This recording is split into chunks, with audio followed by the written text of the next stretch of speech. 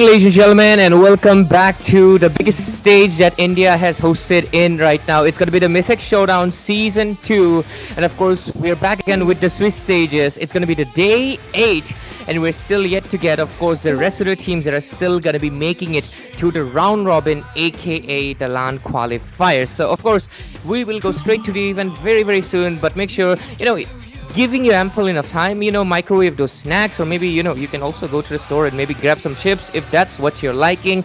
It's pretty cold, so maybe grab something hot, or if cold drinks are up your alley, you can grab them as well. But with it, of course, we will soon jump into the game. But until then, of course, myself, I am Ray, gonna be the voice of the game along with my bro over here, Shinyu, on the casting desk. So Shinyu, welcome back. I think it's been a while since we've been on here together, so it's finally nice to have you back again, man. Looks like my voice might have just glitched for a second. Wait, I just need. But you're back. I can hear you when you disappeared. Looks like either the vision can stay, but not the auditory. Might be the possibility. And right now you're a Google icon for some reason. But I'm just kidding. You're gonna be back, I know. But until then, ladies and gentlemen, I will remind you again. This is the Swiss stage day 8. Sicket Shine and RNTX, Revenant X Spark have both made it to the round robin qualifiers, aka the LAN qualifiers, which is of course where the top 4 teams for now will be making it into the LAN event itself. Venue undisclosed. Do not believe on all the misinformation that has been spread on the internet. I mean, I just gotta disclose it, man. I know a lot of you might be coming in here with a question like, where is it being held? It's not been confirmed yet. We'll make a post about it, so make sure you stay tuned on our Instagram page itself, War Drum Games, or you can also follow the MOBA 5v5 Esports. So do not believe on any of those rumors. Wait until any official confirmation, and until then, we can discuss the first. Okay, there we go. Oh, I don't know. For a second, I thought that was a draft timer, but yep, it's gonna be 0-0 for now because it's a best of 3 series between Yama Esports and Untitled, and the draft timer has started, so we will kick into the draft phase any second. So Shinyu, tonight we're going to be having, one of your favorite teams. It's going to be Yama Esports itself, going with, Untitled, with their captain being the only female player being present in this top 16 of the very best of India. Yeah, I mean, knowing Daki on a bit of personal level, she had been playing for the female lineup of a team that I'm particularly close with. I think she has that mindset, it doesn't matter who she's playing against. She has so much of a confidence, and the way she can actually dictate the mid lane to her. She can bend the rules in the mid lane sometimes. That can really favor her until and unless the opponent team just starts locking her down, man. I think that's where most of the mid laners will have a problem. But I think so far both the teams, have been trying to find a synergy in this new lineups that they're going with, of course. But more or less, I would say they have not been able to reach their expectations, of course. That's why they are in the 1-2 bracket, not winning too many games, isn't it? So this is Absolutely. Every time I cast, every time I say the same thing, this is the death bracket. There is no way down there. If you're down, then you're down. You're out of the tournament. But if you want to stay here, you have to go up, and up is only the way from here. So it's gonna be a very neck to neck battle, and each win is gonna matter for sure. Absolutely right, Shinyu, because you have reminded me tonight is another elimination bracket, ladies and gentlemen, because both of these teams have 2 losses, and if they lose this one, they are on the 3, and if you play baseball or basically any game, 3 losses, you're out of the competition, and that's what will happen to either of these teams who will not be able to make it. But the other team, they will still fight into that 2-2 bracket with the losers of tomorrow. I know it sounds bad to say losers, but of course there's a loser and there's a winner, right? So tomorrow's whoever loses tomorrow will fight the winners of today, and that will be the final teams that will be making it to the round robin, aka the LAN qualifiers. I cannot fixate it enough because it feels pretty crazy. It's only this month we've just started, right, technically, and we are already almost halfway through the journey. It's already day 8 of the Swiss stages. Yeah, I think time is passing so quickly, and even before we can blink, I think the land even might happen. Where we don't know. It's like I like the anticipation. Each and every stage that we are going in, like this match itself, so much anticipation. Who's gonna actually qualify for the round robin? Who's gonna make it to the next few rounds? Is so uncertain because you see these are not very new teams, I would say. Like in terms of the names, they might be new, but in terms of the players, they have been there for a very long time, right? Talking about Absolutely. Yama Esports, they have Raden, they have Dark. These players have been in the top teams in the past. Like they happen, I think they've been winning so many tournaments too. Like even some of the LAN events that we have seen around, and they are brought down to this bracket, meaning that this tournament is so I would Brutal. say up for the brutal. Actually, the Yeah, brutal is the word. Like you got me the right word here. And I personally, do not have a favorite team in this tournament by far. I would say like yes, I can side with some teams that might fall biasness, but no, I do not have a favorite team because every team has some we're point rooting for disappointed me all. with their performance. They have disappointed me with their performance. I'm not going to be lying about that. But some teams have far exceeded the expectations I had. So I'm really in for a treat. Even for this match, we need to see, like we already have talked about it. One team is gonna, go home tonight. Which team is gonna be, we don't know yet.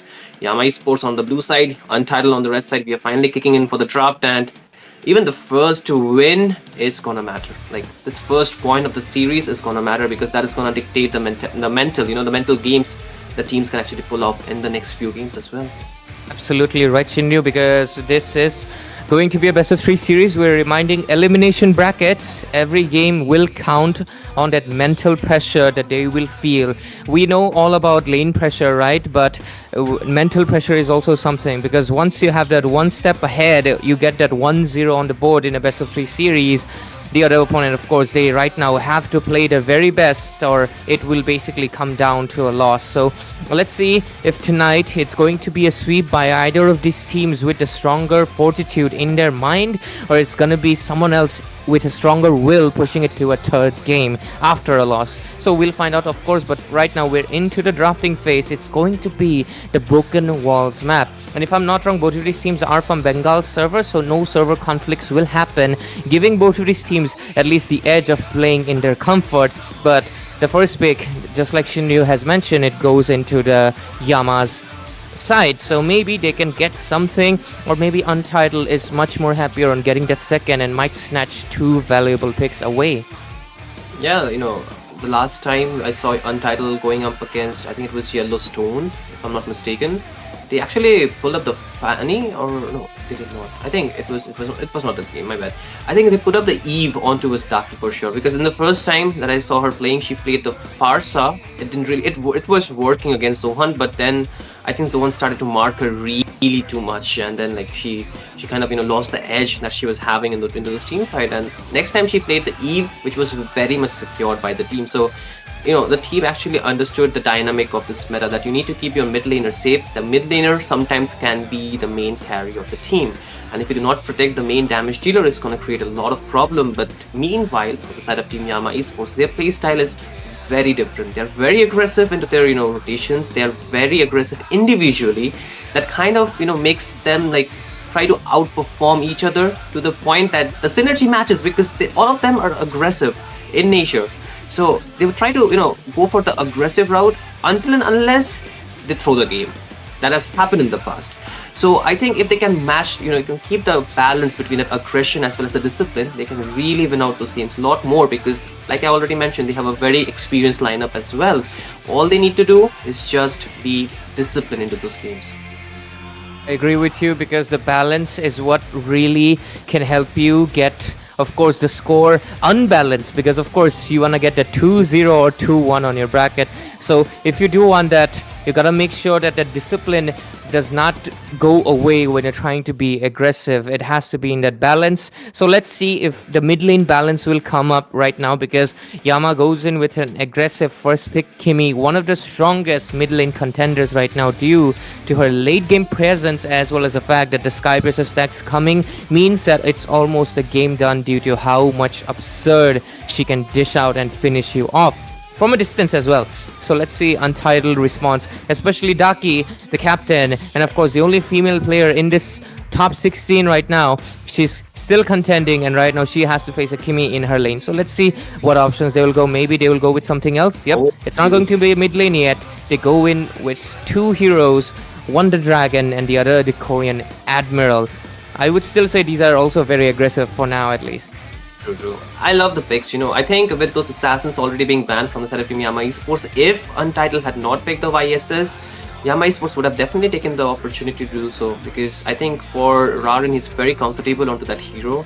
He has been spamming that a lot lately. With his utility junglers already being banned, I think that would have been the hero of his choice for this game. Now that has been taken with the counter as well, that is a Yuzhong.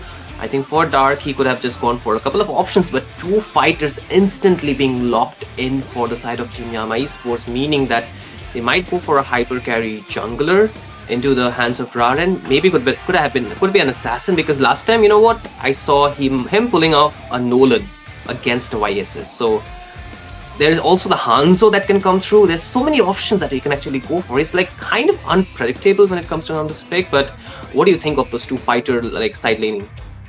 I think, for usually picking up so aggressive, because right now it's very obvious, this is a dual fighter composition, so it's a double side lane comp, and when that happens, it basically means there's no flexibility anymore, right? But the thing is, on the other side, Untitled have picked up the Yuzhong, which is 90% of the time is always the XP lane. So it's the same thing applied, isn't it? In the sense that they have also basically, exposed that this is an EXP laner. So Yama responds by immediately picking up two of the strongest side laners, I might add actually. Absolutely. Of course. Yeah. So, but at the same time, there are rare 10% instances where the Yuzhong does get shifted to the gold lane. I feel like we've seen it once or twice when it was into the hands of Aaron. It happened on the hands of Aaron once. So maybe Untitled can take inspiration from that and maybe give us a surprise, but we'll have to find out later on. But at least for now, Untitled picks up that Eve for a little bit of that kill box composition. But these heroes, they mostly I'm kind of surprised, they didn't go for the Kalea, because in the second phase it'll definitely get banned. I think the Kalea plus a Kimi combo would have been really great, but again, you cannot let go of those two strong laning heroes like you already mentioned, isn't it? So I think they have to take something and let go of the other, but since this is Broken Wall, the Khalid could be another potential option that they can go for going on onto those invades, right? You can actually put the pressure a lot more now. Side of Team Untitled, I think in the hands of Abyss, he can really go for that. Apart from that, I think he also has the Chow into his arsenal, right? The Chow could be another hero that can side with, and with the nerfed YS, this 1 second only onto versus his immunity, I think the Chow can easily mark him down, or at least bait out a lot of those skills, or zone him out in the team fight. So that could be one of the choice that they can go for. And now Yama Esports do a very good job banning away the Ruby, because that's a very safer choice. Most teams would like to go after picking up the YSS and for golden options, I would say. I agree with you, Rashidnu. So I was actually fixated on the Kalia thing because I was trying to weigh down on we come back to the balance thing, the scale.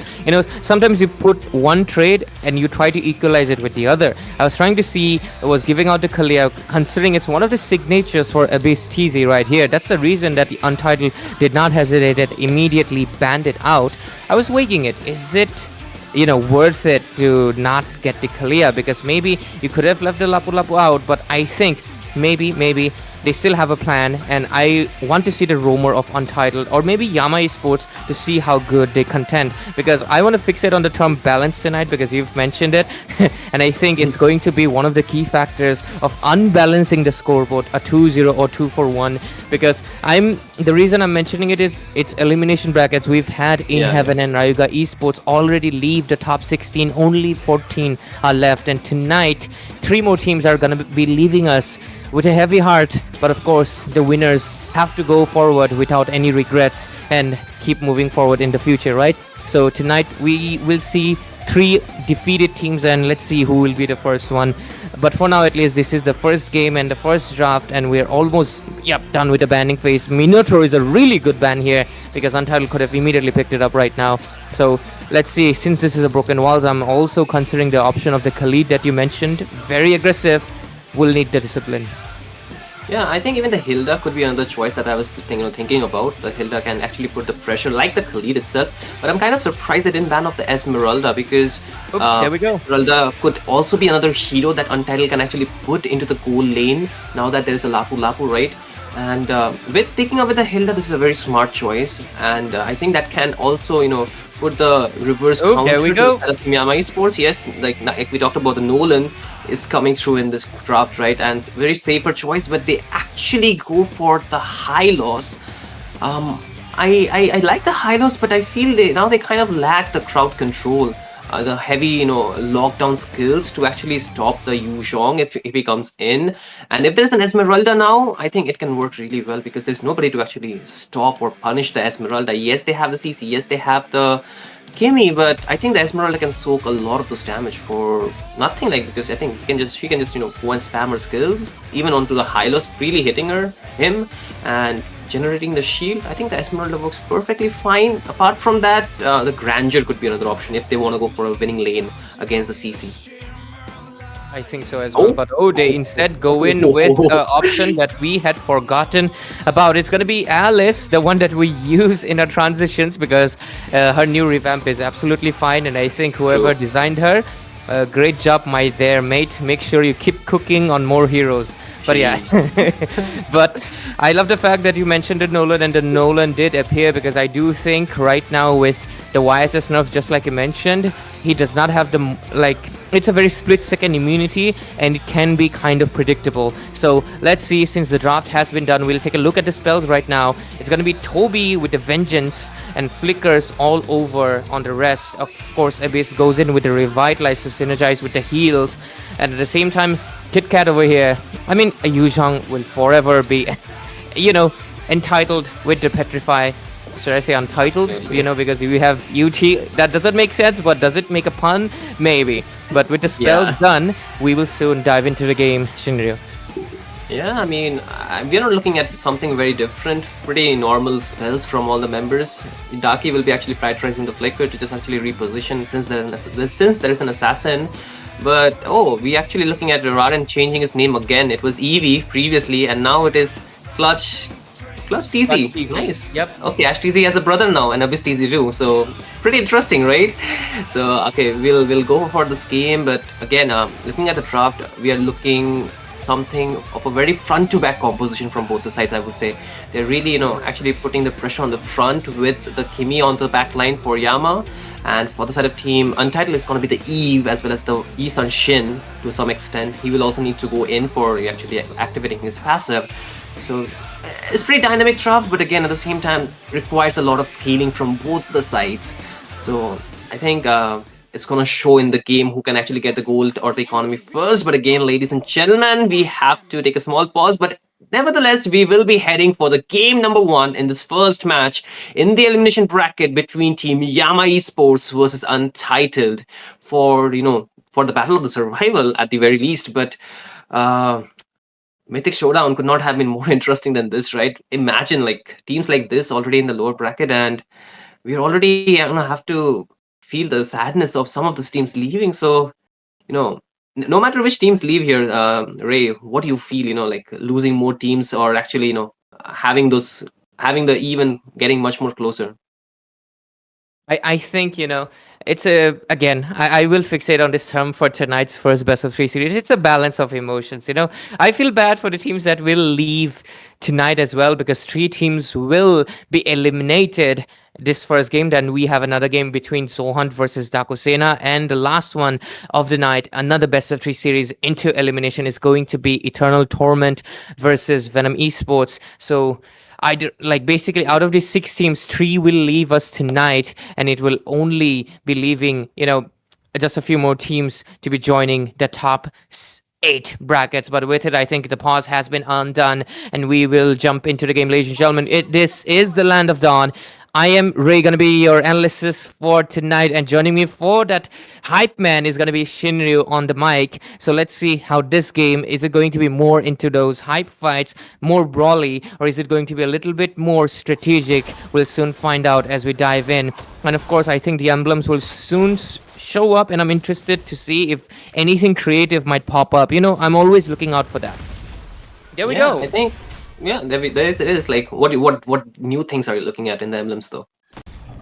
I'm looking for something fancy, something that is just does not make sense, but somehow it can.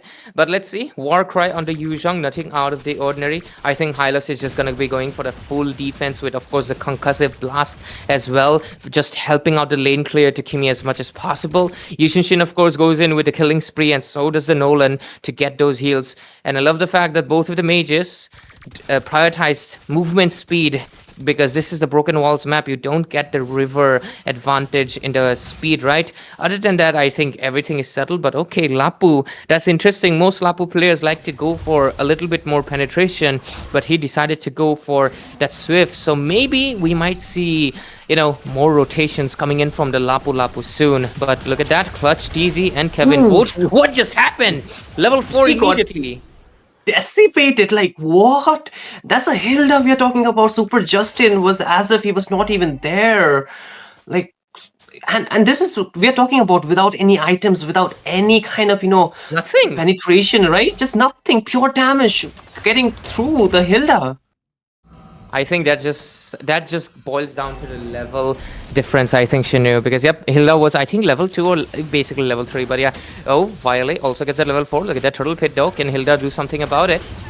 No, Clutch TC will secure it, but again the Traction Pulse connecting, turning them 2 members. Dark will get taken on in the hands of Kevin, but Wiley will take down Kevin, and now Yama Esports might try to win it out, but Super Yui will take down TC meanwhile.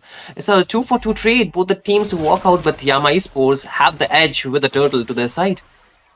Yep, they already get the turtle, and they get a few kills, but at the price of, negotiating a little bit. But let's look at the level ranking. Clutch TZ already level 6 with the turtle. That's quite ahead of everyone else right now. Even Violet, who's... It's okay, interesting. Dark is a slightly little bit behind at mid lane, which shouldn't be the case, but...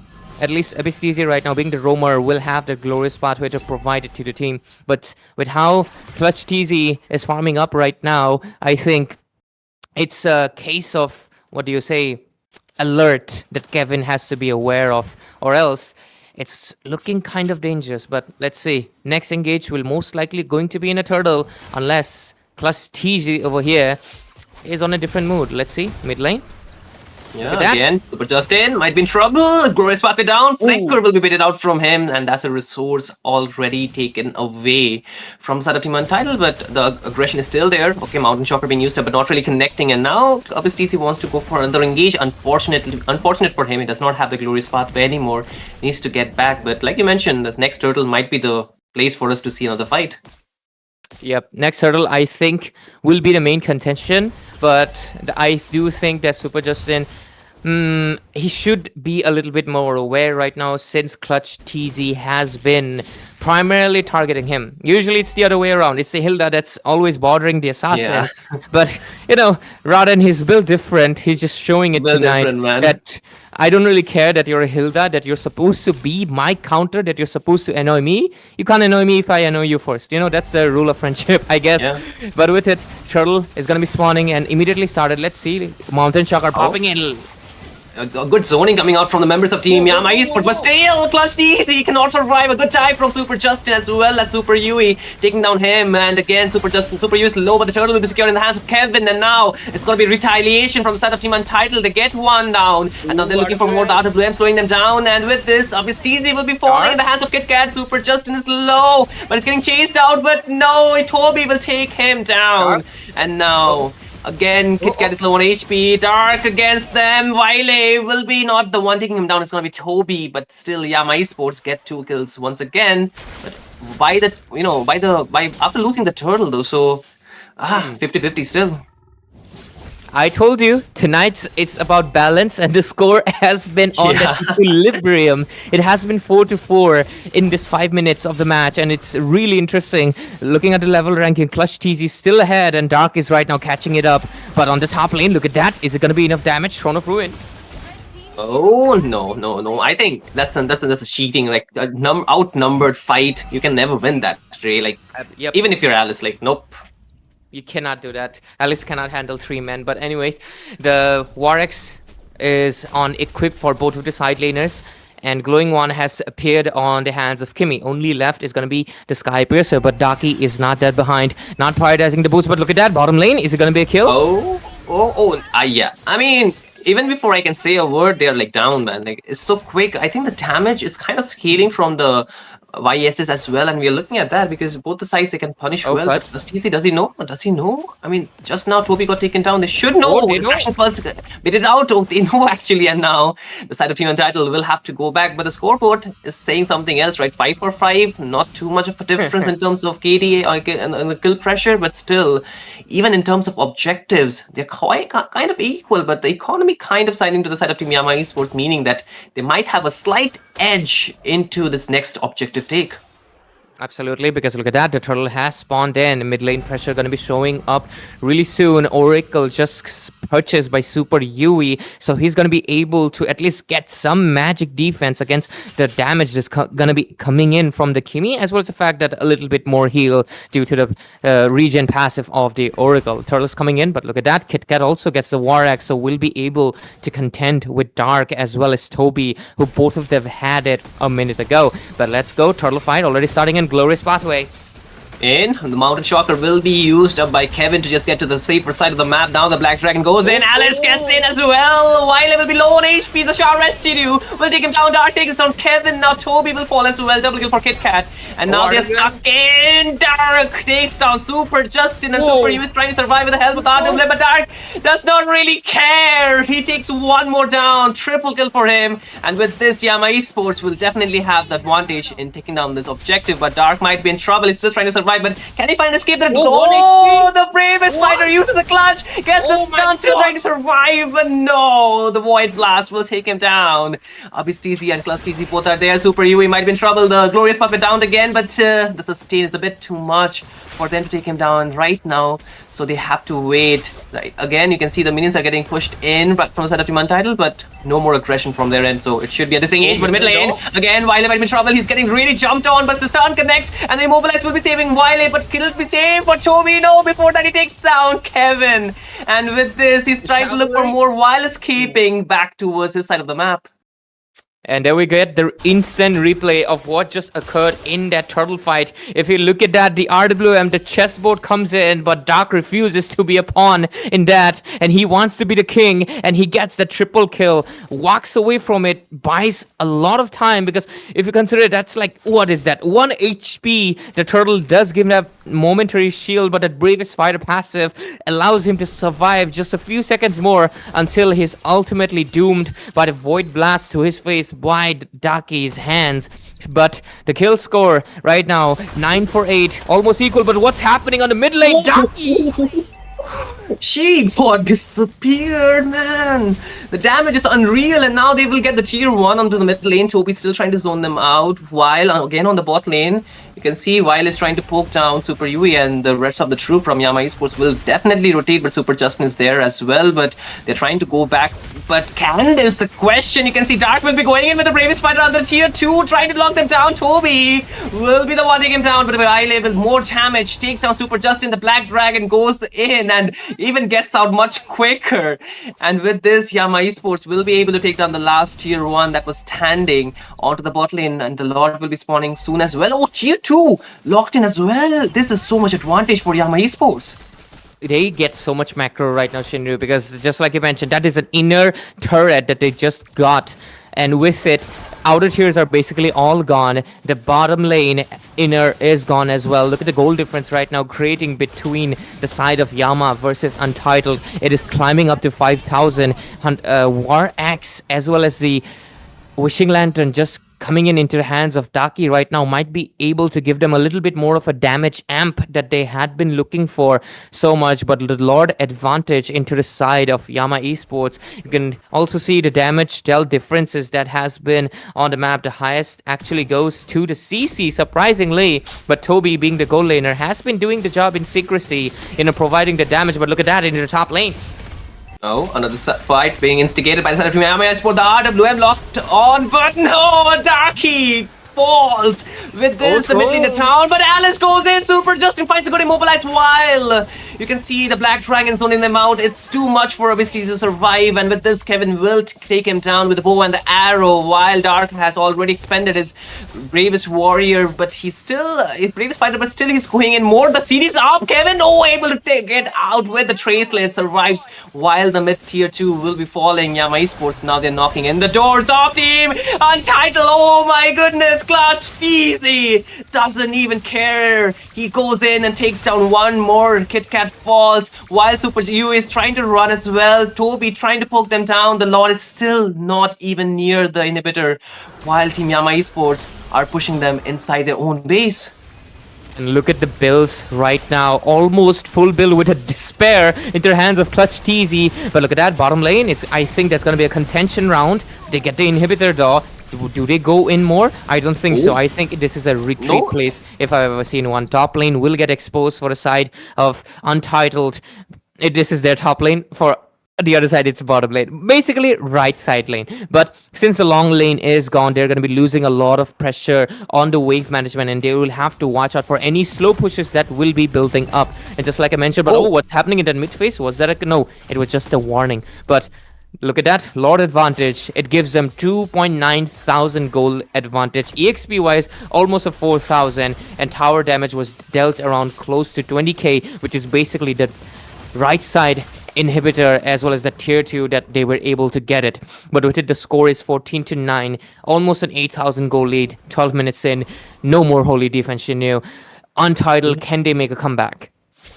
You know what? This is not the tough part for Yama Esports. Winning from here might be the tough part because they have been here a lot of times, and from here they kind of throw the games. That's what we have seen. So if they can, like I've already mentioned in the beginning of the game, if they show the discipline, if they show the patience, I think they can win it out. While again, it's a scaling lineup from the side of Team Untitled. They can turn the tides if they get the right items onto the right member.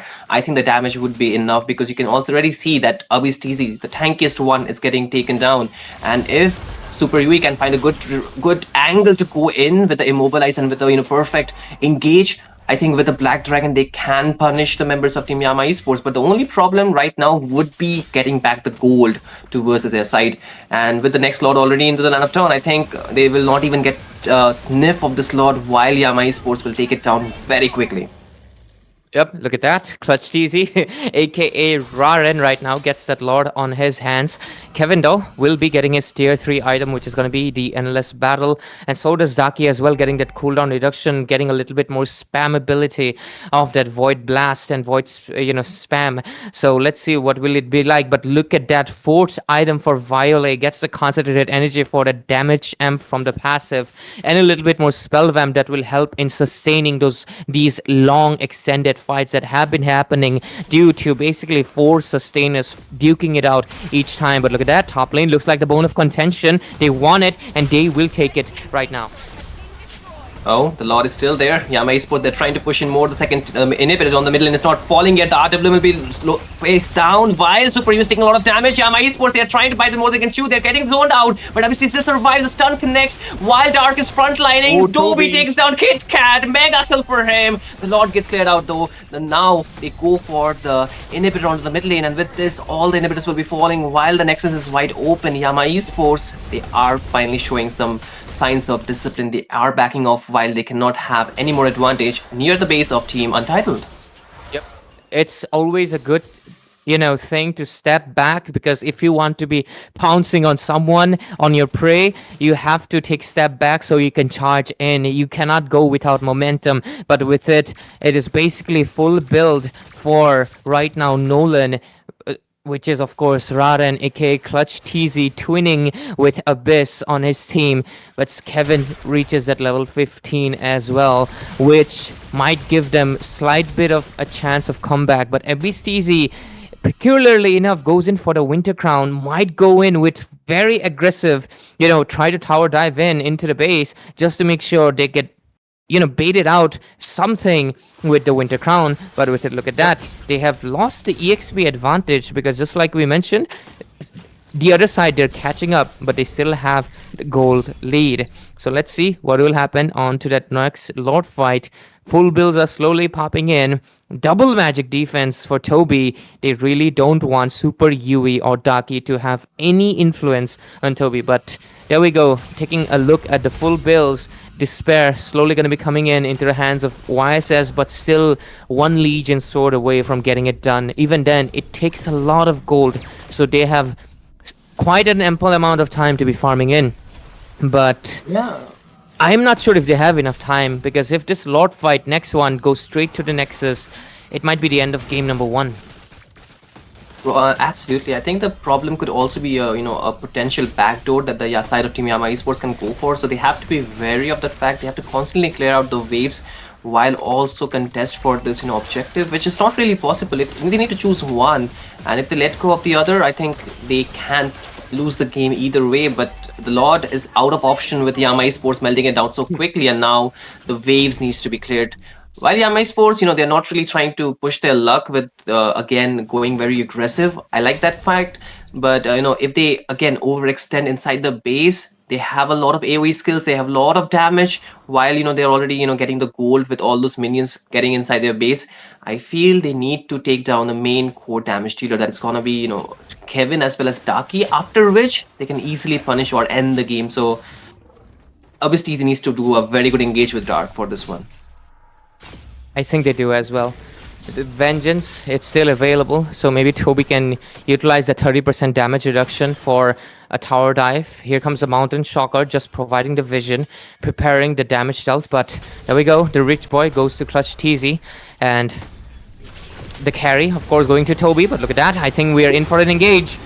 Yeah, they're in for an engage. The RWM as well as Super Yui will be getting the zone as well. Toby gets taken down. The Lord is still in the base. While Team Yama Esports are still trying to push their luck, and now they're getting zoned out. Daki is still dealing on the damage while Dark is playing the front line. Not for too long. While Daki takes him down. Abyss TZ falls as well. Triple for Daki. With this, the side of Team Untitled will be able to defend. Yama Esports need to fall back.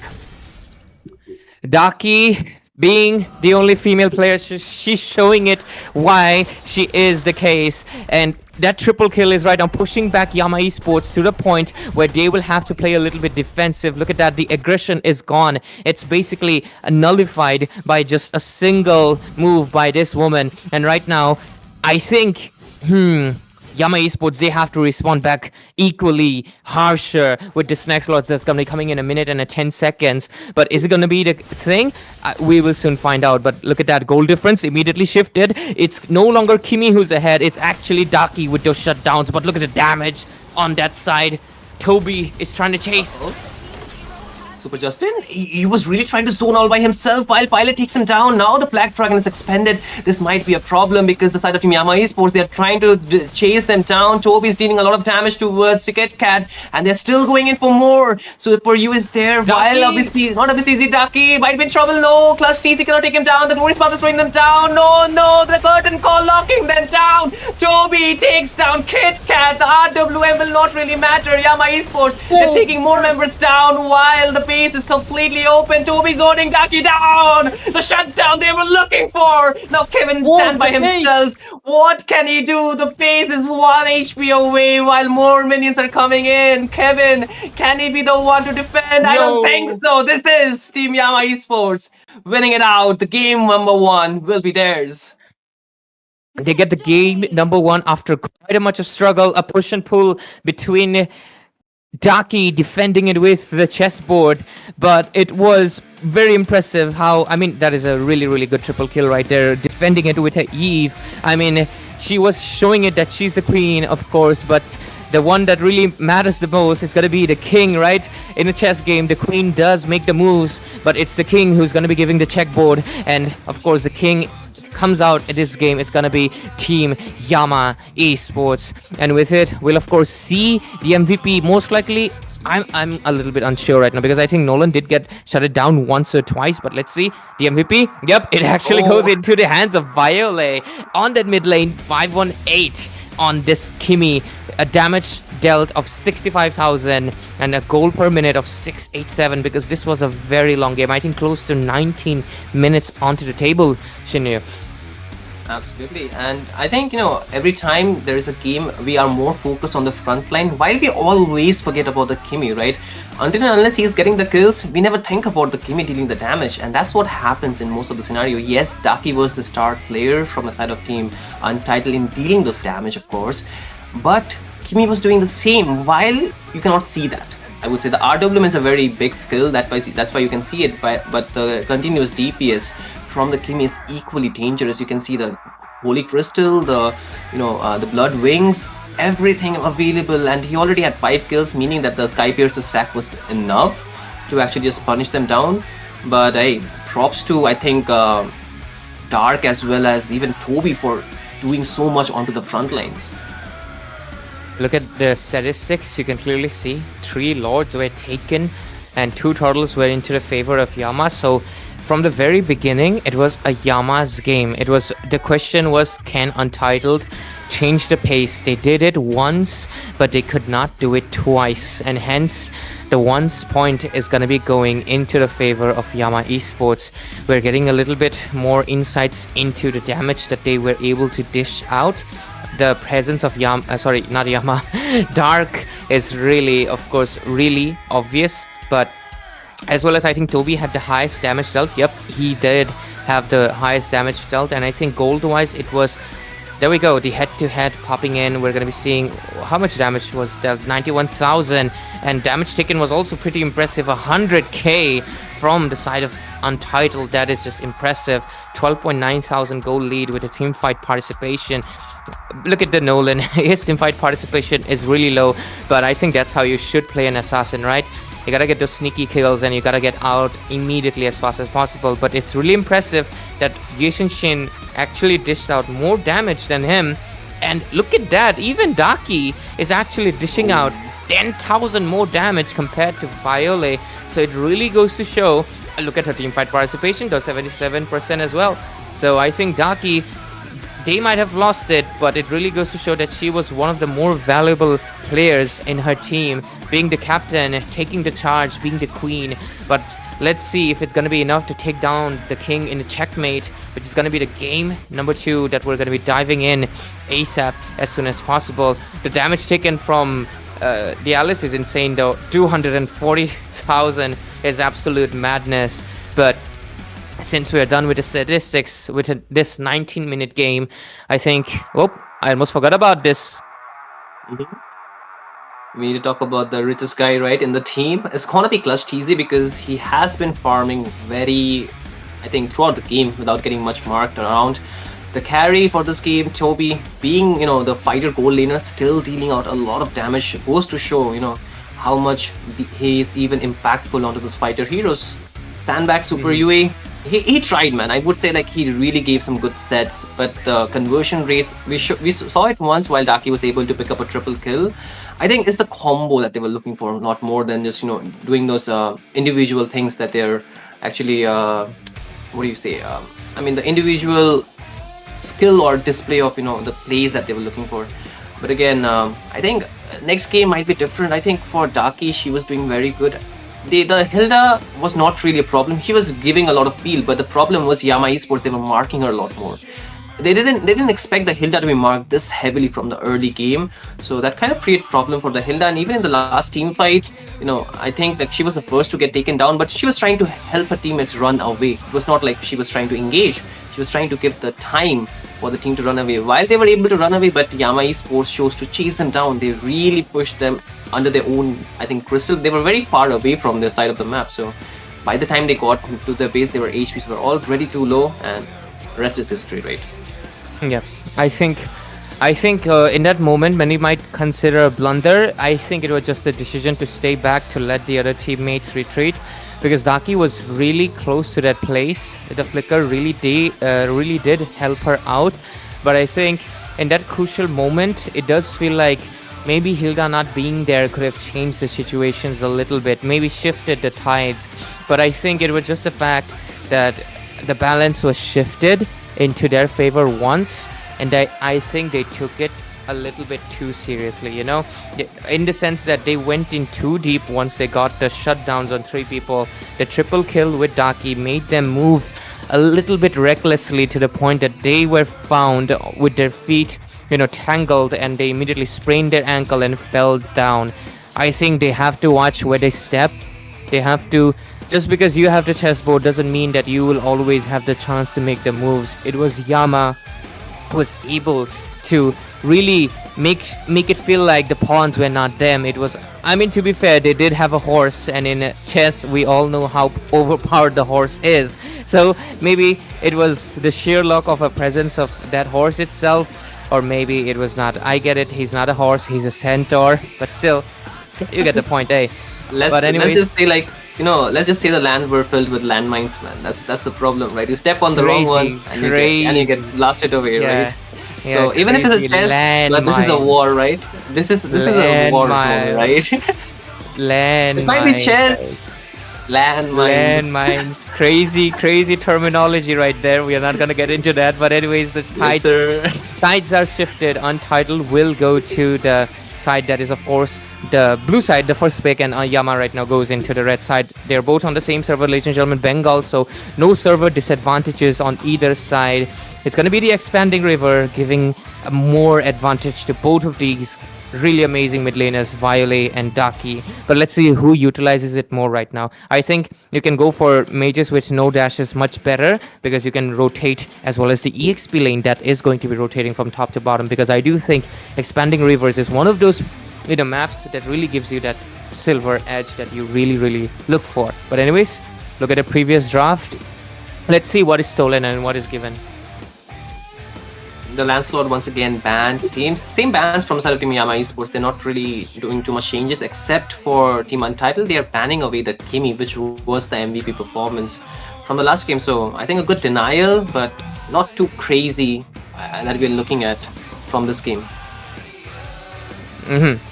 Sorry about that. Just a little bit of hearing issue. I couldn't hear you for a while, but I'm back anyways. The bans, with the previous draft in our front face, it's really nice, right, to have the previous draft. Yes, as casters we can note it down, but how convenient it is to have it on our screen, right? Convenience is what humanity invents, right? Yeah, we can walk to, I don't know, Shinryu can walk to Guwahati, but does he need to? He doesn't need to. He can come through a train or a plane, right? Convenience is the key, right? So because of that, it's really convenient. I'm really loving it. I really want to, of course, shout out to War Drum Games for giving this great production. So anyways, with it, the bans looks like gonna be, you know, almost similar, as we're seeing the same heroes getting banned out. But look at that, 3 bans identical from the hands of Yama. That is pretty crazy. But the Kimi will not see the light of the day, as Untitled for some reason will ban it out. I think they have a different mid laner in their mind. It could be, but I think this time they're letting go of the. Oh, we just changed color, man. Like, what just happened? You were giving a good shout out to the production. This is what they do to you, man. I think that's I think it's a way of them to acknowledge us. You know, they're just letting us know we hear you, we want to tell you, but since we can't tell you, we'll show you in a way. So shout out to the streamer for making me black and white. You know, giving us a little bit of a nostalgia, my dudes. It's not CRT TV's age anymore, but okay. The color is back for me. When is it going to be back for you? We'll soon find out, right? But hey, Untitled will get that Lapu Lapu, sealing it away from the hands of Yama. But MOBA Raren immediately kicks in. Why am I playing? I was about to say that, you know. This time they actually let go of the Fredrin and you give it to... I mean, you know, I would say practically you can never ban out the side of Team Yama Esports. They will always get one of their comfort heroes. Like, if not for everyone, at least for 2 or 3 of their members. But okay, Toby instantly locks in that grandeur, not even thinking twice while, you know, the CC is left open in this game. I think that's just a comfort pick hero immediately. I think they're comfortable, and I think they wanna. Maybe I'm gonna be honest. What if they're piggybacking off of Raden? They're like, Raden, go ahead, carry this game, man. You got your main hero. You're legit known as MOBA Raden, so do it. I'm just gonna be chilling out here, getting some of my stacks until you take the game. Take all the punches, because Fredrin's thing is that he's gonna be taking those punches and giving it back tenfold. So let's see if that will be the case. But since the chessboard's horse was on the other side, Untitled trades it off and immediately takes it back. So let's see, Daki, do you come in with the queen or do you come in with a different hero? Oh, and I think Daki. Good night, guys. I'll not get to speak again. Good night, guys. I think Daki has a really good game knowledge to really understand that in the game there is only one queen, of course, the best queen out of everything, and the possibility of all existence in the land of Dodd. In every region that is mostly possible is going to be the only lady from Kedah Riverlands that will get selected is gonna be the Zush. I am sorry for so much of that.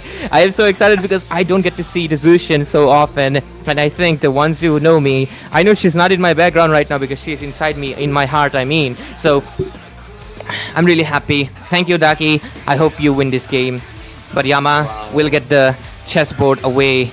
Let's see if it will work out or not. But yeah, the Yves does have a better control against the Hylos. But look at that. Repicked and few have been stolen. Sides have been switched. Yeah, I think this time the horse will be against it's not to be in the chessboard, but he has to come to the chessboard to actually, look for the fight. And like you mentioned, the side of Team Yama Esports, they're ready to take the punches with the Fredrin, but they still have a very tough hero to pair up against. It's gonna be Zushin, like we've already mentioned, which can be a very annoying factor to the Fredrin in a lot of cases, because I think the Fredrin is the one who will try to frontline, and he needs to keep his stack up every time. He needs to connect his skills. If he just misses out on one, he cannot actually use the Appraiser's Wrath. So that could be a problem, and more so when they're trying to turret dive while the Zushin is kind of in a free range where she can do whatever she wants. But at the same time, with a utility jungler being locked in from the side of Team Yama Esports, they're banning away the assassins. I think that's a very good choice because you have a Eve, a Granger to protect, so not giving this assassin might be the best course of action. As you can see from the previous draft that it's on the screen, right? It's really surprising that I think they really focus on Violet's MVP and letting out that Fredrin, which has been picked for this series right now the first time. I think, it can backfire, and the things you're mentioning, I think that will also come into fruition really soon. Yamada, of course, they read the textbook, they know shield is countered by the Esmeralda, so they're going to be picking up they're going to be picking the Esmeralda against the Lapu Lapu. So let's see if the Lapu will shift the lane right now into the gold lane to make sure that Esmeralda does not get that laning advantage, because they are still yet to pick up. Lapu these days is the flex hero, so there's a massive chance that this Lapu will shift to the gold lane at this point. But let's see if that's the decision. Might be, but no, it's no longer. It's going to be the Guinevere jungle coming in, and Nathan contending into gold lane. A very classic, I would say this is an Indian rank matchup. Nathan versus Granger. It always happens when in the rank games, and let's see if this will translate something into the, of course, Mythic Showdown itself. Sometimes, we gotta go back to our roots. We gotta be those ranked players, because before tournaments, we used to play rank games, right? So yeah, let's see. Abyss, what do you close the draft with? Of course, it's gonna be the Kalia.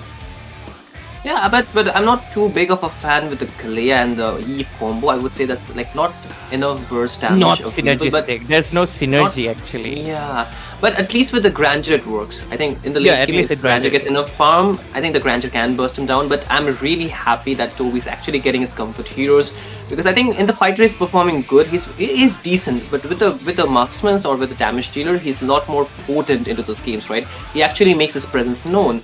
And while this is a very equal matchup in terms of the leading phases, we can see marksman versus marksman, fighter versus fighter, and utility versus utility. I'm really liking this draft. It's like very, I would say, the previous meta draft that we're looking at, right? Not the current one, because I think in the current one, this heroes will not be the ideal choice to actually go for if you have the better heroes open, like the CC was left open, but nobody picked it up. So kind of speaks a lot, right, for both these teams. Yeah, you are absolutely like hitting the nail on the head about this being more of a previous meta game, because we've shifted away back from the fighter gold lanes, and I think I saw someone in the comment section saying, I'm so tired of the fighter gold lanes. Maybe Toby heard you, and right now he's trying to change it. And of course, on the other side, KitKat is trying to do the same as well. So let's see. Goddamn, Jushin is beautiful. But anyways, I want to see how good the Guinevere jungle is going to be working against a Fredrin. Most likely going to be playing on that tanky build, because I think that's what you're gonna do if you want to contest with another tanky jungle. You try to either go for an assassin, or if you're going with a fighter, it has to be semi or full tanky. That's the only way. But with it, ladies and gentlemen, welcome into the game number 2 of this best of 3 series for tonight. Elimination brackets, Untitled versus Yama. Yama with that one dash you see on that screen, that's 1 pointer. Let's see if it becomes a 2 or Untitled can make it into the game number 3. Will they walk home or will they push through? Myself, Ray, I'm joined by Shinryu being the voice of the game, and look at those emblems. Yeah, I mean, nothing too crazy that we're looking at. The movement will be there for both the mages, while, the Zushin will be much more tankier compared to the Eve, of course. Apart from that, very standard spells, I would say. We're not looking at something too crazy. The bargain hunter for the Nathan, meaning that, he's actually looking for the farm, while the Grandeur is with the Festival of Blood. So I think very standard things that we're looking at. But 4 of the impure rages from the side of Team Yama were something that really stood out to me. Like, I would say, obviously, why didn't you pick one as well? But, a quick fact for you. I think Guinevere has 100% win rate in the jungle position in this tournament so far. I think the Guinevere has not even lost once, because I think Lomsonga, he was the one who actually picked it up a couple of times, and I forgot who else it was, but so far I think Debbie was the one who mentioned me. Oh, W Debbie though, her son is playing in this game, so hey, I think Debbie was the one who mentioned me this thing that Guinevere has a very good win rate in this tournament. It's working really well, so I hope it can work for Team Untitled as well until Yama Esports they pull something really good, because they have that advantage in the late game, because they have 2 heroes that really scales better.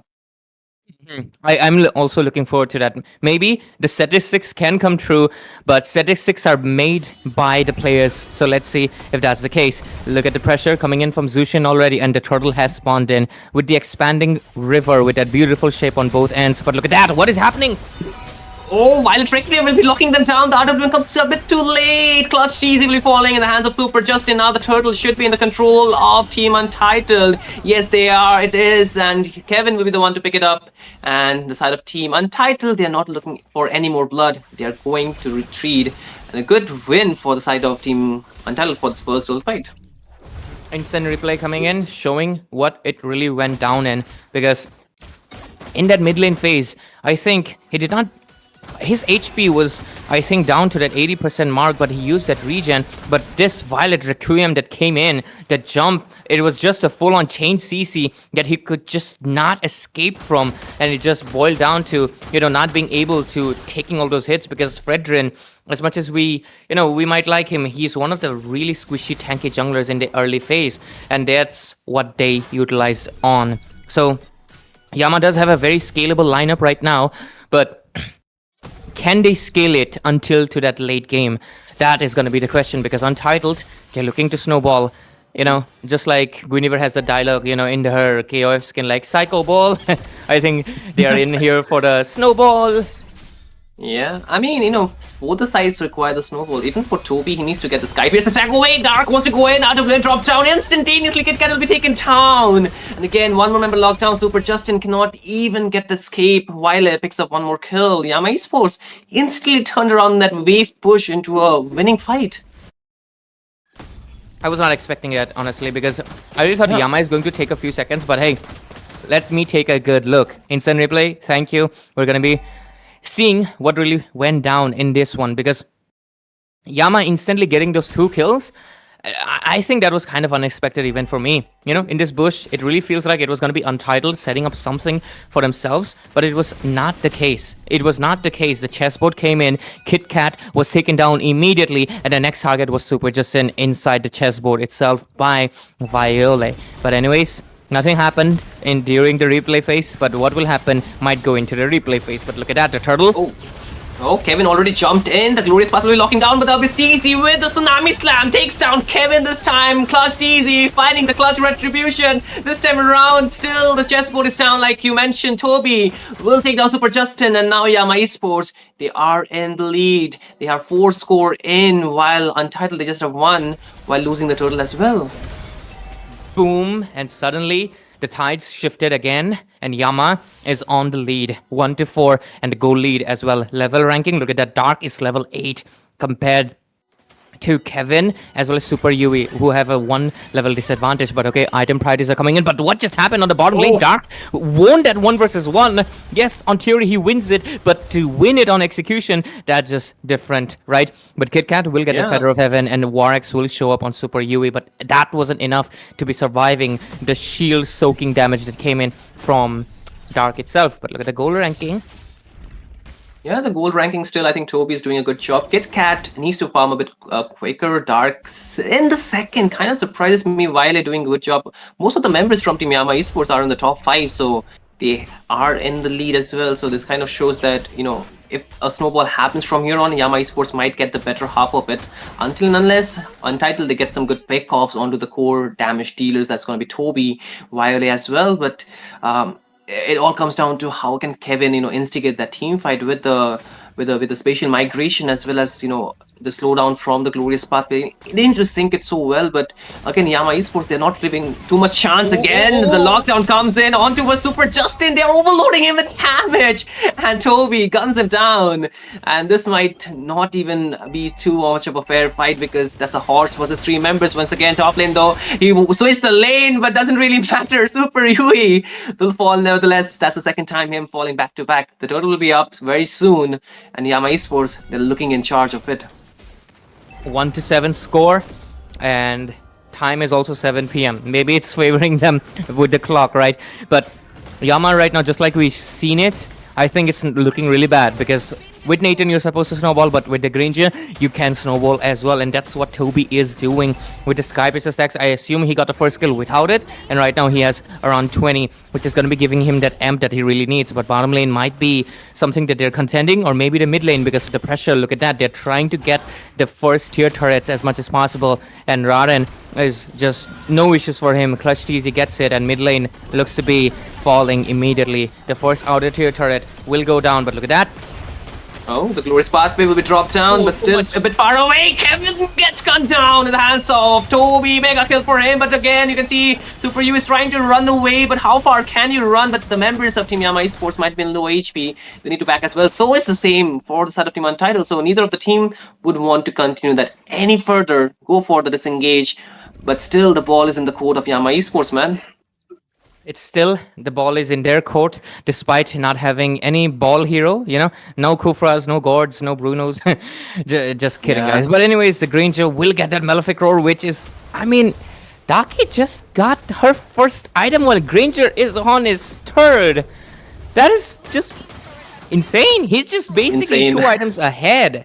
He's 2 items ahead. Look at that. The rich guy goes into Toby, and this is what happens when you play with your comfort hero.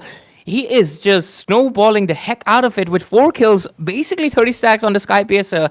And I think that is just spelling a whole disaster that is coming in right now. A hurricane of storms of sword. But okay, look at the bottom. Oh, the flicker play onto Super Yui, but not enough for him to survive. Toby completely dominating, dismantling the lineup of Team Untitled. This time he takes down 1 more member, while Plus TC might be in trouble. He gets picked up, caught on the turret, but still no! It's Toby! Still finding the kill amongst everything. It's like Toby's world, and we are living in it at this point for Yama Esports into controlling this next objective that will spawn. Monster kill already, and he's gonna be getting that legendary pretty soon. And I think, yeah, unstoppable, then monster kill, right? 1 for 10 score, and the snowball just does not stop. Look at that mid lane. Miss TZ once again gets the lockdown, but they cannot secure the kill yet. But still enough pressure for them to take the tier 2 onto the mid lane. With this, the last one falls. Yama Esports, they're even going for more. Obviously, okay. He just gave me a jump scare out there though. Fish jump scare tuna jump scare. No, she's not a tuna. She's more like I think like a dragonfish. No, that's not the term. But anyways, level ranking wise, you can see Clutch TZ, Dark, Toby. 3 people are pretty ahead. Daki has somehow been, try to equalize the EXP at least by trying to be ahead by getting those minions, but it's not been enough. But oh, look at the knock up. Do they get a knock? Oh, the stun though this time again. The Violet Requiem will be stopping them down. Obviously, the fourth and out of KitKat. Now the damage is kind of scaling from the side of Team Untitled. Toby is still there. Dark will be going in, picking up a kill. Toby's trying to dun them down, but the damage will not be enough. Dark is losing HP really fast, while the Lord is not even had yet reached the base or even the inhibitors of Team Untitled. There is still time. The Holy Defense still stand intact. I think this Lord Defense might just come through for the side of Team Untitled, as they are still holding on towards their inhibitor, while Team MOBA Esports have some more minion pressure that they can push in with. But can they find more? Oh, wait. The damage from the 2 members, Wiley plus Toby, takes on so much of an HP for KitKat. This could just spell trouble for the side of Team Untitled, because I think KitKat is getting the scaling, but not there yet. Not there yet. That's the thing, right? Nathan needs a little bit more itemization compared to the Granger. Granger relies more on that stacking, on that spamming, and the spam is already there. And even the itemization, his 3rd item in, and I think he's going to be going for a 4 pretty soon. But let's see, Abyss TZ, does he pull a clone? Yes, he just pulls a clone. That's a very Abyss TZ move right there. I would just say one of his signatures, and I think he should be doing this if he does qualify for the LAN event. I think that will be, his moment, a sight to watch. But yeah, item builds. Oh, Toby is about to complete his Blade of Despair. 3,000 gold advantage on a single man. He got it. He got it. He's basically full build, because that last item is usually just gonna be going in for 11 minutes. 11 minutes into the game. Exactly. He's done. With the full item. What? Abyss. Oh, wait, again, Abyss goes in, cannot reconnect, but Toby still gets the goal. Like, finds up a double though, but Clutch TZ will be falling. And MOBA Esports, they could not take the inhibitor turret down yet, but still they pick up 2 kills. Now more waves are still crashing down from the top lane. Toby can still gun it down slowly but surely, but he needs to be wary that Kevin is still there. He gashes in and out, but Abyss TZ wanted to pick up the... Oh, he actually used the Tsunami Slam once again onto the clone. And you're right about that. That is his signature move at this point, man. reminds me of those all, like, what is those, those fail plays by roamers, like they say, Sana Miracle Boy, this is Key Boy, and then boom, it just lands on nothing. I think Abyss TZ is having those moments, man.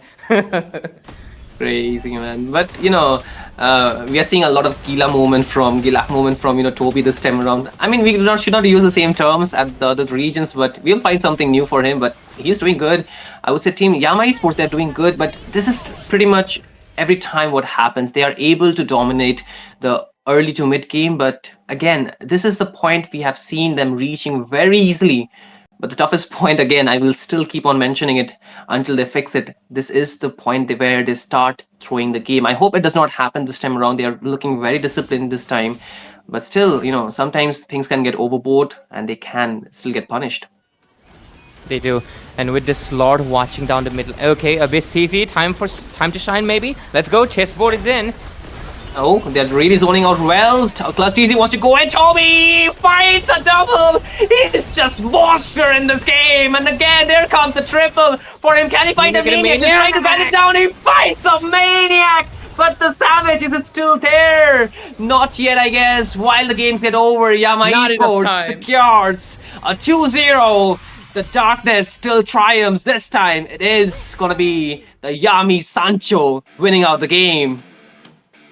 Yep, MOBA Esports, they do it, and they do it with the combined effort of everyone, but Toby will be getting that Maniac Madness title on his name tonight, and Damn, that was. I really thought maybe Untitled could be pushing it in some sort of way, but it was just not possible with the snowball that just came in. And I think it's pretty obvious the MVP of the game. It's gonna be Toby with I could have closed my eyes, man. 909 gold per minute with 88% teamfight participation and a damage dealt close to 95,000, basically 100,000 all alone on one man. Not even a man. He's a boy. He's a boy of Devi. He's the son. He's Devi's son, man. Adopted son. Adopted son, guys. Devi did not have a kid. It's just an adopted boy. So yeah. Yama Esports take the victory. They make it a 2-0. The score is, wow, the timing. Look at that. 1-3-3-1. Yeah, it's kind of nice. That's kind of nice. 3-4-17.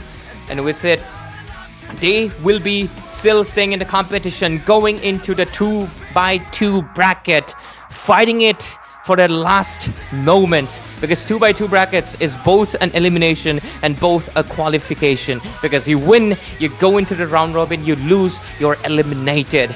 And I think Yama Esports, they're here to prove they can make it to the top 8, and that is the LAN qualifiers, ladies and gentlemen. And Yama did give us a great game tonight, because look at the whole snowball that we had. 8 turrets and none given, 2 turtles, 2 lords, all to their favor. And I think that Impure Rage really worked, man. I think more heroes, more teams might have to, go with the full Impure Rage lineup. But with it, the series if you are very rageful from within, Impure Rage is the get-go, guys. Make sure. Yeah, if you're as rageful as Yama, your rage has to be impure, because I don't think pure rage can really grant you something like this, what Toby has. I mean, this kid right here is trying to contend to be the very best. I think he will be getting it. Look at that 5,000 goal advantage on a single hero. The damage dealt is basically thrice, 35, 90, it's basically thrice of it. And even the turret damage, 17,000, a head-to-head showing, of course, MOBA Raden, his whole responsibility was, of course, have his team on his back.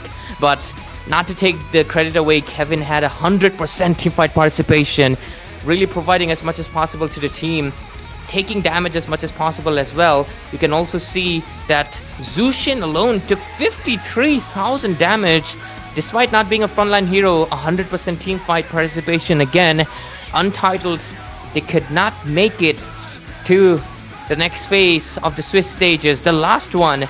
But at least if they fell down together as united, as Untitled as they are, with 100% on each member. So kudos to, look at that, all of them 100%. All the kills that they got was an effort of everyone combined. So Untitled, keep your head high and make sure you return into the next season, and make sure you return on every more competition that will be coming forward. But for now, Yama will stand in anticipation for the next rounds, the final round of this stage, where they might get the chance to be in the top 8. But with this, we get the Ridge guy and the carry being the same person. It's going to be Toby, and the Sandbag and the Wingman is actually going to be going to none other than Ranen himself. Yeah, man, I think, the captain of the other team that's going to be Untitled, she did a lot. I think being the only female player, she had a bit of pressure, of course, but still, that did not show in any part of the game. She was completely focused. She was doing a lot well. Even in the first game, she tried so well. She was able to even hold the entire fortitude, the fort of Team Untitled, while Yama Esports had completely gone berserk inside their own base. So I would say in their base. So it was a tough for the side of Team Untitled. They did not get the best start, or even the expectations that they were looking for. But nevertheless, I think they qualifying for the top 16 itself is a very big W, a very big win. And it's all about learning. It's all about improving your synergy from here on. It's like this is I would say Mythic Showdown has given us a very good platform, and this platform is for even the top team. So nobody's gonna go easy on you, right? It's a very brutal, the word it was for the day, right? We both started with that word, and brutal will be the end for the side of team. Untitled, yeah, they cannot actually get what they were looking for, but still I feel bad for them as well. Like I already mentioned, Dark is somebody I know personally a little bit because of the past, but still Yama Esports will have to be the one moving forward, while Untitled have to be out of Mythic Showdown Season 2. But a tough day to start, man. But I feel bad, being the one to actually say this thing, Untitled are out, because I would have liked to see them more in this tournament. Yeah, I know you're a very devious person, but hey, somebody had to do it, so here I am. But fear not, ladies and gentlemen. This is just one team getting out. We have two more teams going out. I'm just kidding. So if you think it's the beginning, it's not, guys. It's gonna be going worse. Two more. If you think it's gonna get better, no, it's gonna get worse. Just kidding, guys. We're gonna be having two more best of 3 series. Of course, it's gonna be next match: Dakusena versus Zohunt, one of the favorites of course, and the other one is, of course, the Mizo champions themselves, still fighting in the Swiss stages, but they're down to that 1-2 brackets elimination, guys. So let's see who goes in for the 2x2, joining Yama Esports for another battle for the last one, and who gets out tonight. Just like Shinnu mentioned, it's just the beginning of the knockouts, not the end. So make sure to stay tuned on War Drum Games, ladies and gentlemen. Mythic Showdown Season 2 will gonna be just right back with the game of Zohunt versus Dakusena. Don't go anywhere.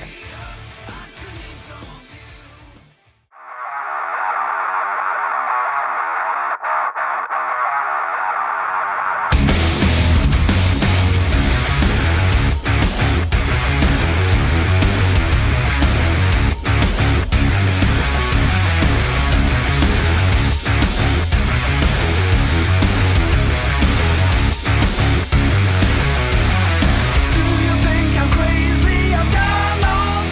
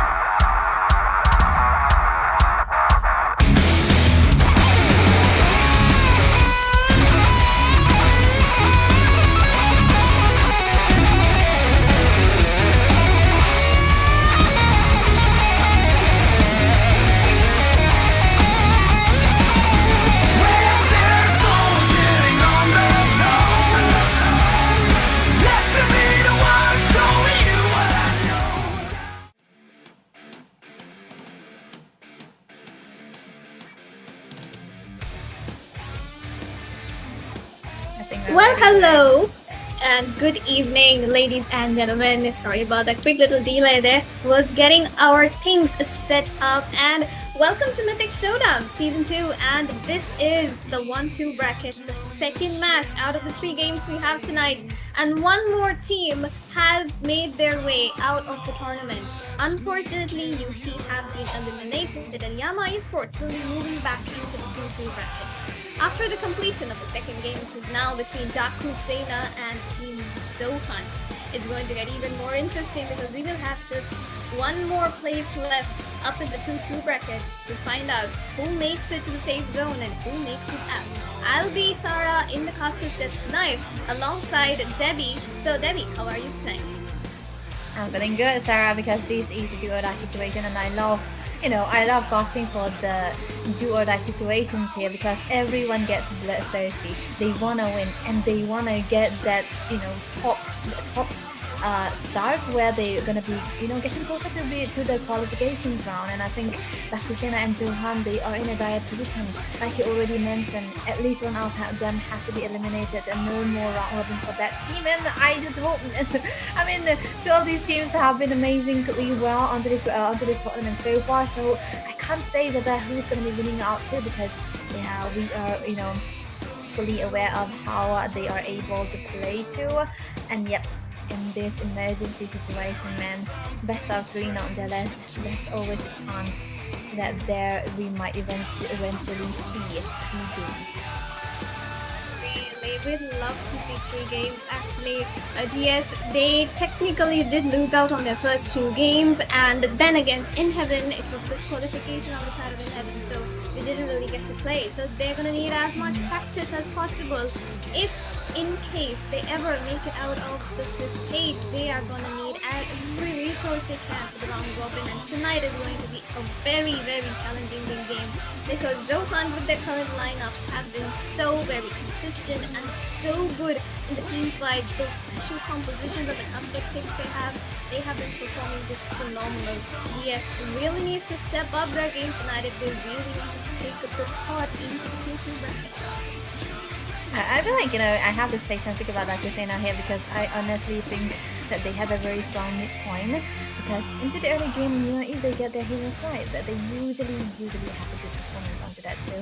And I felt also there is a synergy, which might I say, Johan might be lacking. That can be the advantage that they can bring onto the table here, because with the games that we have seen Johan play, I think the draft awareness sometimes the problem. It's mostly the synergy and the calls that they usually make, which can sometimes be a mistake.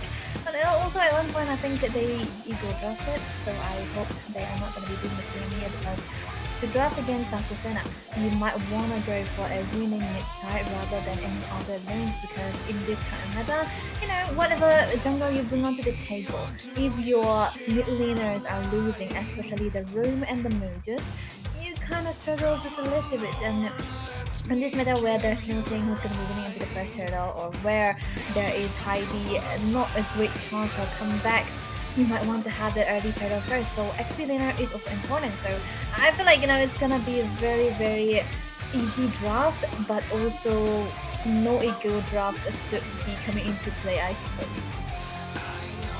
And like the fact that you mentioned that Zohan just kind of ego drafts, you're just gonna call them out like that, Tony?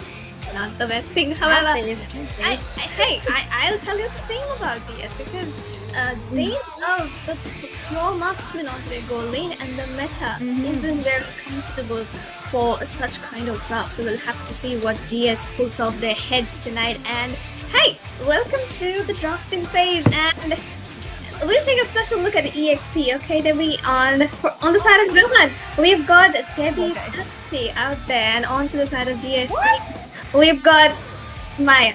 So it's kind of, it's okay. We don't care about the men. It's Debbie and me. Okay, it's Debbie and me. And don't trust Sarah on that one, but I would. Hey! You have to focus on Dakusena here, the XP instead, because it's Sarah's husband. Okay, that's the real one. The first word was not correct. Yeah, no man, no. Oh, That's wow. not true. The other one is true though. Sarah one is true. Okay, so that's definitely out there. And I think this is the first time I've seen him face a real also. So congratulations to I that mean, man. No? the man took 6 years for a face reveal. It's just Wow. crazy. It's crazy. But other than that, coming back to the actual game, we've got a Kimi ban coming in from side DS, while Abaxia has been taken out by the side of ZH. And now the usual ban. So they're going in for a primary focus onto Dusty and Problem's hero pool right there. So they're gonna be trying to get Ryu, Peter, and Karen Bush as much of leverage as they can out towards their lane. Prime and Funny Valentine onto the goal lane. I think that's a very equal matchup as of right now, provided the fact that they don't give away Prime's Harriet and Funny takes in his Granger instead. So that's gonna be a bit of a adverse situation for ZDS. But then again, on the hands of Zohan, they've already banned out the control, and the next one might just be one of the mid lane bans, or possibly another one of the EXP or jungle bans coming in. I think that's also a factor that the mid lane contest might eventually be there, and I really like that Dakusina bent away at the Kimi here because more consistently, Johan has been playing the Kimi into the mid side and use it as a carry, and Prime has been most of the time put into a hero that he's really not comfortable on, mainly the contest, and I feel like Johan is kind of a squad that is solely dependent onto the gold carry rather than the mid carry. So they can revert back to that, try to draft for a little bit of a damage into the bot lane side rather than the mid lane. I think that is more fitting for them. But the CC equally bent away, so I think they are more focused onto the meta bans here so far. The backwards really doesn't need to be open out. But first pick for Dakusina. What could be a very good choice here? Landstar is not so. It is an option for Ryu, I believe, because he is one of those players who loves to play the Lancelot into whatever kind of draft it is. However, the only issue will be if Zohan decides to go in for the Phobias or the Fredrin, and of course, Blade loves his assassins as well, so there's the chance that he might lock in on a Hayabusa. So we'll have to see what DS prioritizes. Maybe a Kyria could come in, or maybe onto the EXP they could just force. Oh, how did we forget about this? How did we forget about this? The grab instantly. Zohan though, they've got the chance to pick up on the Esmeralda, could be flexed into gold or EXP, but they decide to lock in on the Lancelot, which means that DS has the chance to pick up the Hayabusa here. Thank God, Sarah. You don't know how much I am worried that Blade's gonna first pick out the Yushin again, and I will almost press out too. But then finally, it's gonna be bringing out the Lancelot instead of the Yushin first pick. A very, very safe choice as well, because like you said, he's very, very fond of his assassins, and whoever is open is gonna be picking it out. So rather than denying it, it's just gonna be picking it out. So that's a good option. But Arlott into the hands of Destiny Joe, I presume, because that is one of his constantly picked heroes onto the XP side, and they have found very, very good momentum with these two, because I think that is a kind of hero that he's more capable on. On the other hand though, DS, they pick up the Hayabusa, so this has got to be a 50-50 into the jungle side. That's like an early yet a safe pick, like both the junglers, 2 assassins, 2 squishy picks, and there we go. There's the Esmeralda onto the EXP coming in from side of Dakusina. They still have the chance to pick up on the Alice, I would say, because yeah, the Esmeralda could be flexed onto the gold. On the hands of ZH though, they need to think this through. Do they want to lock in onto the Harriet still? The Prime is pretty good. Even against an Esmeralda, he should be able to perform pretty well. But then again, there's the Lunox they could go in for, but instead they decide to lock in on the Hilda. Another Hilda into the hands of Hilo. I believe that this is kind of his most picked hero so far for this season for Johan, but they cannot really find wins into this Hilda because the early game was supposedly good enough for them, and of course when we talk about Hilda, the late game is what we do not want to focus on, it's the early game. And I think it's really a good hero to go against the Hayabusa as well without a cut control, so they're going to be really, really dependent on what the teams are bring onto the table with this Albert, so that can also be an option. But hey, for Johan, what could they do here? Is it going to be a possible mid lane? Oh wait, the Phobias was an option there. That remember Phobias. So what can they Dakusena ban? Another mute? The Eve, definitely possible to get that banned out. They could go in for the Lunong's ban as well. The Kadita, maybe not so much, however, depends on the draft though what they want to pick up. Peter, he could go in for the Eve himself, he could also lock in on the Lunox. So I guess they're gonna take their chances, but it is safer to ban out on the Lunox right here, because then again, the fact they have the Esmeralda can keep jumping onto the Eve during the team fights. Well, that can be an option, but Ruby wants to go. I do feel like Johan wanna play the marksman, a real marksman into the hands, because their lineup ratings I thought they're gonna be meeting into the guys. But the fact that there's also the juicing still, never mind, gonna be banned today. I thought it could have been good into their hands, but then I can see the Hayabusa already Ryu amazing onto that hero as well, so it cannot really, count it out. So that's another matron possibly. It should be either of the mages. It's either Eve or Lunox. Or if they want to lock in on the Granger for themselves, maybe this may be the Harriet ban. It's just a possibility. Or like, but then why could just go into the Claude? It's very what exactly are they planning here? If it's the Valiant team getting taken out. I think this is more of a target ban, and for you, even though when he used to be playing into the wrong position, he used to play the Valentina into the wrong, then this dude is crazy onto the Valentina. So I feel like they are kind of banning it away so that they were actually expecting a damage into the bot lane side and a bit of the utility into the mid side as well, because they also have a buff already that they can take out with big ultimate. So that is a very good and nice coming through from and I have it like you mentioned into the next is gonna be the bot lane damage we're talking about finally. But Harriet Hilda, this was a combination that Johan went for and they Works, definitely. The Eve pick also, I would say it's kind of stable. She can go for the brute force for a tankier build against the Arlord, the Harriet, the Lancelot, whatever you want to name it. But funny Valentine, what is he going to lock in? He can't Granger, there's a Harriet and a Lancelot and an Arlord. He can't go in for the Claude of Carry, they'll just get melted. Maybe the Nathan. The Nathan is one of the possibilities that he could be trying to get, but then there's the Hilda he needs to watch out for. So, there we go. Well done. double prediction from Sarah, of course, that's vaccine. But nevertheless, Johan, mid lane, what will be the far side is also good, but okay. Dang. The debut, Kagura. Kagura and Hayabusa to the opposite sides, damn. No, it's okay. The Hayabusa on the side of Dakusena has got you this world. That's fine. Okay. Oh, I see what you did there. Okay, that's a W indication.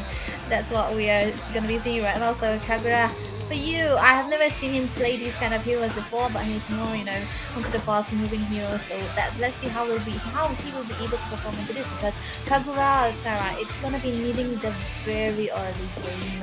If the Kagura cannot snowball, that's gonna be the downfall on this side of the zone, and they're gonna be losing out on the next side. And again, they do have to learn some of the help of the current so that can actually happen, but for Dakusena, they have a scaling hero. They can play the slow game. But the first hurdle though, 2 assassins onto this side, it's definitely going to be one of the most important factors for both of the teams. And honestly, the Lancelot should be able to secure it better. It depends on the server though. We'll have to see if it's Delhi or if it's Bengal. We'll be knowing into the game. But Lancelot will command Rose and the Retribution. If he times it correctly, it's definitely going into Zohan's hands. At least the first one. Plus, there's the Hilda. She's gonna keep marking out Ryu as many times as possible. Alok could go into the final slash. Peter could get caught while casting the RWM. There's a lot that could be going wrong. However, we'll see once we land into the game. Yep. There's also one factor that I kind of want to mention for Dakusena is that they have a Esmeralda already, and there is no burst on the side of Johan. Fair point, but I am still very wary of Prime's Harriet, and I've seen what a good Harriet can do. So we'll be seeing a lot of funny things in this one. But ladies and gentlemen, welcome to the land of dawn. The game is all set to begin. Both the assassins starting off at their blue buffs will be rotating to either of the opposite lanes. EXP priority coming in by both of them definitely. Turtle will be secured by whoever gets the retribution first. So the first game is being played on the Bengal server. So of course, Zohan does have a little bit of advantage, but we'll see how that one goes. That's definitely going to be a good start. Whoever have the priority under the mid start here. But like, talking about the emblem so far, I think it's a lot of damage coming through from the side of Johan here. They have Swift onto the Lancelot as well as the Kagura, who have the mystery shot. That's going to be a fast moving Hilda as well with the wilderness too. But hey, Jazz is onto the Grok with the damages. Oh, Ilu aggression. Oh, Ilu? Oh, he's so low, but he's gonna make it alive. Just not that slight burst gap coming in from the Hayabusa and the Eve.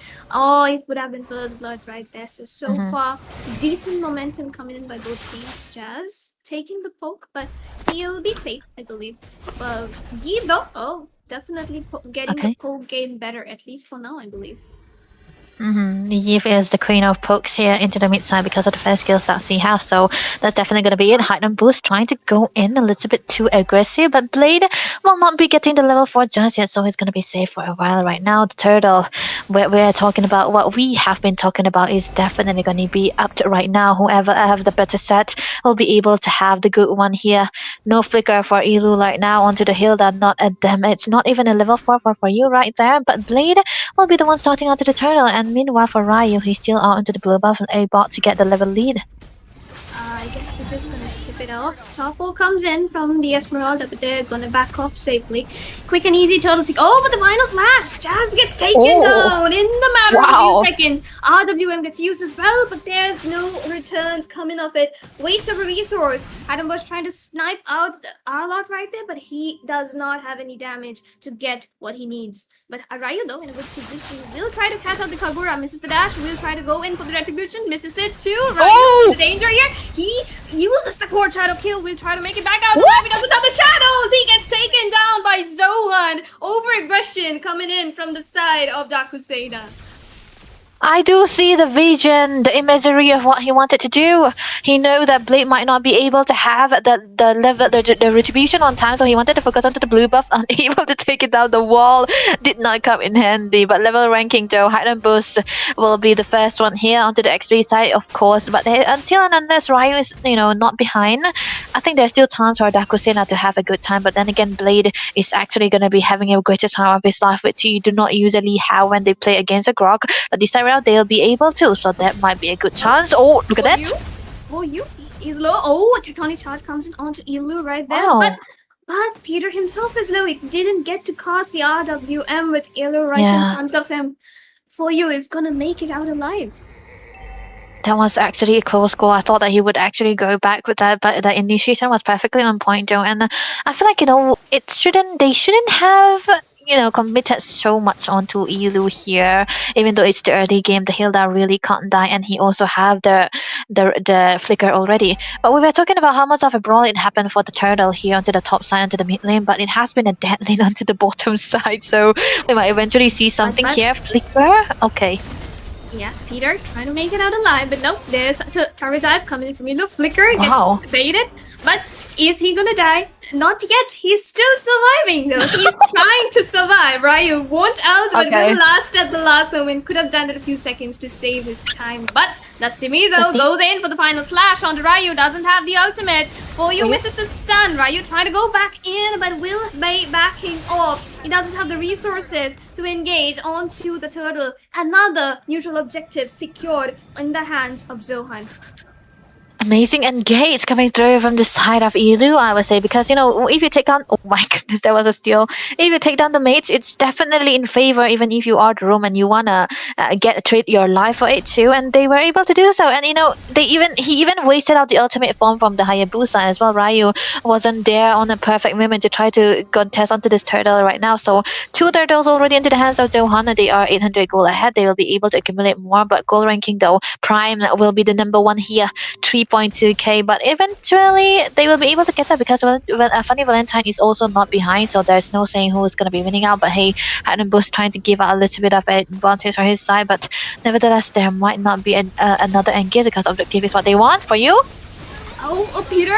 Oh no, it's Funny Valentine instead who gets taken down, but the RWM comes in along with the Tectonic Charge. Elo very low. He's gonna get taken down by Peter, but the final slash comes in. Hayabusa gets taken down once more. Ryu has fallen, and the only survivors of that team fight were Peter and Hydon Bush. They're trying to protect the buff though, but they won't be able to. In fact, there's a Lancelot, there's Kagura out, and it's Kagura who secures the buff. But Blade here goes to ease in a little bit of a pinch, I believe, but no, he's just gonna make it out alive with punches. Yeah. Oh, there might be another engage though. Look at that. Damage. The damage is there. Oh, the final slash onto Hydon Bush. He's surviving! He's surviving, and he's actually made it out alive in a one-way too. Like Blade? Oh, but Ryu gets the quad shadow this time. Is he gonna get the shuriken? He does! There's the shutdown for Dakusena, the much needed shutdown. Goal lead back to a 1k in favor of Team Zohunt. But the turtle is gonna be up very soon. Lancelot nowhere in the scene, Debbie. Yeah, that's definitely a bad way to recall Mr. Blade. That was too much. You have to be wary of your situation here. But I feel like they're gonna be, a contest coming through from the side of Dakusena here because Blade is not up yet. But never mind. Ryu trying to go in. Shadow already used. Mizo, can he get the retreat? Just secure. Whoa. But Ryu gets taken down again. For you is very low. Hayabusa, Esmeralda has to back off, but no, he's not gonna make it out alive. Funny Valentine though gets the kill onto Prime. He's still surviving a bit, but he's gonna get caught out into the wall, landed by Grok himself. So Hilda taken down pretty easily, and of course Blade trying to snap the bush, but yeah, won't find anything there. Good call. But then again, they traded out with Prime, so I feel like it's still in favor for the side of Zohan here again because they've been very good in shutting down Funny Valentine, and he hasn't been able to have a good time. But level rankings though, Hyden Bush still onto the top here. This is the Esmeralda we're talking about. When he once he get the items that he required, he'll be able to get out the damage soaker abilities, and that is not what Dusty could do onto the airlock. He's mainly made for the set, so that can be something that the ES could wait for. But second build, interesting enough, it's gonna be the Sky Piercer for Ryu here after the Hunter strike directly. So he wanted the damages done, but bottom lane is what they want to focus on. Elu going in. Safe little entropy, just using it up defensively, so he can be alive for the majority of the team fights. So, yeah, honestly, Zohunt here though, they're still holding up the lead. It's at 2k. Funny Valentine though has 3 items. Kagura misses out on the umbrella. But that's a flicker getting taken out before the Lord can come up. So DS will have to play it very, very slow if they want the Nathan to stay alive during the Lord fight. Kagura definitely picks up on the Genius one. Also has the glowing crystal, so that's a quick, easy burst for her. Especially onto Peter as well as Nathan. I feel like Peter hasn't been able to cast the RWM in a safe position because there's always a Lancelot diving in and Narla too, but Blade might be taken down very low, but he does have the ways to survive. There might be a re-engage though. Funny Valentine, no flicker. No flicker, no ultimate. Get 4 men onto him, but Hydon Bush trying to come in with the Starfall here. Doesn't use it up yet. Ryu gets the kill onto Illu, but will get taken down before you right then and there. Lancelot trying to do something into that team fight. Hydon Bush goes in once more. Jazz trying to zone them away with his passive. Final slash right in under the turret. Dusty Miza goes in for more. Lewis Peter is gonna get taken down. Blade still low. Will fall to Jazz, but they are still staining this. They are still keeping the turret alive, but now it's gone. Hydon Bush needs to run. There's 3 damage dealers in front of him, but he's gonna fight. He's trying to take a little bit of a fight because Dusty and 4U are low. Prime doesn't have the mana, but they're all gonna recall back to safety. Yeah, I don't think there's anyone from the side of the hunt that can burst Hyden Bush down. Looking at the items so far, he already got the Oracle. That's definitely important. So he might eventually go for the dominance as well, which will be a very, very important factor. But on the other hand, though, Elo is already tanky enough because he got the dominance as well as the Raiden, which helped him survive all the onslaught that Peter will be, able to put onto him too. But rather than that, we kind of want to focus on to the Harriet too because that means Prime top lane though. Yeah, definitely. unfortunately. Prime just 1v2ing it out, and they don't have the dive potential as much as they Yeah. would like to. And the fact that Zohunt is just chilling at the Lord, they're gonna take down the Lord for themselves easily. But yep, there we go. That calls for a pause right there. Oh, it's not. You know, Or is it? Oh, it it is. is actually. Okay. Oh, it is. The fact that it's Jazz and Heightland Boost trying to have an engage onto Prime, that is definitely something you don't really want to do, right? Because the law is already up. Jazz should have been around that bottom lane side map so that they'll be able to give out at least a vision for Ryu, even though he is not around the vicinity. They could have provided a little bit of a vision so that they'll be able to contest, because still he's level 12. Same with Blade, which is surprising enough because Blade has been free farming. Ryu have been having a bad time because of Ilu onto the Hilda, but funnily enough, he was able to get the farm done and get the level on time. So that could have been a little bit of a contest, but right now, the Laura will be actually free, and for your position, you might want to try to go for an assassination there. Yep, definitely in good position right there. Like, oh, but Oh, okay. what? Pushed. Hayabusa, hello. Hello? You might want to secure that kill. You need the kills as much as possible, but not gonna happen right now. And honestly, they need the native. Oh, but Oh. no, misses the shadow once again. That's a double aura minus. Okay, no worries. Minus However, all. Zohunt has the Lord. They've got 3k goal lead, and the Nathan still isn't online as much as we would like him to. So, what Yeah. exactly can DS do here? The best thing they can, I guess, do is try and defend up the lanes as much as possible.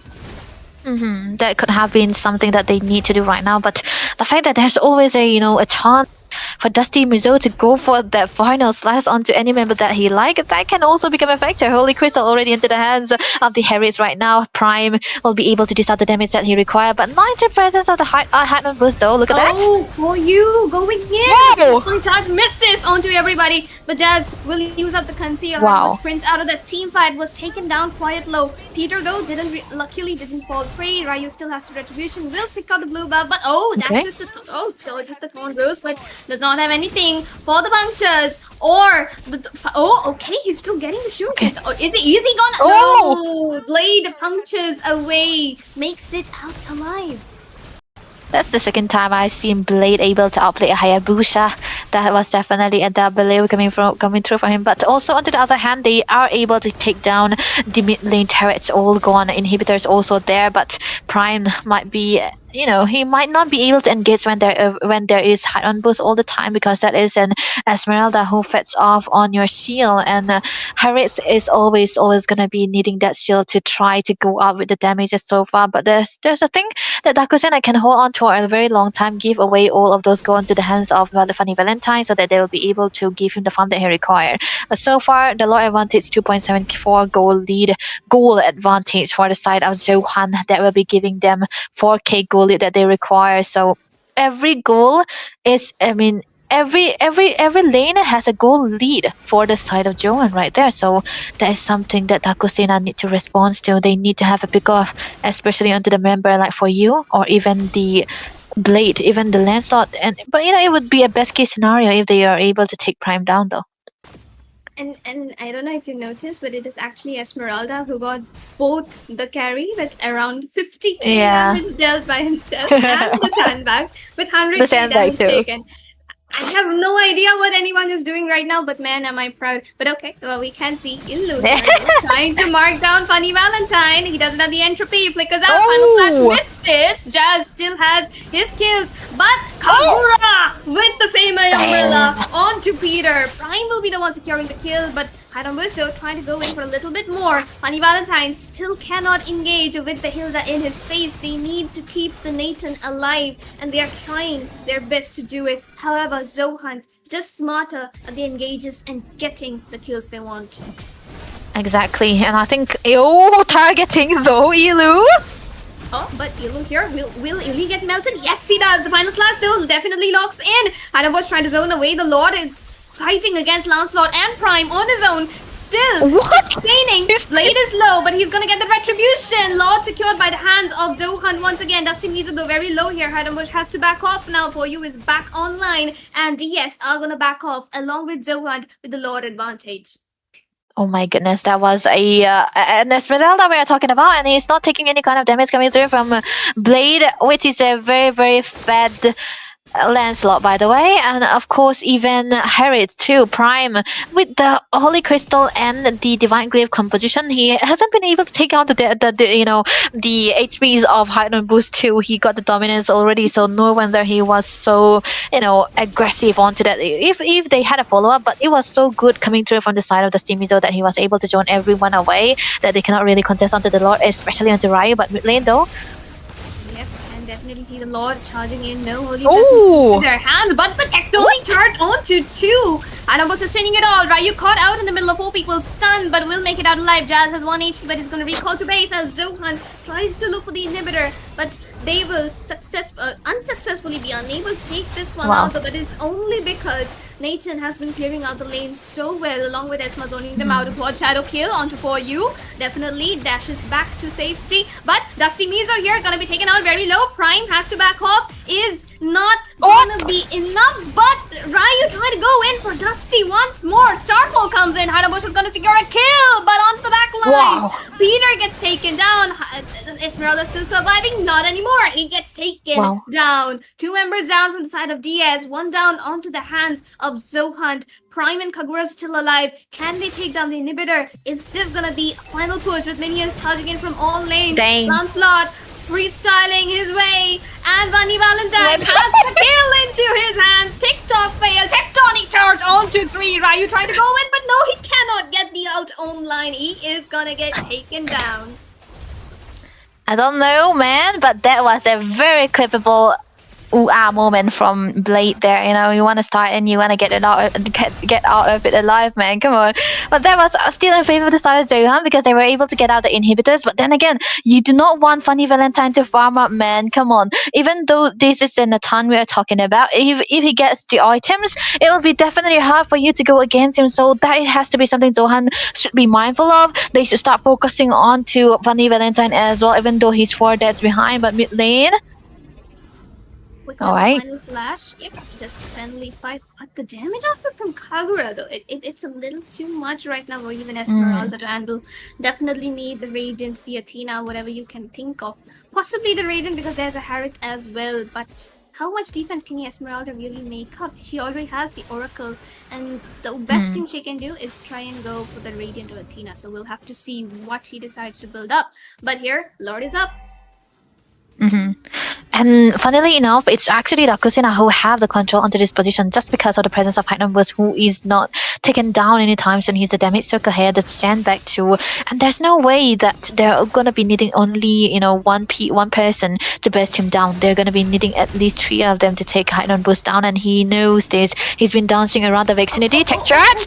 Dusty Mizo! He makes it out alive with the flicker, but Prime and Ryu gets the kill! On the back line, though, Peter is in danger here. Oh, Blade is gonna chase him down. He takes Funny Valentine down. Blade is still chasing down Peter. He's gonna get taken down instantaneously by Hidon Bush, and Ryu are gonna chase down Kagura. Dusty Mizo and Prime have been taken down. It's Jazz and Hidon Bush and Ryu versus Kagura, who misses the ultimate. Jazz here, though, will get bursted down by Blade. Too much damage for anybody to handle. But Esme, though, can he sustain? No, he cannot. He is getting bursted as well. Blade, the man, takes down Hidon Bush. Ryu, the only survivor from the side of Dark Husseina. A complete Lord advantage into the hands of Zohan once again. I think I should start trash talking Blade, man. He plays good when I trash talk them. But definitely that was a good engage coming through. But Ryu right now.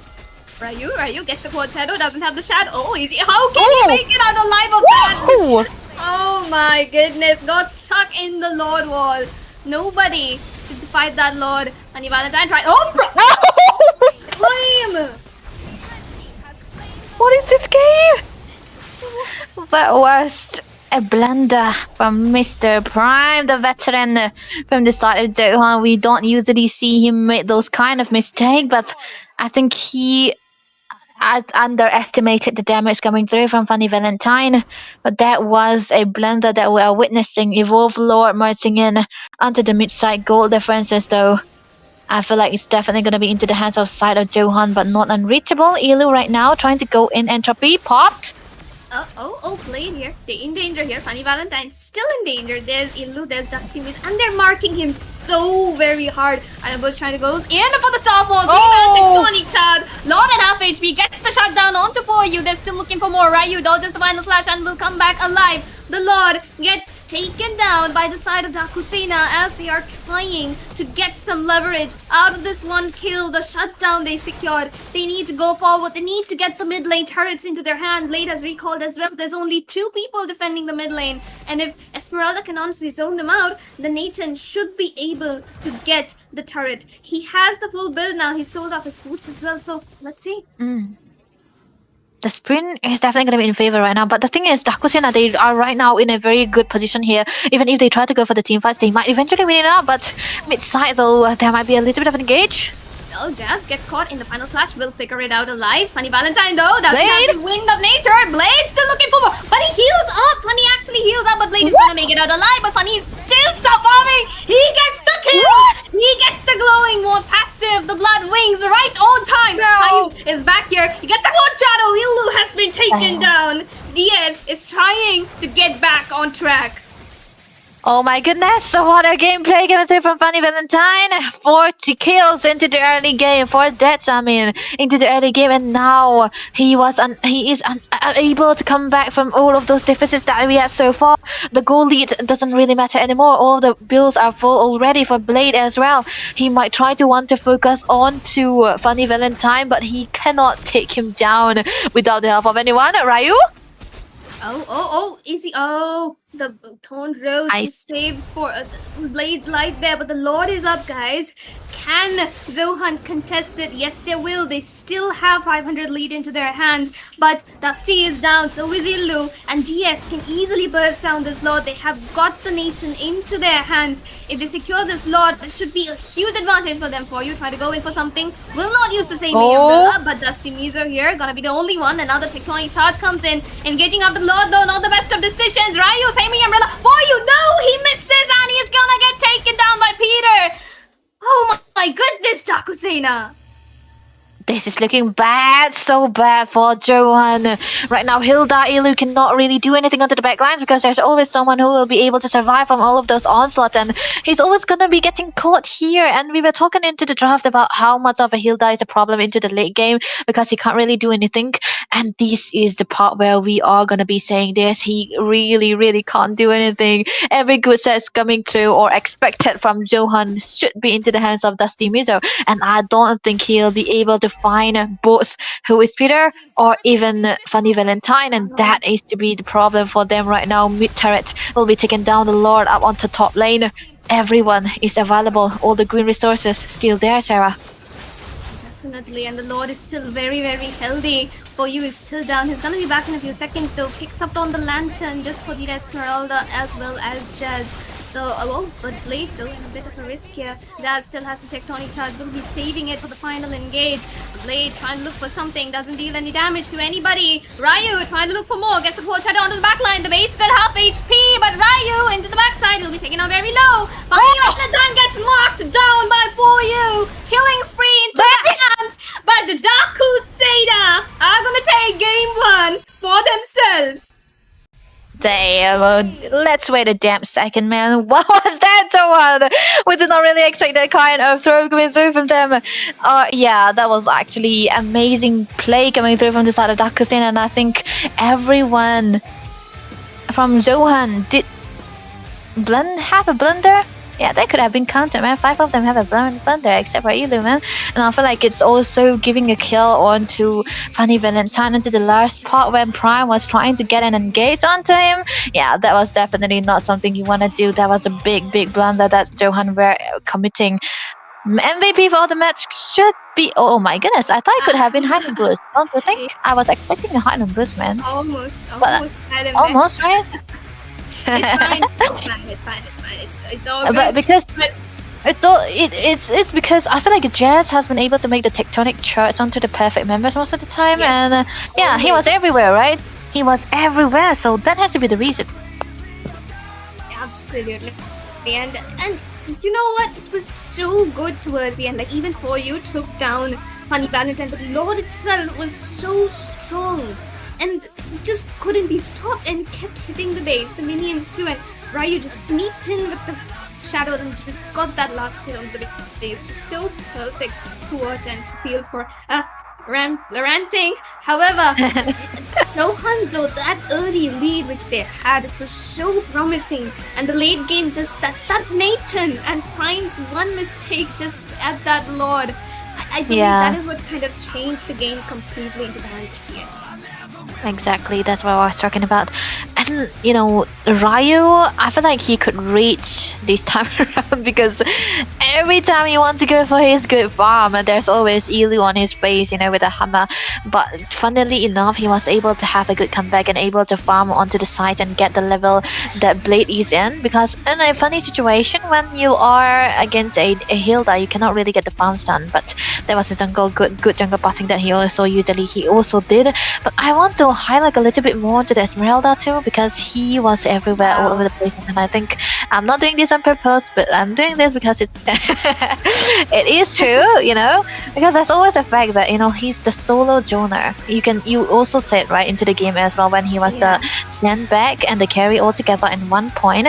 That I think is the reason he was able to zone everyone away, especially Prime here, and he wasn't giving him the spacing or the required amount of space and position to have a free hit. That can be a very, very great factor to head though. Jungles, I think this time around Lancelot does have it into his kit though. Yeah, I mean, it's Blade on Lance, and he has been so consistent. You can't really say much. However, Ryu did pull through though on towards the end. A little bit of, TikTok plays didn't really work out for him. But definitely worked out. On the mid lane as well, if you notice, for you, beautiful gameplay coming in from him. But the roam, Jazz on that Brock, just amazing. And even damage taken, 200k. Hilda did take more damage, but she did not have a method to disengage. So she just had to go in and then rely everything to EXP though? EXP though. Wow! 100k damage as the Esmeralda. That's double of Dusty Meter right there, and nearly 300k. That's 100k more than Dusty Meter as well. But look at this. I'm just gonna simp, guys. I'm just gonna simp. Nobody cares. Zara's gonna steal, guys. I am gonna simp for the rest of my life on this man. The carry and the sandbag, the one and only Karambush, mine. Rich guy though, Funny Valentine definitely did well. Wingman as well, Chaz. Definitely. The tectonic charges, crazy good. Right on it. I feel like, Funny Valentine, he wasn't having the best time of his life into this onto the gold lane here today. But being the rich guy there, 700 gold per minute, that's actually very low. But still, onto Nathan, who died 4 times into the early game, you might have seen that is a GG for them. But then again, I feel like Dakusina, they played the cards very well. They did not make a mistake. But Johan was more onto the blundery side. I cannot stress this enough because I hope they listen to this, because I'm gonna be trash talking them for the rest of the time. Because I don't think I'll get punished for that too, right? Right. But never mind, because yeah, man, there was a flashy Lancelot that we were seeing, but there was a comfort draft for the side of Johan as well. But they did not maintain out that kind of how do I say, discipline that they should have when they were trying to go for the team fights most of the time. But I feel like Hidden Boost Esmeralda was the tempo breaker for Johan. They don't have a choice but to go in most of the time to get split out, and that kind of caused the biggest loss for Johan. Honestly, yes, even Prime wasn't able to mark down Funny Valentine as well as Peter as much as he would have wanted to. So obviously that made a lot of difference, and the Esmeralda zone was nearly so perfect. The fact that he made it out lot of every single team fight just died for the ones where the entirety of his team went. So that's definitely gonna make some difference. And on to the second game, right into the draft we are, Debbie. And another expanding river map. That was the clouds, and now it's the expanding river. So the Gatot ban from Zohan is gonna stay consistent, while DS is the one banning out on the CC. So we'll have to see what they do about Esmeralda this time around. Esmeralda could come through onto the second phase if Johan if they won, but it should not go into the hands of Hide and Boost 2.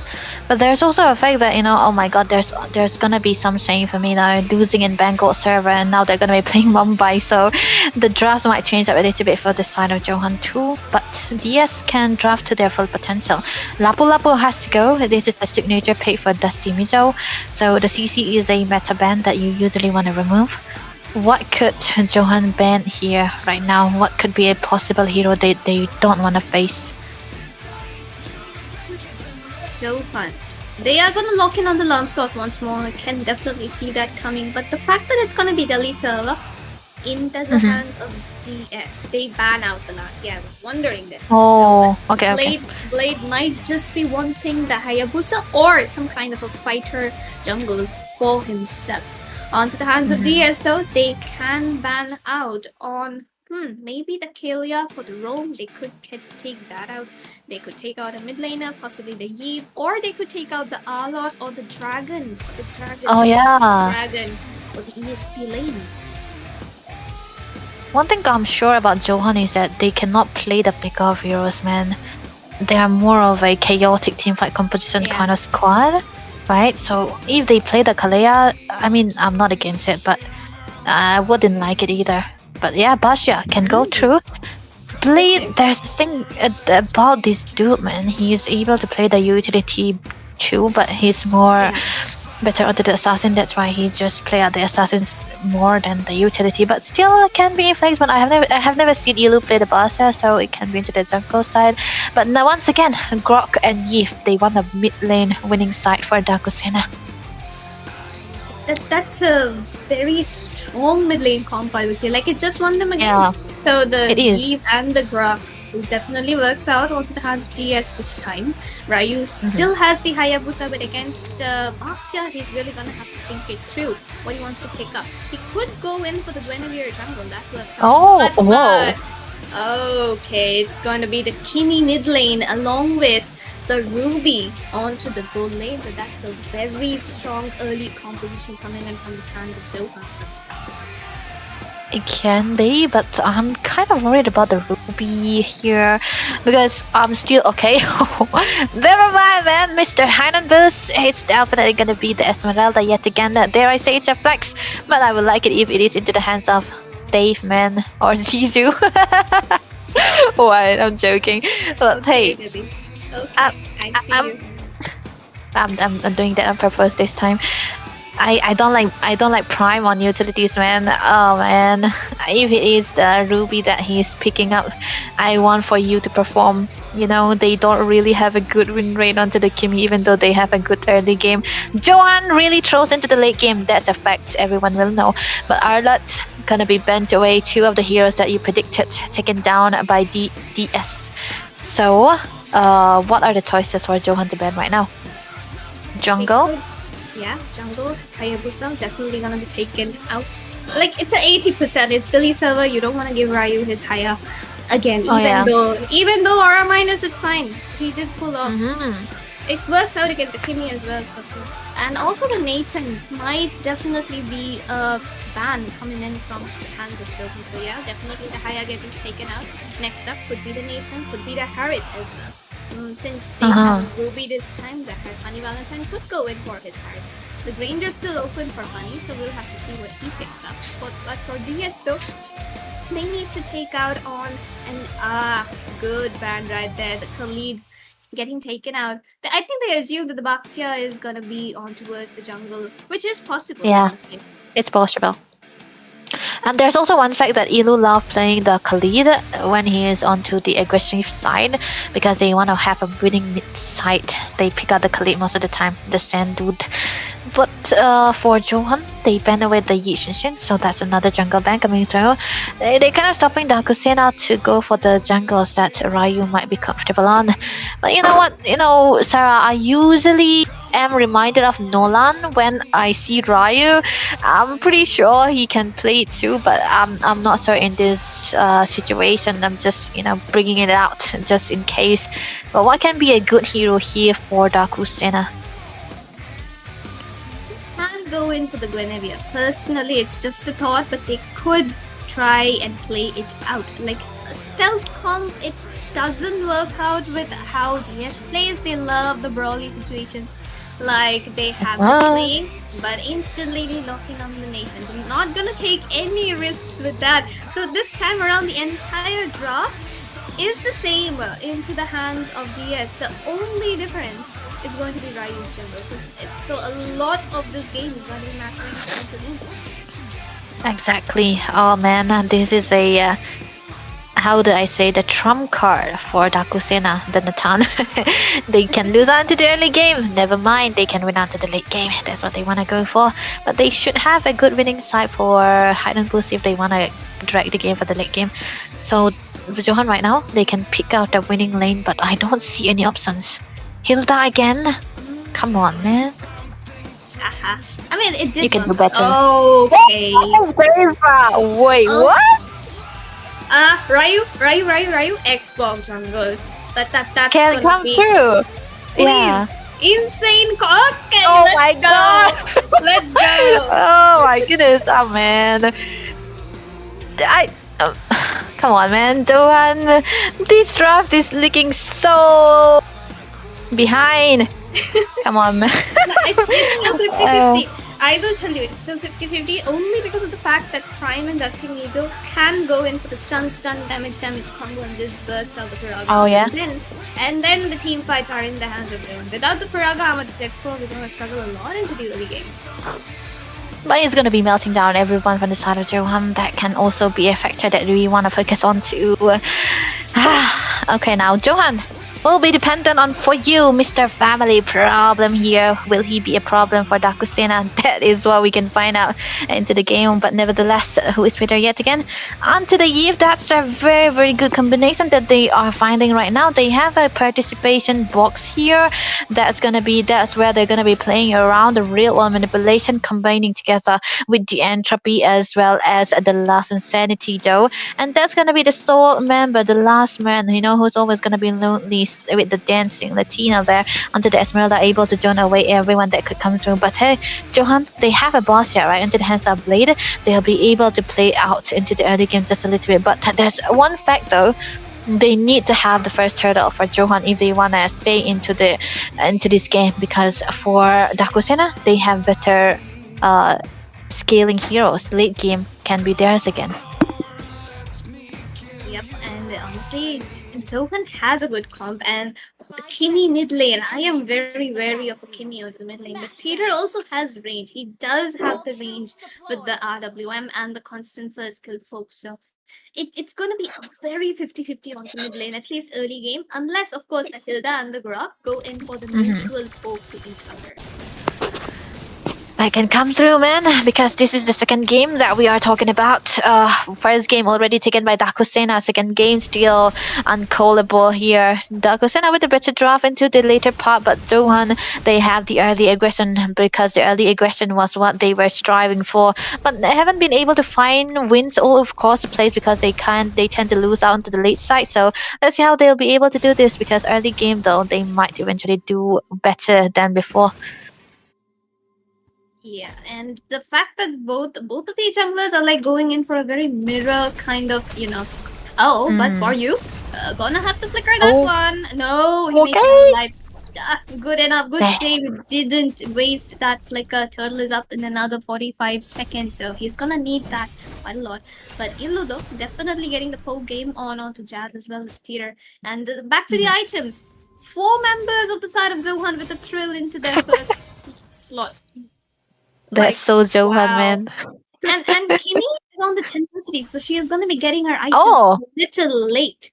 Good for sustain, but the items are going to be coming in late unless Zohan actually gets some kills. Which in the early game is going to look difficult, because back to the mid lane, if we go, for you has to flicker out this time. Yellow also backs off, and the Lord, and the turtle fight should be an easy secure, but there we go. Zohan gets spotted out. They're getting so bursted down. Blade has to rush out. Lasting insanity. First blood, but the penalty zone. Hide on bush. Oh, he runs away. Oh my goodness, Blue is so good at running away from those situations. Wow. Yeah, man, the problem is what he doesn't really want, who is Peter. Might be getting caught here with the hammer of Mr. Elu yet again, but the turtle is already up. No flicker for Dusty Mizo or penalty zone either, so they can really wait it out, but the star is definitely going to be there for you. Already getting the level 4, the poke is up. Elu?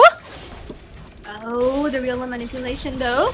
Peter makes it out alive, but the falling star moon, the star fall from Esmeralda takes down for you. 2 members of the side of Zohan still very, very low. They have to back off. DS, with an amazing early game advantage here, are What? trying their best to try and go for more. Funny Valentine entropy being used up so well. Blade though getting caught out a little bit. Oh, Jazz is gonna miss the passive, but it's all good because Blade and Prime both are getting pressured by a Nathan. Yeah, that's, man, a whole plating onto the hands of Nathan. That's something that you do not really want. Level rankings though, Blade will stay up to the top because he got the turtle right now, but it's gonna be eventually caught up by the side of Dakosena here yet again. The rotation is actually mirrored. They are all together trying to have a good rotation as well, and Jazz able to read out where Blade is gonna be rolling in. It was towards the goal lane, and he was able to stop anything to happen on time too. That's a very, very good peel, I should say, coming through from the Grog as well, but they have to be really careful mid though. Oh, but the mid lane, Peter again makes it out alive. Dave with the kill this time. He is gonna get for you. Elo dives in too deep to take down Peter, but makes it out alive. Okay, good job right there. But Ryu, little early lasting insanity, I would say, but is gonna be sick. Dusty Miza though gets pulled back a bit, but nope, no kill's gonna be secured in there. Oh, that was actually very close. There were a good penalty zone for safety only. I would say if it was a good initiation, it could have been very, very perfect. But then again, you cannot really get caught most of the time for you. I know that you got the damage, you got the hunger into your Kimi, but you have to be careful on who is missing. You really want to know where height on boost is going to be hiding, you know? Is height on boost anyway, so yeah. It's going to be hiding in the bushes, man. Come on. Goal ranking though, Funny Valentine will be having the greater time because of the goal plating that he secured. It's done. Blade though, onto Jazz this time. Traction pulse, dodges it with the flicker, but Damn. won't be having it at the turtle. Jazz needs to heal back up. Is still at like 3/4 HP, but it's fine for now since there's no burst coming in. Oh, look at Ilu trying to burst down Firaga armor already. Once again, Harambush doing the Esmeralda business with Esmeralda in the bushes. Penalty zone though, Dusty. Oh! Attaches Okay. to you. Baxia will find the retribution. Lasting Damn. attack used up defensively. Jazz gets taken down. Finally, Prime is gonna be joining the team fight. Adam was very low. Sprints away. Bro. Man is so good at running once more.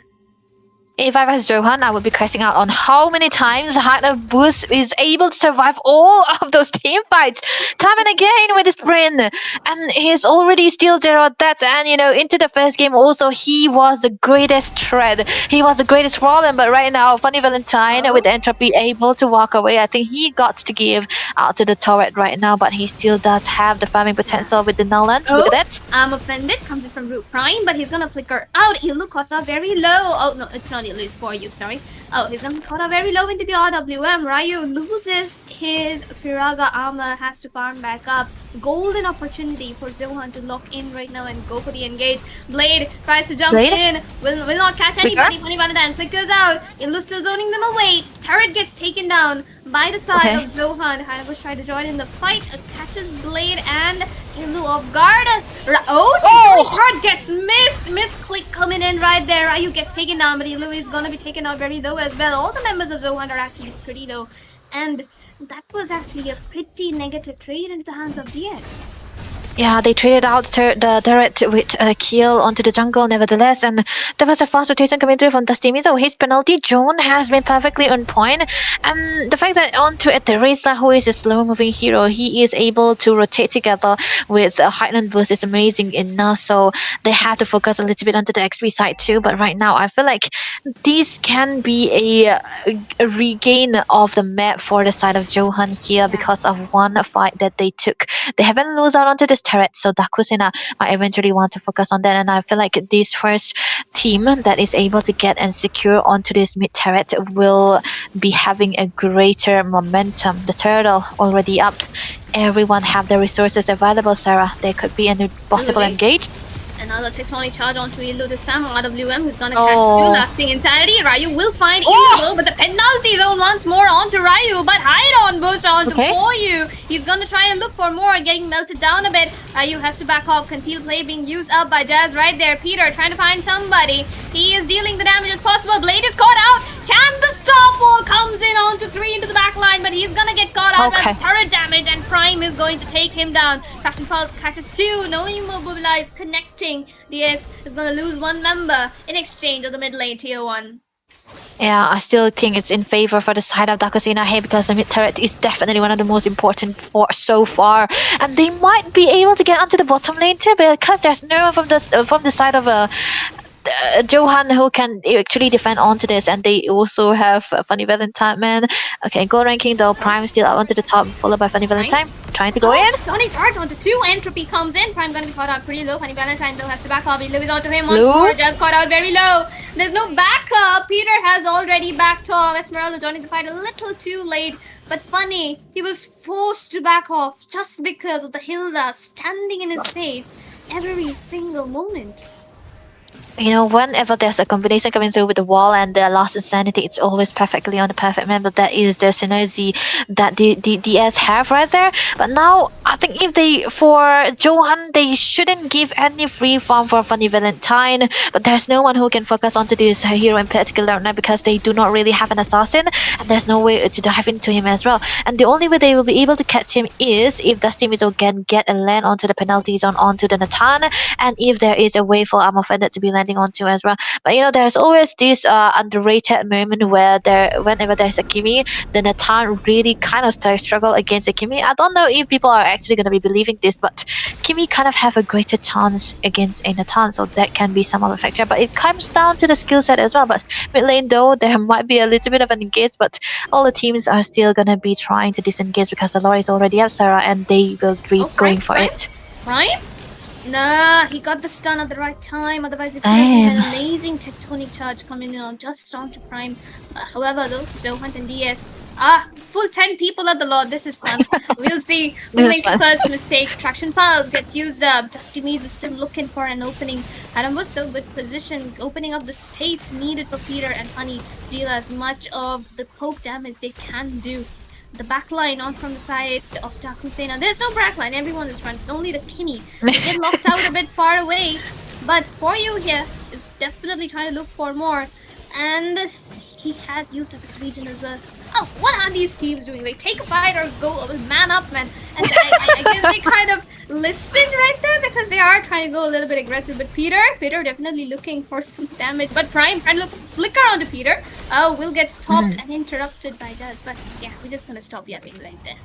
Okay, that was a very, very, intense move right there, Ilu. He's been drawn away by Hanon Boost, which is something that I think Hanon Boost will do to For You instead of Ilu. But he's gonna be losing out to the momentum into this turret so far. And there's also one fact that Dusty is always gonna be going for the penalty zone whenever the Faraga armor is gone. Hanon Boost. Oh, penalty zone near the backline. Peter getting caught out, marked out. But Victory! Ryu is Oh gonna my find Blade and secure the Lord. Mage, Dave, oh god. And again, the Prime gets the arm offended onto Ryu. Ilu is gonna take him down. He falls prey. And Funny Valentine trying to deal as much damage as he possibly can. Has to back off now. He's still got the Starfall locks in. Dusty Mees is gonna get caught out. Funny Valentine figures out, and Hiram Bush is gonna secure the kill once more. He's looking for more. He's going for You. He has used up on the sprint, but now he's gotta back up. Hey! Oh my goodness. What is this pause? Oh my god, I was actually looking like a spectator mode right there, man. How much intense is that game? The lure fight was amazingly well done. One moment you thought that Dakusena were trying to back off, and there's one moment that, Dusty was dragging them away from it too, and there's always the Hydon boosted to the backlines trying to join them away. Oh my goodness, the chaos. Man. Johan who feed on chaos are losing to chaos against Dakusena, and that's definitely not a good run. But hey, look at him running though. He might be having a very, very fitting day. Man is on the treadmill. He wanted to go to Gym day? He wanted to go to gym in real life, and he's going to gym here. Okay, that's a lot of heavy lifts and all good. But the pose. All good. He's gonna die, and if it comes back, it's either for you who's gonna die or it's him. And most probably gonna be him because Prime still has the stun right there. He will be like the Wolf King, right? He does have the offended to Prime. I don't think it's oh man, this is an awkward way to pause. It could have been a very good outplay potential, either from Highland Boost or either from for you too. And they have the offended too. I feel like Prime already pressed that ultimate, but it could go for the auto attack. That's a very very bad situation. But nevertheless, the first law is already into the mid side though. There's always way for them to clear the take out onto the mid turret here, and that will be the start of the reign for Dakusena. Because at that point of a time, Johan might be lacking on everything. But there's also one good effect that every of the resources is still in cooldown for the side of Dakusena. And one factor is that Funny Valentine does not have the flicker too, so that they can make use of it. And look at that, he's on to the number one into the gold as well. Not far behind is gonna be Prime as well as Ryu too, and Esmeralda, man. Highland Boost as well, but he's gonna be having a lot of momentum too. That it's the Dominance Ice is gonna be building up with the first rather than the Oracle, because of course there's always the life steal coming through from the side of Johan, so that's a great factor here. But hey, look at that. Oh, Okay. goodness, what in the world? And he made Oh, what? another. Don't tell me he survived that. He survives that, oh my god, I am gonna crash out so bad right now. What in the Oh my freaking god. world? What in the freaking world? Low key, man. Look at that. I feel like if I am family problem right now, I would be like, bro, what is the timing of this pose? I could have survived, but he did not have the flicker, by the way. And Prime would have been like, bro, I'm offended. I could have hooked him, but Hackman Boost will be dancing in, right? I think the treadmill workout did work well for him because he's running so fast, man. Look at this dude. He is on the sprint, and he's able to get a kill onto for you and running away without getting scratched also. And I don't think Ilu have the movement speed to try to chase him down as well. The flicker is still there, but if he commit onto the flicker, there is the cyclone here, right? There's cyclone. The movement speed will be helping Harambu survive. Okay, he'll gotta be surviving, man. But nevertheless, though, the lore is still stagnant. Mid lane, I think they'll be able to defend this though. I mean, yeah, it's just gonna be, I think, the outer tier 1 get tier 2 onto the mid lane getting taken out. While it's back. Ah, Look, my man, goodness. he's alive. He's alive. He's alive. For the nth time, he's alive. Only Again. possibly this tier 1, tier 2 into the half Mhm. HP, while onto the top side, Nathan will find a tower or two. That's gonna be the first lord of the game, and it is kind of advantageous right now for the side of DS. There's also one factor that Johan kind of missing it out is that Peter is going to be able to poke them quite a lot onto the perfect timing as well, and they are a lot of utility too. Oh my goodness, that's 2 turrets falling down really for the top lane side, so inhibitor is all going to be left out for you. Trying to clear it out would not be able to. Wall. Look at this Esmeralda, man, so irritating. I wouldn't want him in my opponent, but Yeah, exactly. yeah, so irritating in real life and game, whatever you want to say.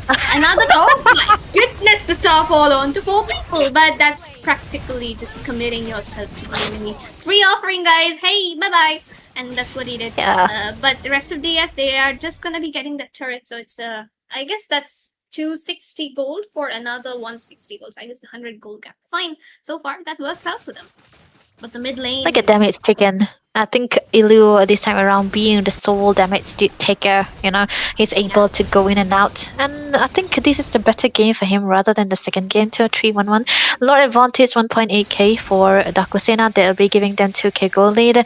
And every gold lead is into the hands of Dakusena except for the roam right there. And I don't think a Grok needs a goal, right? The Hilda needs the goal more than the Grok too. So every lane, mid lane, XP or goal is having gold lead in comparison to the other side. For the side of Dakusena, Johan are lacking quite behind onto this as well. They cannot really go in for the team fights because of Ryu here, who's always going to be distracting, and Hackman Boost just dancing onto Dusty Mizo and not letting him do anything. Jeez, though. And okay, the Kuraga Armor. Okay, another Starfall and RWM combo. Oh, Tectonic no. Charge lands onto 2. Bunny Valentine melting them like it's nothing. Still frontline healthy and alive for the side of Dark Husseina. For you is the one who falls down. Blade is still alive, so they are going to have to contest this lot if they want to stand tall for much longer. However, DS have already got the river control, and the Lord can just be bursted out by them. Oh man, definitely gonna be free. Dusty cannot really do anything, just give out a reason too. And Blade, he's level 13, so I don't really think it's a good idea to go in though. Level 15, height on boost, man. Look at this. Oh. Look at this dude. He's not gonna die, Oh man. my. He's so thick. Oh my goodness. And oh, look at that. It's the best couple of India. It's Ryu, it's Iron Bush into the red buff. Oh my god. Am I jealous? Yes, I am jealous. Yeah, you are. And the Traction Pulse lands into him, and this time Whoa! around, another team, man, Tectonic Dusty? Charge. But Peter, good positioning this time, will find Dusty Damn. Angel, but for you, finds Jazz, and now Ryu is the one securing the Lord. Funny Valentine trying to chase them down. However, Peter here is getting chased down by Blade. Bro! Rockman chasing down Alien Lady. Yay, let's go. And Illu once again finding Peter. Will get the kill, but Funny Valentine gets caught out by what? 2, and he has fallen down. Damn, what was the team fight, man? It's just like, I'm more of a spectator today because I'm liking this kind of fights coming through. Very chaotic too. You do not really want to stay disciplined when you have risk to take, right? But hey, Dakosena, they have a better option here. They are having the Lord. They took down the outer turret for the side of Johan. Only the inhibitors are left. They do have their people dead, but it's gonna be still a bit of time for them to stay alive too. But Ryu, man, he is not even dead when there's a fight. But this is how tanky he is. He's able to get the farms done. He's able to get out the damages into with the War X as well, and the immortality too. That's another way for survivability for an Xbox right now. Another item secured for who is Peter. It's gonna be Divine Glaive. So this time around we will see Blade or even Dusty Mizo not really having a good time against this composition that we have seen right now. Yves will not be getting doved upon. He's gonna be freely hitting, and that is something you do not really want to see. So Johan, they need to make it clear what their plan is going to be. But the wall here, though, very good positioning, and Blade gets knocked up What? and taken down by the lasting insanity instantaneously, and now they're still looking for more. The damage output is coming in from Funny Valentine. Hada was trying to front line it as much as possible. Oh. The Infinity Zone is going to land onto 2. Another Starfall comes in. Dusty Me's are going to be taken out very low. Illy tries to back off. Funny Valentine looking for more. For you makes it out alive with the flicker at 1 HP. Inhibitor getting taken down onto the top side, and a wave marching down the top, bot, and mid. So can DS try to look for the inhibitors this time around? Man, this is something very bad for the side of Johan here. There's always the immunity and the charts coming through from Jazz that always disrupt them all the time, and the mid lane will be taken down with the entropy as well. The Nathan really doing a really good job here. Prime, without the damage dealing potential that he have onto the Ruby, might not be able to sustain anything in comparison. Oh, look at that, penalty zone. Yep. Definitely trying to look for an engage. RWM catches 3, stops them into the process, but For You is still alive and the minion should be cleared out pretty easily. Another Lord up in 35 seconds. DS realizing that are just gonna back off. Yeah, that was actually a good decent case coming through. Very disciplined in comparison to what Johan has been doing to the first game. You cannot really brute force your way into this kind of composition that they have right now. And there's always one thing that Dusty Mizo has been doing. He's always been waiting for Roy to have the Faraga armor popped out. But that cannot really happen now into the later part of this game. You cannot wait for that to pop because it's too tanky here at this point, and there's no one onto his side that can chop that armor down too. And there's always, they are always waiting for the penalty zone to try to go in for the team fight, but then again, Jazz is always there with the tectonic charge, and whoever he engages upon gets taken down because of the presence of the entropy, which is onto the Funny Valentine too. That is something that is done calculatively by the side of Dakusena, and Johan cannot really reply to that. The lore is already up, and the wall set in from the side of Dakusena. It's not going in. Oh, the real time manipulation and the lasting insanity for You falls down so easily. Ryu does have the immortality, still looking for more.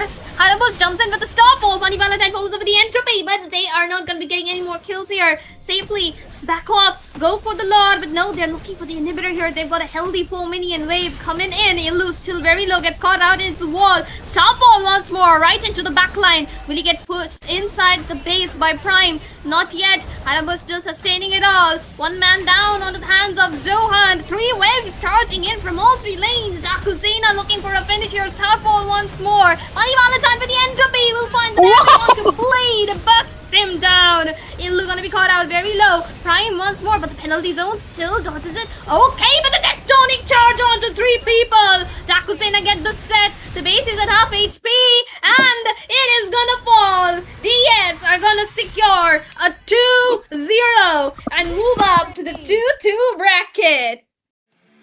What did I tell you, Sarah? You didn't trust me. Oh my goodness, what did I tell you? Amazingly well done, Dakusena. That was gonna be them successful in joining out, moving on to the next round. Defeating Johan in a clean sweep. That was amazing, clean game that they have given us, shown it to us as well. You know what? I have to say, just trust me when I predict next time. Maybe you are the lucky charm DS needed, but Okay. oh shit. Oh, who do we have here? Look at that. Shut up, Debbie. It's all yours. Bye bye.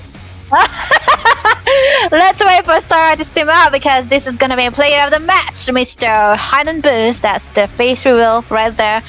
He have 88% kill participation with the sprint that he have, and Spellbam also onto the Esmeralda. That was amazingly well done. He was everywhere, all across the place. If we could have a highlight onto that, I would say that there was amazing maneuver that's coming through from the side of Esmeralda, and he should not be getting the Esmeralda, man. But nevertheless, let's looking at the lineups rating so far. We can see the damage were all onto the hands of the Natan too, and the zone was definitely for the side of Height and Boost again. For you, always getting caught into a very peculiar position, always taken down. Oh man, the good sets coming through from the team is really not working out. So Elu played his best, but then again, Dakusena, they did the draft so well in a position where there is an if, there is an Xbox, then they will always be able to melt out the frontliners most of the time, and they have 4 frontliners for the side of Johan, man. That's kind of amazing if you say. Like I think she's still, you know. I am still dazed. I am going to be dazed for days now.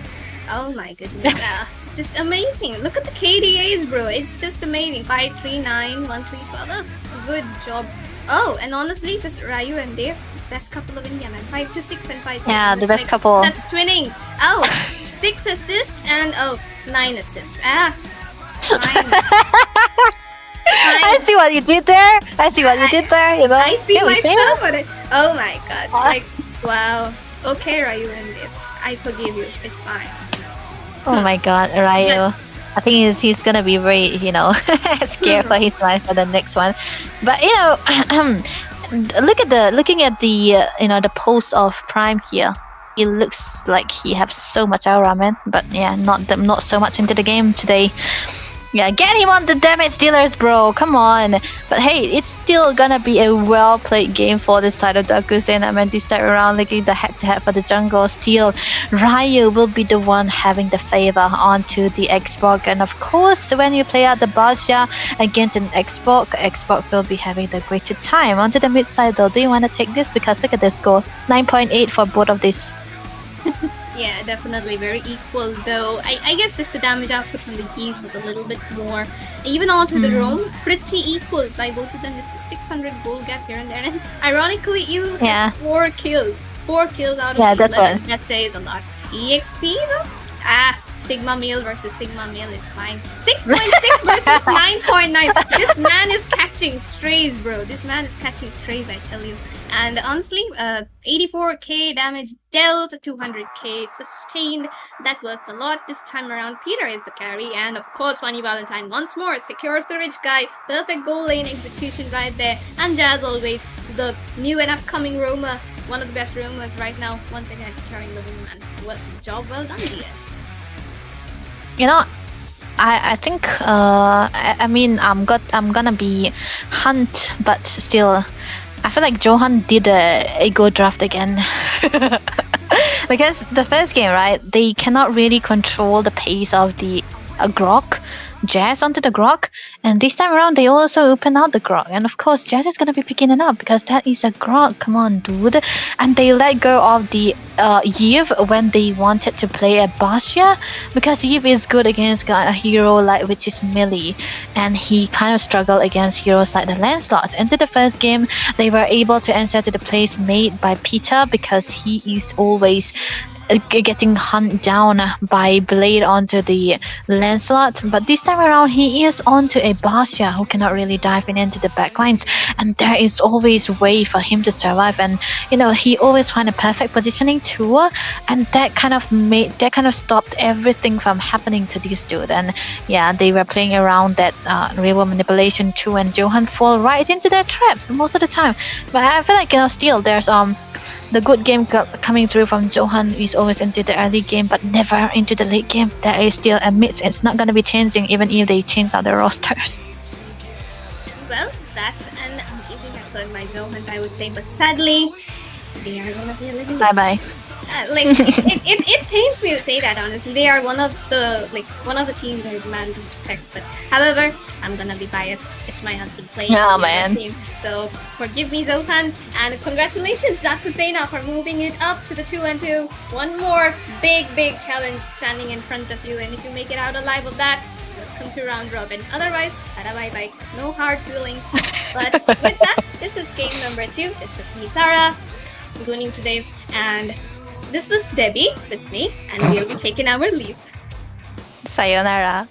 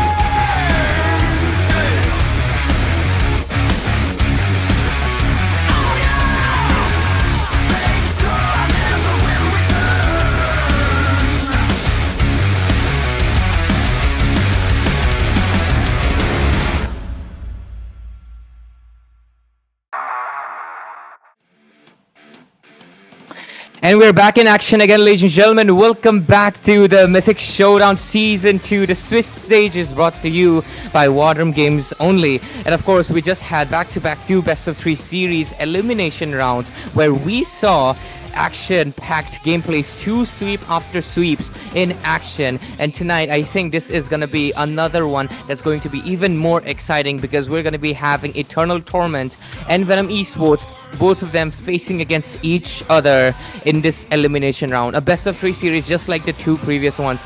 We've said goodbyes to already 2, and now it's the final one. And with it, of course, gonna be being the voice of the game, gonna be myself, Ray, and joining me is gonna be none other than my bro over here, my homie.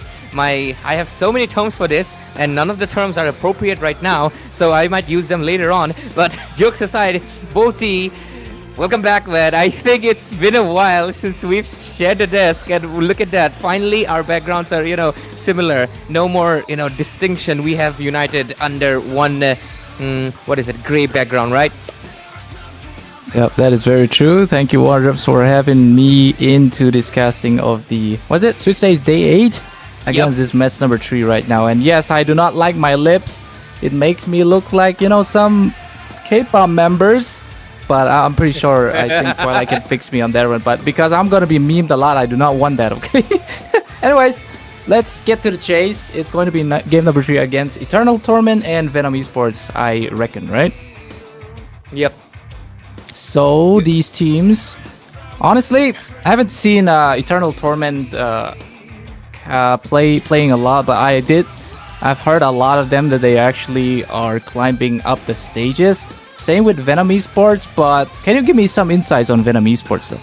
Absolutely. They do have one. Basically, their whole lineup kind of revolves around, of course, the XP as well as their jungler. But I think their gold laner is also stepping up their gameplay as much as possible. Venom Esports, of course, they're mostly players from Manipur as well, right? So, they got that.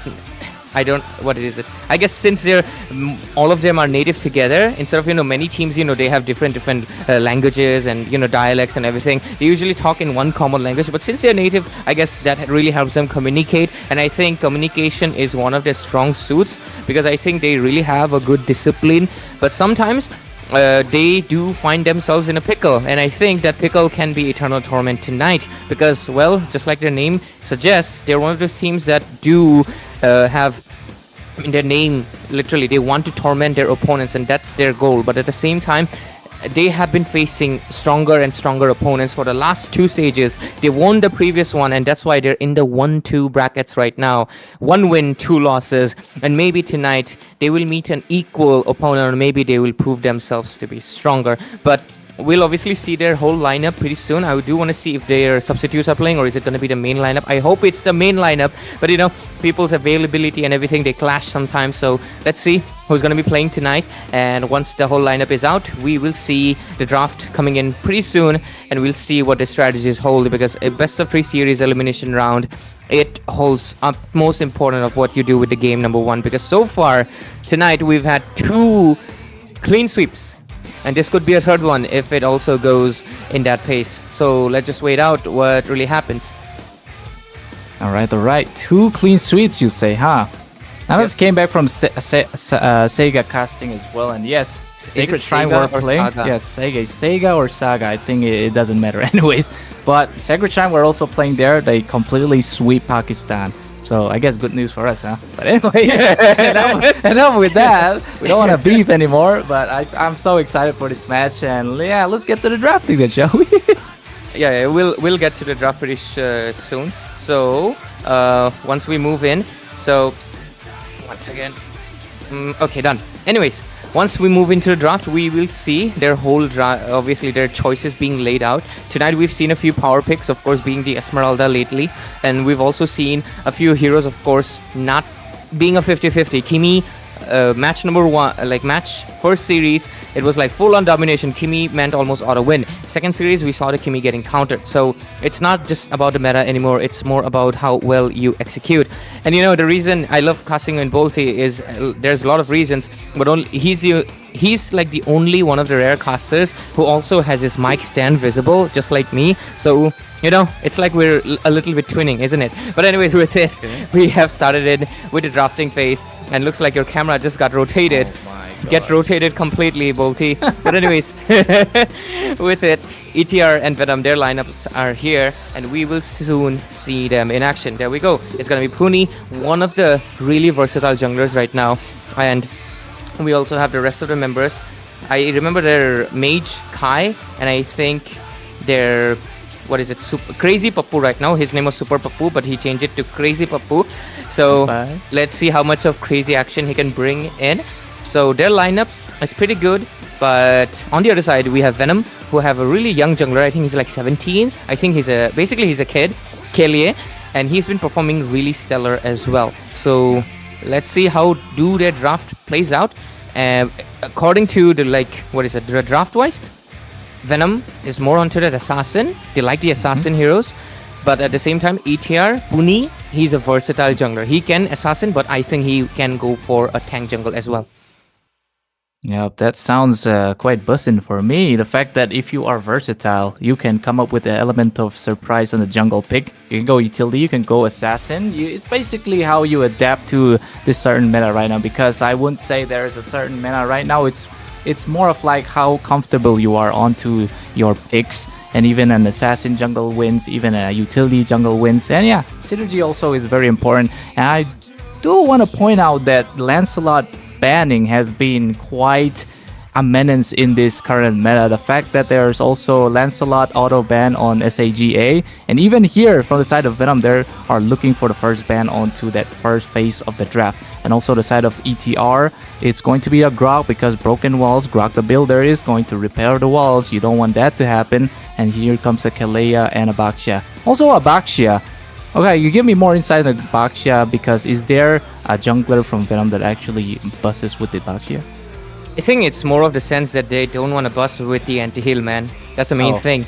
Because I think they can... I think they do like using the Yuzhong a lot, as well as basically the regen heroes, you know? They like going for even the Harith, the Esmeralda, the Yuzhong, even the Lapu does get affected by the anti-heal. And Venom can pull up the Baxia on the roaming position, as like they might assume it's, you know, jungle, but boom, at last pick it might be a different assassin jungle coming into play, like a Joy maybe, or a Nolan, right? And you see the Baxia goes into a roaming position, and he just proves to be a really annoyance. So I think they just want to avoid that. But avoiding that, you know, on the other side of Venom, they ban out Hilda, they pay a price. Puni gets one of course, a comfort pick. It's going to be the Hayabusa. So let's see how Venom responds with. They respond with a Gatot. And next is obviously one highlight player is as well is a Reaper. This guy is, of course, has been in different other teams. I think you know him, and he is one of the older members. So I think he does guide his team a lot. And let's see if his guidance tonight can at least keep them still in the Swiss stages, because the next round of Swiss, ladies and gentlemen, will be final 2x2. You know, 2-2. That's where basically everything will close off.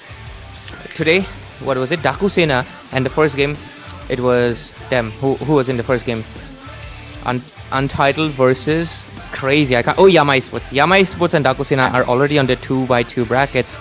So let's see who makes it. But yeah, immediately Venom, I was telling you, they're one of the strong suits is their EXP laner, and they do not waste a second. They pick up the Alice to give Reaper the advantage.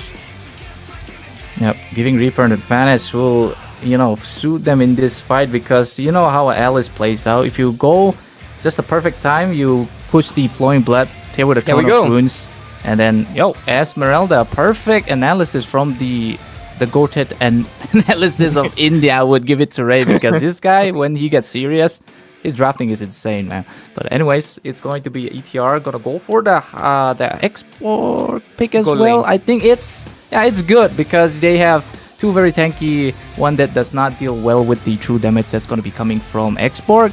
So gold lane Xborg, let's see Ray on that prediction, but it seems like it, because they have a damage dealer. I think Akimi is still open, right? So I am kind of feeling Akimi on the side of ETR if they want to go for some chunking damage.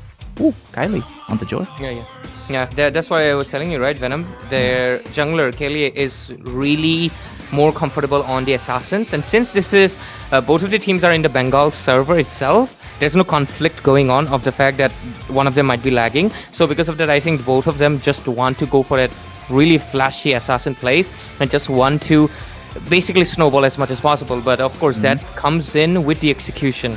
I think, yeah, just like I mentioned, Kimi, Venom side, it's going to be really bad because Hayabusa easy flank and will pew. But ETR, I think the Kimi will be a really good option unless it does get banned out at this point. So let's see. But yeah, this is a very common dual side lane, EX basically fighter, dual fighter composition, just trying to get the chunkiness. So the jungler becomes the ADC. That's the Hayabusa. But it can really badly backfire. We've seen ETR lose like this once because the Hayabusa could not do anything much due to the invasions. So let's see. Invasions, it's going to be very easy for Venom Esports because they do have a Gatot, which is kind of very chunky in terms of invasion wise. Also, Alice, I'm not really sure. I mean, Alice also a very good contestant for an invade because of her pure sustainability in terms of just sucking off everybody, right? So ETR, they might face an invade, I'm pretty sure, because Joy has a very high mobility on the dashes, can kite people, can also go for the outplays.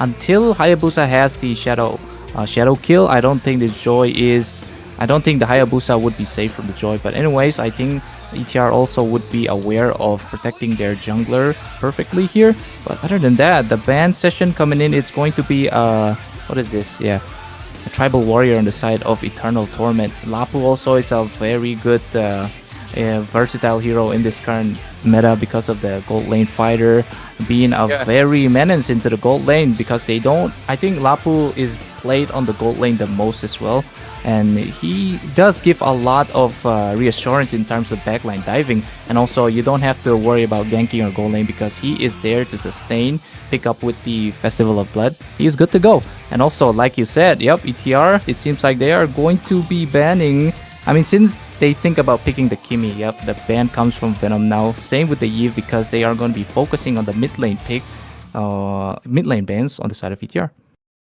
So far, so good for Venom's bans. They have denied the kill box composition that could have come in because the Eve and the Xborg is a really nasty combination. We just saw it last match where Dakusena was able to dominate Zohunt in a really dominating fashion. So I think obviously the Eve and the Xborg combo, you gotta avoid it. So that was a good decision rather than the other mid laners like the Farsa, because Farsa zones out but doesn't capture you in an area that Xborg really enjoys. So let's just see how it goes. ETR so far though, they have banned out the Khadita, I think, for their own mid laner, because their mid laner Kai, if I'm not wrong, sorry, because there's like two Kais in the tournament, if I'm not wrong. There was a super guy and this guy. So this is a super guy if I'm not wrong. But anyways, this guy, basically, I think Khadita is obviously, Joy is already a stress that the mid laner will have to deal with. Okay, Venom comes in with the inspiration of, Zozo, right? You know Zozo? Yeah, he likes Zozo to Plin. pick up those. Direct mid cap. I think they are taking inspiration from him, and picking up this Lunox is it's a 50-50, I would say, because well, she is good at melting the Esmeralda, yes, but is she kind of not vulnerable, and is she not kind of lacks the AoE severely? She's purely single target except for just one or two skill, so that might be risky. But let's see, the last pick is still left for Venom. It might seal the deal of if it's gonna be a dual side lane again, or it's gonna come in with a gold laner. But ETR,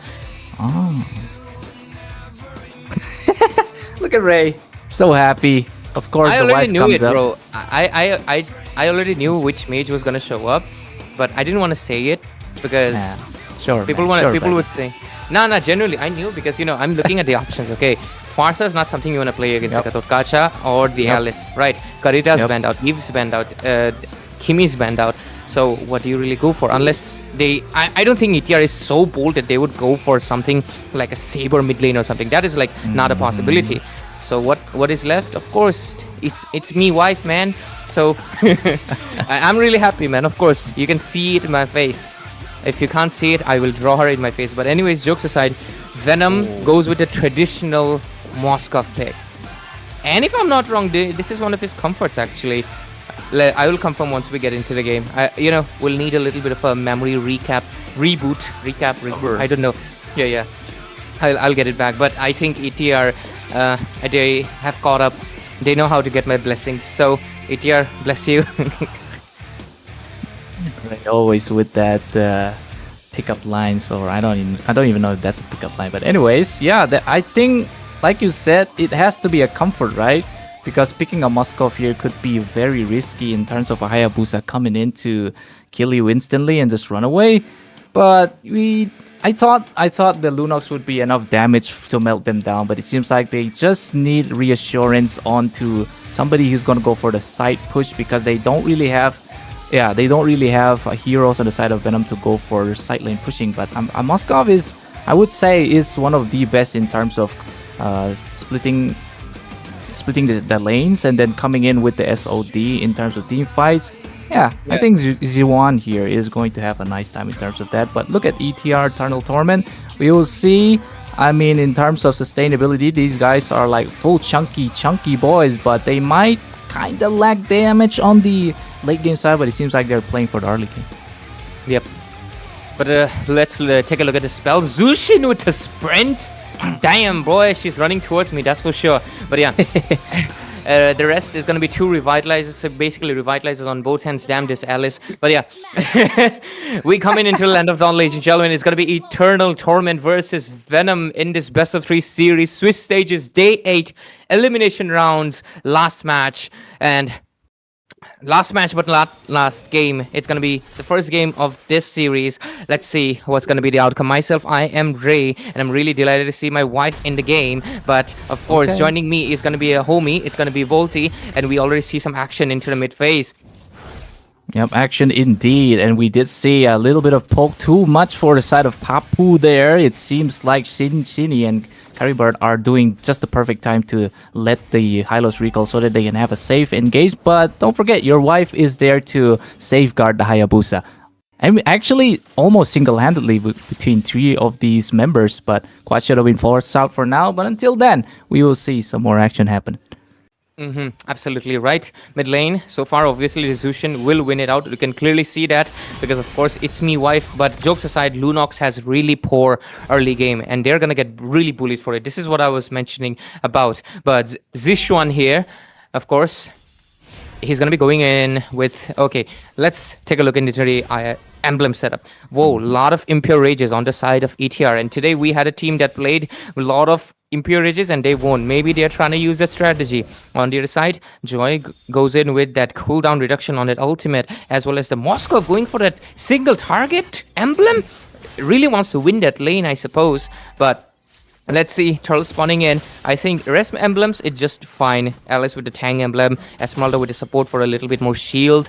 I think everything is fine, right? Nothing out of the ordinary. Hayabusa goes in with the War Cry to get that 8% damage bonus when you cast those skills. But anyways, Turtle has spawned in. We will soon see. But look at that, mid lane. It's going to be an ultimate pop by Puni there. There's still going to be more as they chasing out. It's going to be your wife onto the chasing session onto Kaylee. Crimson Beacon being forced out as well. He pulls down Kaylee, but Kaylee going to have the enough dashes to evade the impending doom that's going to be coming for the side of Eternal Torment. And they are still fighting for more as Reaper is trying to do. Torn, Ruins comes in. Goes for the Flicker Slash, stamps and immobilizes too. Here comes the pull once again. It's going to be Crazy Papu in the midst of it all. Almost getting taken out. SOD comes in for the back line. Look at Crazy Papu. Still surviving, and Puni is going to get the first blood with that. And Eternal Torment with their Torment gets the first blood. But in terms of that, they get the second one. Indeed, Tatake would be the one to secure that. And with that, I think they can secure this turtle until the Chaos Assault comes in. Karibar takes down your wife. And more is going to be happening as Tatake still gets a double kill. 3-2-1 trade. Oh my goodness, what is going on? Because Puni is going to secure the turtle, and more is going to be happening here because this one just comes in out of nowhere, gets taken out by Renolson, and that is going to be an invasive AOG. And with that, it is time out for both of the sides with ETR having the edge. Big edge, because this has just been 3 minutes and they already have a 1,500 goal lead, 4-1. And yep, I was right. It is Renaissance on that goal lane. So the X-Borg, my theory held correct. And on the other side, though, Zishuan, I think that was really unnecessarily aggressive. he did not need to go there. He doesn't have enough damage to really provide the team something right now. He needs to be a little bit behind. So I think that was kind of unnecessary from his end. Other than that, those 3 kills, it was definitely by ETR themselves, not by any throw that came in from Venom's side. And they're right now putting in the pressure as much as possible and trying to get the goal lead. And they also got the turtle, right? If I'm not mistaken. Yep, they have gotten it. So let's see how the river control goes. Tatake right now going full AOT on the side of Venom.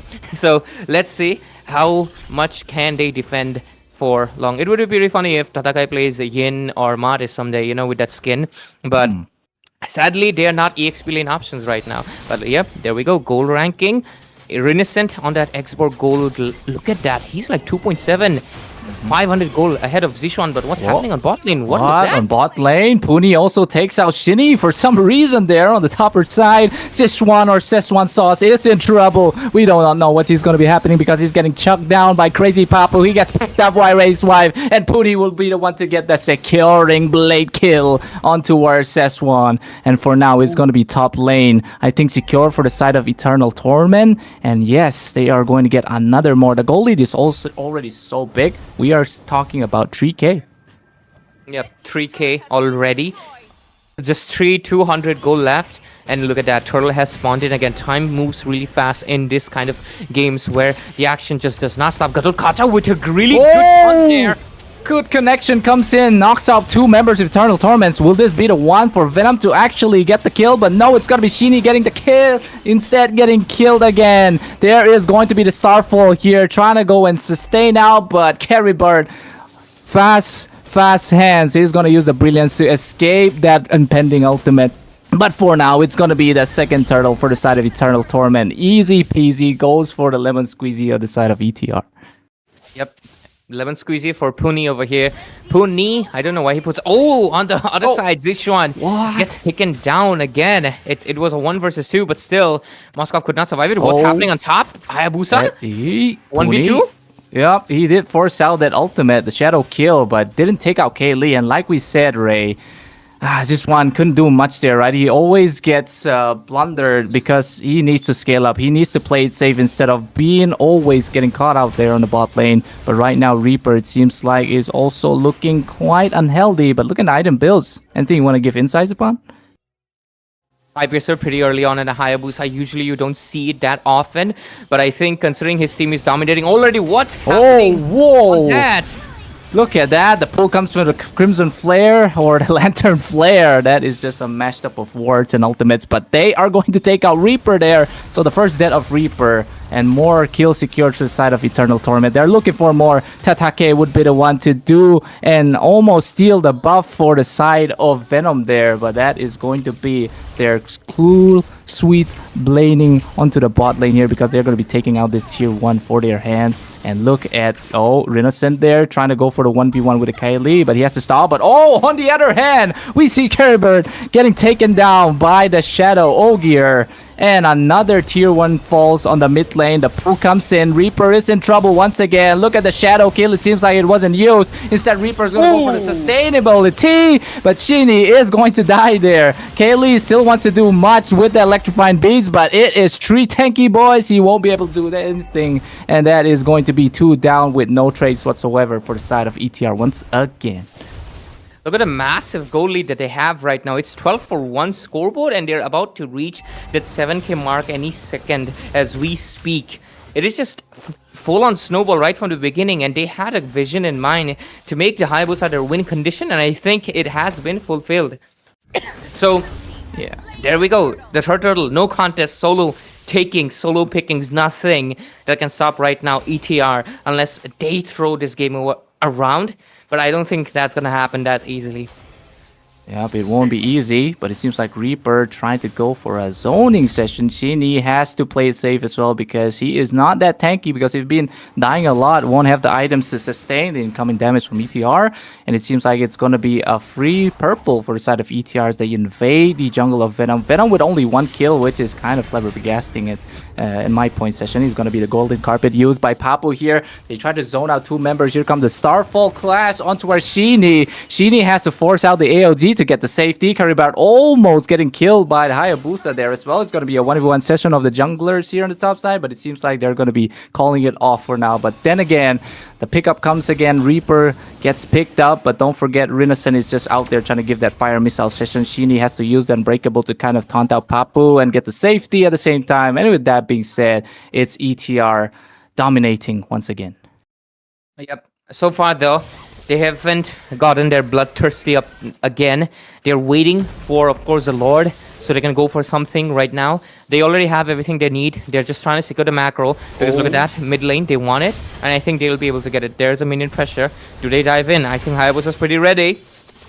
Oh, yep, it is ready. Puni is gonna go for it. His Shadow Kill almost takes out Zishuan though. Look at that. Kaylee almost getting taken out as well. Look at Sheeny in the midst of it. It's gonna be Puni getting the godlike right now. That is going to be a killing session once again on the side of ETR. They take down the roamer of Venom Esports, and they are looking for more, actually looking for turrets. It seems like the tier 2 will fall. Same with the tier on the mid side, but we do not know because Rinesen is having that Time of the Wild on the top side. Here comes Reaper once again, trying to go for the Flowing Blood. The Gordon Glorious Carpet comes in again, try to go for more kills. Puni comes in with the damage, takes out Kaylee, and more will fall in this process, but Reaper just finding enough time to escape those deaths will be the saving grace for Venom Esports. But for how long? That's the problem, because the Lord has already spawned.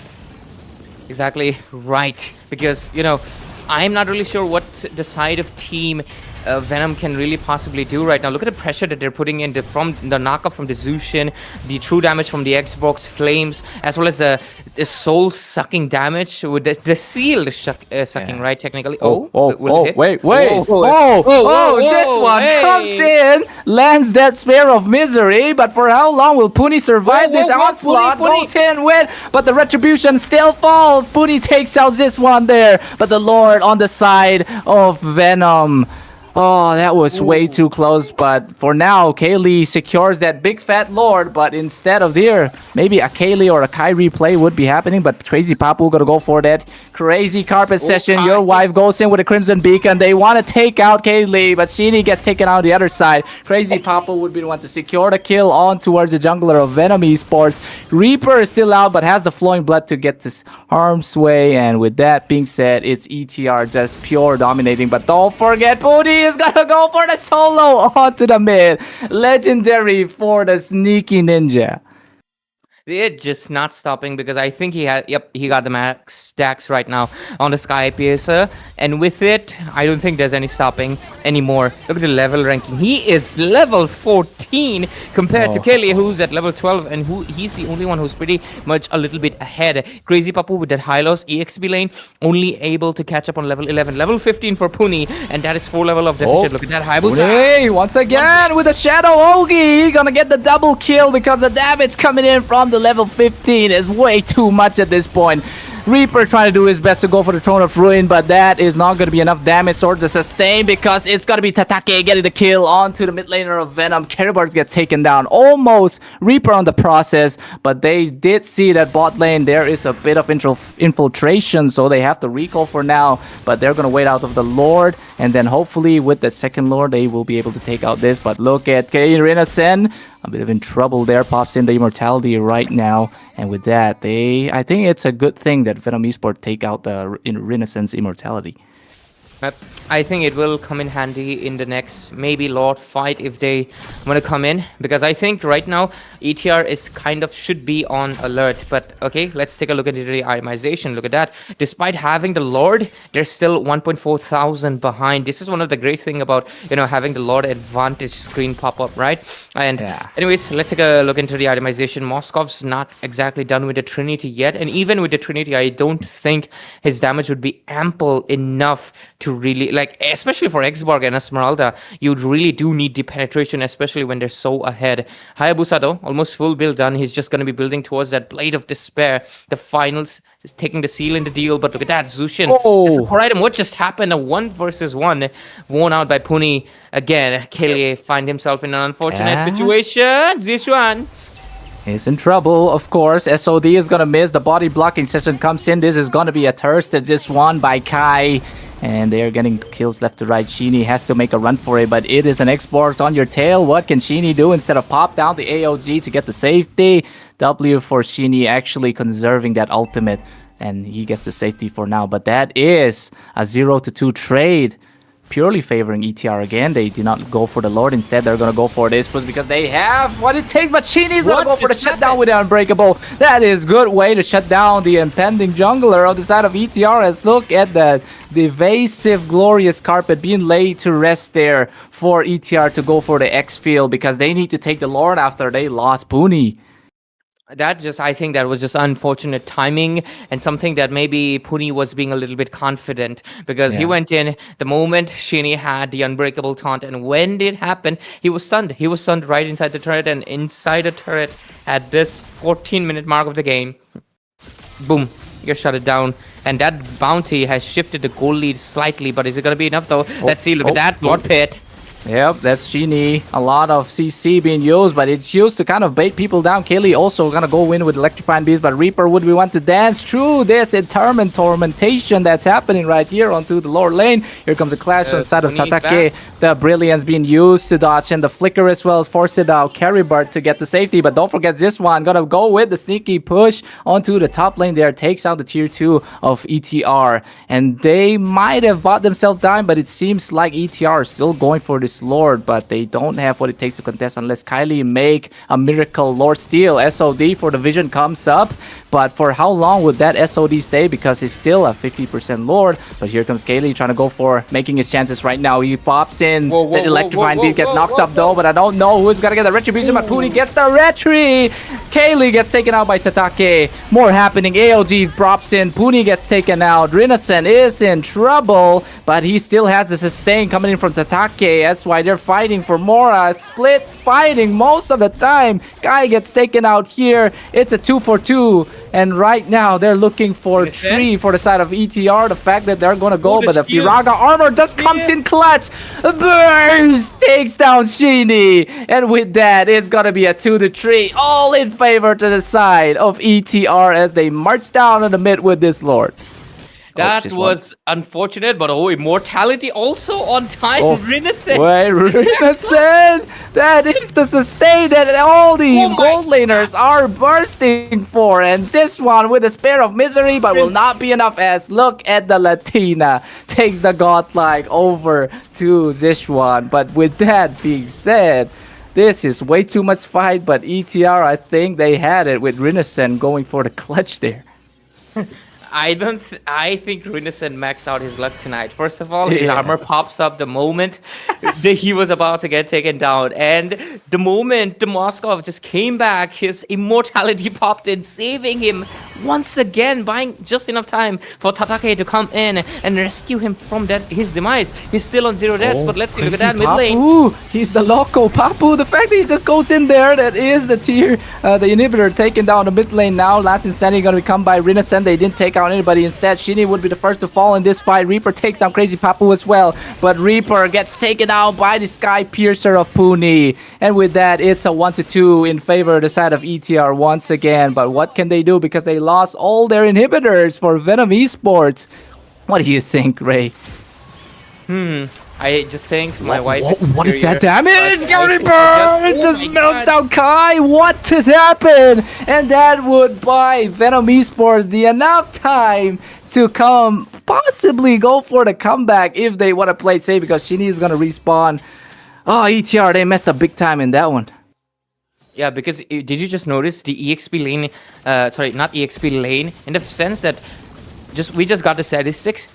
The side of ETR is actually behind on EXP right now, because the side of Venom is actually catching up. They're about to get level 15, and soon they're going to be having that maximum max bills. And when that happens, Alice scales up really well late. Moskov, it's self-explanatory. And then you even have the Lunox, one of the strongest mages in the late game. A really nasty burst. And I think that is kind of spelling trouble right now, despite the fact that ETR had been playing an absolutely disgustingly snowball game until that 14-minute mark. Slowly but surely, Venom has been catching up, and Caribou just got the Holy Crystal, amplifying his damage no. twice because Holy Crystal, it gives you double the magic. But what's happening? Zishuan getting caught alone on the top lane. One, he is using the SOD, but will it be enough? The innocent Firaga armor pops, so that is gonna buy this one the time and the escape that he needs to get out of that. Here comes the shadow kill once again, gonna go and latch onto Kaylee, but not enough damage. The fact that Kaylee already has the blood wings there, didn't even pop the blood wings, so Caribard uses the brilliance to escape that grabs of the Hayabusa. So this is good. Rinison has to force the recall, but they have to look after this one as well, because the only way Venom Esports are going to win is a split push at this point. I think that's the main thing. Yeah. Because with a Moskov strategy, all you gotta do, whoa, look at it. A lone shuriken was just about to burst out Caribou because the Sky Piercer, he was lucky that the Sky Piercer was just a few hits away from getting triggered. And of course, the Brilliance also popped in at the right time. I think it's a mixed factor of luck and also really good timing. But with it, as the game progresses towards the 20-minute mark, 29-6 score, the damage is here. The damage is here from Zishuan. Yep, the damage is definitely there. Oh, sudden information! Look at the AOG coming in from Shini. They are able to take some more down. It's going to be Puni taking Shini down. It's a 1-to-1 trade right now with Jiswan. Finally have the upper hand. Gets taken up by the Lantern Flare, but it seems like Jiswan's going to fall to Tatake. Perfect time for Kai to use the Crimson Beacon to save herself. And with that, they were able to take out the marksman of Venom Esports. They're still looking for more. Kaylee gonna go for Electrifying Beast, but Tatake is so tanky right now. Won't be able to do much. Puni almost getting taken out here. But what will happen? Because look at the dancing fire of the bursting Inferno is Rinacent taking down the last mid laner of Venom Esports, Caribard. It's a 1-to-3 trade with ETR. Surely now they could take this game for themselves. Possibly, but let's see, Joy and the Alice, can they make this defense? Because the minion waves are coming in back. Reaper, Winter Crown, Clutch. Yep, I don't know if the clutch is gonna come up, but still goes for the Flicker. Throne of Ruin, just gonna be sucking out 2 members of ETR. So with that being said, that is actually one of a successful defense. Even have to force out the last Insanity by Rinacent. Okay, that's a perfect time to pop up, and for now, it seems like Venom Esports are holding by this very singular threat. And that thread is going to be their own Nexus. Crazy Papu right now just got that. Damn, I forgot the new item, man. Not the new item, the revamped Twilight Armor. It was called Chastised Pauldron. Yep, I know it, man. I know it. Chastised Pauldron. So Moskov's going to be reducing the attack speed. Okay, even Rinacent, I think he's kind of taking the damage seriously. Because we saw, right? Moskov just melted his frag armor in seconds. And you don't want it to be happening. But look at that. Full builds are popping up. I think nothing out of the ordinary here. Just going to be getting that anti-heal for the Hayabusa. But I would suggest right now going in for the Blade of Despair. Because I think his main target should just be bursting out, but at the same time I think he's dishing out considerable good amount of damage to Reaper as well, so maybe let it stay. On the other side, Moskov is full build, but I would really recommend selling that boots out for but AOG. Rinacent with the Winter Crown. Look at the SOD coming up as well as just one gonna go for that double kebab. And they are able to kind of force things out. It's going to be Brilliance Force as well. Throne of Ruin being used there, but it's going to be the Kipuni. Going to get the kill on towards Kaylee there. Perfect time for ETR to get the kill. They get one more on Caribard. It seems like this one is also going to fall, but as Kai tried to do his best to take down this one, but this one is not healing much. That is also going to be Ashini getting taken down. This one is down, and the only left is Reaper. Can Reaper pull the defense of his life? This could make his career even bloom, but I don't know because the melting session from Kai comes in, picks him up with that. But Reaper, I think this is over, but has to force out the Winter Crown for now. This still not over, but it seems like we are back on the screen for some reason, but it seems like we're gonna go and see the victory for the side of ETR. Oh wait, what? Oh, never mind. Reaper gets taken down, and that is gonna be game number 1 on the side of Eternal Torment with their abundance of dominance. Yep, sorry about that. We have our new streamer replacing for a while, so it happens, right? It happens sometimes, but we will go back to the casting desk right now, and yep, we'll go back to the casting desk. It's okay. Wait, Guys. Sarah. Yeah. It's your time. For Sarah. it is so nice. We do it twice. That kind of stuff, you know. Oh, This is funny. This is pretty funny. This is really funny. It will get updated in a while. Yep, we are back Yep, into the there we go. casting desk, and you know, it's kind of funny. Sarah, your husband just appeared again. I think he invaded the stream. I think he invaded the stream again. I think, yeah. At least once didn't appear, so I guess. Oh yeah, one did not appear at least. You know that at least that's a good thing. Oh my though. Yep, victory screen. I think the There we MVP, go. Yep, of proper course. one. Puni. Volty, go ahead. All right, then I'll just take it. I thought you were gonna take the mic, but anyways, Puni, I'll give of you the mic. course. Yep. Abundance in the kills, 17 kills, 7-10. We thought Hayabusa wouldn't. Actually, Hayabusa is supposed to be doing well because they have two very squishies on the side of Venom, and look at that. It's so saddening that Moskov Zishwan did even get one kill. It just shows that Moskov has falling down the drain of the meta too hard. Even with a Trinity build paired up with a Malefic gun, you can't do much. You just have to go for the Segway victory, but the Segway victory is not going to come because Eternal Torment, they got all their lanes covered. And with that being said, they were able to punish Venom Esports with Kaylee and Zishwan getting no kill whatsoever.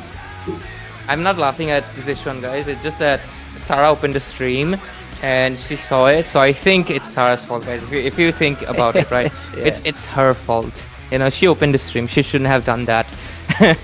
it was just a setup for us to show Sarah's husband again. But jokes aside, though, this match between Eternal Torment and Venom Esports, it was very snowbally until that 14-minute mark. But Venom had been playing that push and pull game from that 15-minute mark on, because that's where usually you slowly start getting that level 15 and 3-4 items in. And soon as they scaled up, that's when, you know, I think they were kind of hoping for a possible engage, but I think there is a little bit of dissonance happening right now, because I think they were kind of spread out, but at the same time they were kind of united. But yep, we get the head-to-head over here. Renaissance freaking Superman in this game did not die a single time. Fate was on his hand. Look at the damage taken, 223,000. That's the power of a fighter gold laner, guys. He took more damage than he dished out, and that's just basically it. But yeah, Puni will get the MVP, and of course 17 kills, a full-on snowball assassin. Joy took 111,000 damage. Damn, even with, like, that's his insanity. But oh, of course, this is my wifey, guys, not Kai. It's the Zushin. And what the hell is that? Oh, that's turret damage. Yeah, 4,000. For a second I was confused, but Ludox with 100% teamfight participation, that is insane. I think he was present always on those team fights. And yep, we get Crazy Pappu and Gatot Kacha's comparison here. You can see that actually, funny enough, Venom Esports Roamer, he was very present into a team fights with 71%, but at the same time, Crazy Pappu with a 23 assists. Basically, I think he's gonna get that assist. You know, export wingman. Yeah, he's gonna be getting that export wingman. But at the same time, Tatake also did not die a single time. 200. But what is that? 355,000. He is the absolute sandbag, and I think that's a yep. It has to be. What is that? 355,000. That is like, that is insane. He almost made a world record at this point. I don't know what's the world record holding of the most damage taken is. Probably like it is 500k. It is. Yeah. It is like really high. I've done 400k myself on a 35-minute game, Uranus. So yeah. Sure. Yeah. It was a Uranus, the older one, the stronger one. You know, it was 35 minutes game because we had a Faramis. So yeah, but yeah, that's not the point. I think this might be the highest so far in the Swiss stage, because I've not seen 355,000. That is just insanity. To be fair, this game did go to the 22 minutes, but that day we did have a, if I'm not wrong, CRK versus Venom also went to, no, it was not Venom, it was Sacred Shine. My bad. Sacred Shine actually pushed a 35-minute game. I'll go back and I'll recheck who actually, you know, who had the highest damage taken. I'll check. But if we're ready, of course, we will go straight back into the drafting phase for the game number 2, ladies and gentlemen. it can be a potential sweep with how dominating the side of team. You know, ETR, Eternal Torment is playing. Torment is what basically they face with how much damage it was being dished out. Yep, damage they dished out was so crazy. The fact that the sandbag was a record for the Swiss days, like you said. Yeah, I think Ray would go and do the analysis because that is just his forte. But right now, I think any second we will go to the draft for now. But what do Venom have to do in this next draft is to, I guess, get some respect bans coming in. But I did know that ETR also are very, like you said, the Hayabusa is way too flexible on his own jungle. So even if they're gonna go for the Hayabusa ban, he could pull up something else. Maybe a utility jungle can just surprise the entire lineup of Venom Esports. But you did see, guys, that was a total domination. Even Venom, I think the only way they're pulling, through the strings of ETR was the fact that Reaper sustained a lot, buy a lot of time for Venom Esports to, keep continuing the fights and also clear the lanes. And even that last very moment, you did see Reaper. We thought he was gonna die already. Even like this I don't know, whatever bug just happened. And then he was still alive even after we get back to the match. So this Reaper, he knows how to play that Alice for now. But here comes a drafting pick right now with, I think, Ray doing a bit of analysis on his phone. Sorry about that, I had to disappear, home emergencies. But yeah, ETR right now will get the first pick this time around. Oh, no. I think, yeah. No, sides, names are switched. Names will get switched. But switched. Yeah. Yep. Yeah. Venom will get that first pick. And the point will get, hey, it's all fine, man. It's all fine. Don't worry about it. But yeah, right now, since Venom will be getting the first pick and immediately Hayabusa ban, like, they don't even wait, bro. Like, boom, Puni, no more ninja for you. Damn, are you eating Diet Coke? No, that's just... Oh, that's not Diet Coke, bro. It's just electrolyzed. It's just a green screen, disappearing some of the parts, man. But I also have a bottle, I got a water bottle. That's it, man. I just drink water, man. Yeah. But yeah, anyways, ETR right now, since they have a 1-pointer, they can go for a clean sweep.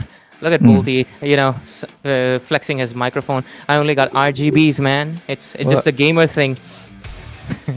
I don't have the RGB, bro. Look, it's pure black. Yep, purely blacked. I will have to get this RGB blacked as well. Just anyways, Venom, they will. Blacked means like getting it painted black, guys. And I'm not gonna paint it black. I'm gonna get a black microphone, right? So, I mean, black microphones are superior, right? Isn't it, Bolty? I mean, RGBs are nice, but this thing, like, it's actually front facing. You can see Bolty can speak from this angle, but if I speak from this angle, it doesn't come in. But yeah, enough about mics. I think the reason I'm trying to avoid the bans, not avoiding, I'm just talking about the mics, because I think the bans are really same. And I think in the previous game as well, I think the Grok and the Kalia, I was about to say Kalia, and the Lancelot was banned out, right? Yeah, they were banned out. Hayabusa's new. I think Yushinshin was also banned out. So yeah, one last ban. Yep, that one last ban. 3 assassin bans already for the side of Venom. It seems like they are trying to respect somebody for the side of ETR. That's gonna be Puni, I'm pretty sure. So for now, I just hope that the second phase of the ban will not go for a 5 assassin ban. Yeah, that would. We don't want the Kyrie moment here, guys. Nah, that's don't go full Kyrie, man. That is honestly a bad strategy, guys. I will tell you. For if you fixate on like a player too much, there are 3 possibilities and 3 things that can happen. Okay, first one, you're basically saying you're afraid, like you're intimidated or you're afraid of him, right? It creates a little bit of that mental pressure being switched because the opponents know, oh, they're scared of this guy. Second thing, if you fixate on a player too much, you're gonna leave out the others. Yes, there are power players, right? All teams get that flashy, strong player that can really carry the game, but it only happens with the combined effort of 5 people. And sometimes if you fixate on one too many, you forget the other ones. So yeah, maybe Puni will not do anything, but Renascent last game 7-0-15, and there was Hatake with I think 11-0-5 as well. Yep. So you gotta pay attention to those guys as well, because right now if you're gonna just fixate on Puni, Tatake and Innocent will pull up their comfort and power picks. So let's see what will happen. But Venom having the first pick, I think. Wow. Wow. Wow. Wow. Early. Wow. Very early, huh? Very early, Ray. So I guess it's good for you, right? You're gonna be very excited about your wife being picked there. But this time, it's not ETR, it's Venom. It's Zushin night, guys. 3 Yeah. games Zushin. Holy hell! I think this is the highest amount of times Zushin has been picked in a single day. Looks like it's a wifey husbando day today. It's not Valentine's, but hey, at least I get to see my wife thrice. You know, she looks so nice. I gotta see her thrice, maybe even more than 10,000 times. But jokes aside, Venom, that is a very early Zushin pick because honestly, I obviously know her strengths and weaknesses best myself, and I'm gonna be honest, that is very early, especially right now considering the meta. It has shifted to the dual fighter composition that ETR just did. There's an issue right here. Zushin, she has received a backlog of nerfs, right? And these nerfs make it really hard for her to carry multiple targets at once. Due to the double fighter composition, it is very easy to overwhelm the Zushin. And that's what sometimes happened in the last match as well.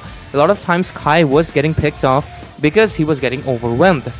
So when you pick up the Zushin really early on, you're making it easy for ETR to draft around it, counter it, right? But what is this Venom? Are they straight up copying ETR? I think they are. Yeah, it seems like. And then ETR, they go for a copycat of who was that now in the last match? It was Sheeny. Yeah, Sheeny go for the Gatot pick. Yes, they are gonna grab that Gatot. Yeah, Gatot. Talking about Gatot, I feel like Gatot is like the best roamer in this current meta. Just my personal take on that, because the fact that the Gatot Kacha has a very high win rate on because Saga, at least. Gatot can make his opponents do the Willem Dafoe meme. You know, like this one. you know that meme where he's looking up. Yeah, Willem Dafoe. If you don't know that meme, I think you are not well cultured enough. Do check that meme out. Gatot Kacha basically makes his opponent do that face. So that's the main reason he's really good. And that's why Kalia is really good, because Kalia also jump on people's faces. So basically if the hero jumps on someone, it is a really good hero. Right? I think most of the heroes that do have knock-up actually are like the top roamers right now. Because look at that, Minotaur, really strong right now. I think not a lot of teams have been picking, but the ones who are, I think like Sekis Shine, RNTX, have been utilizing it to the max. So people who jump on others are basically better in this meta. I bet a Guinevere is getting used. Yeah, a Guinevere. Usually on the roam and the jungle, most likely, but the only big Sometimes factor of a gold. Guinevere. Sometimes gold. Yeah, We've yeah, seen now a that gold you say it. Guinevere. Yeah, sometimes just a rare pair that just happens randomly. So I don't think a Guinevere will show up this match though. But anyways, ETR right now will that Yuzhong ban is actually for Reaper, if I'm not mistaken, because Reaper is a Yuzhong main. So I guess they're respecting him, knowing that this Xborg might be going to the goal lane. So they're eliminating flank heroes for the Kimi. They just want the Kimi because there's assassins gone already, so Kimi's kind of in the clear, and they just gotta take out any of the fighters that will jump in, which is most likely gonna be the Lapu Lapu next one.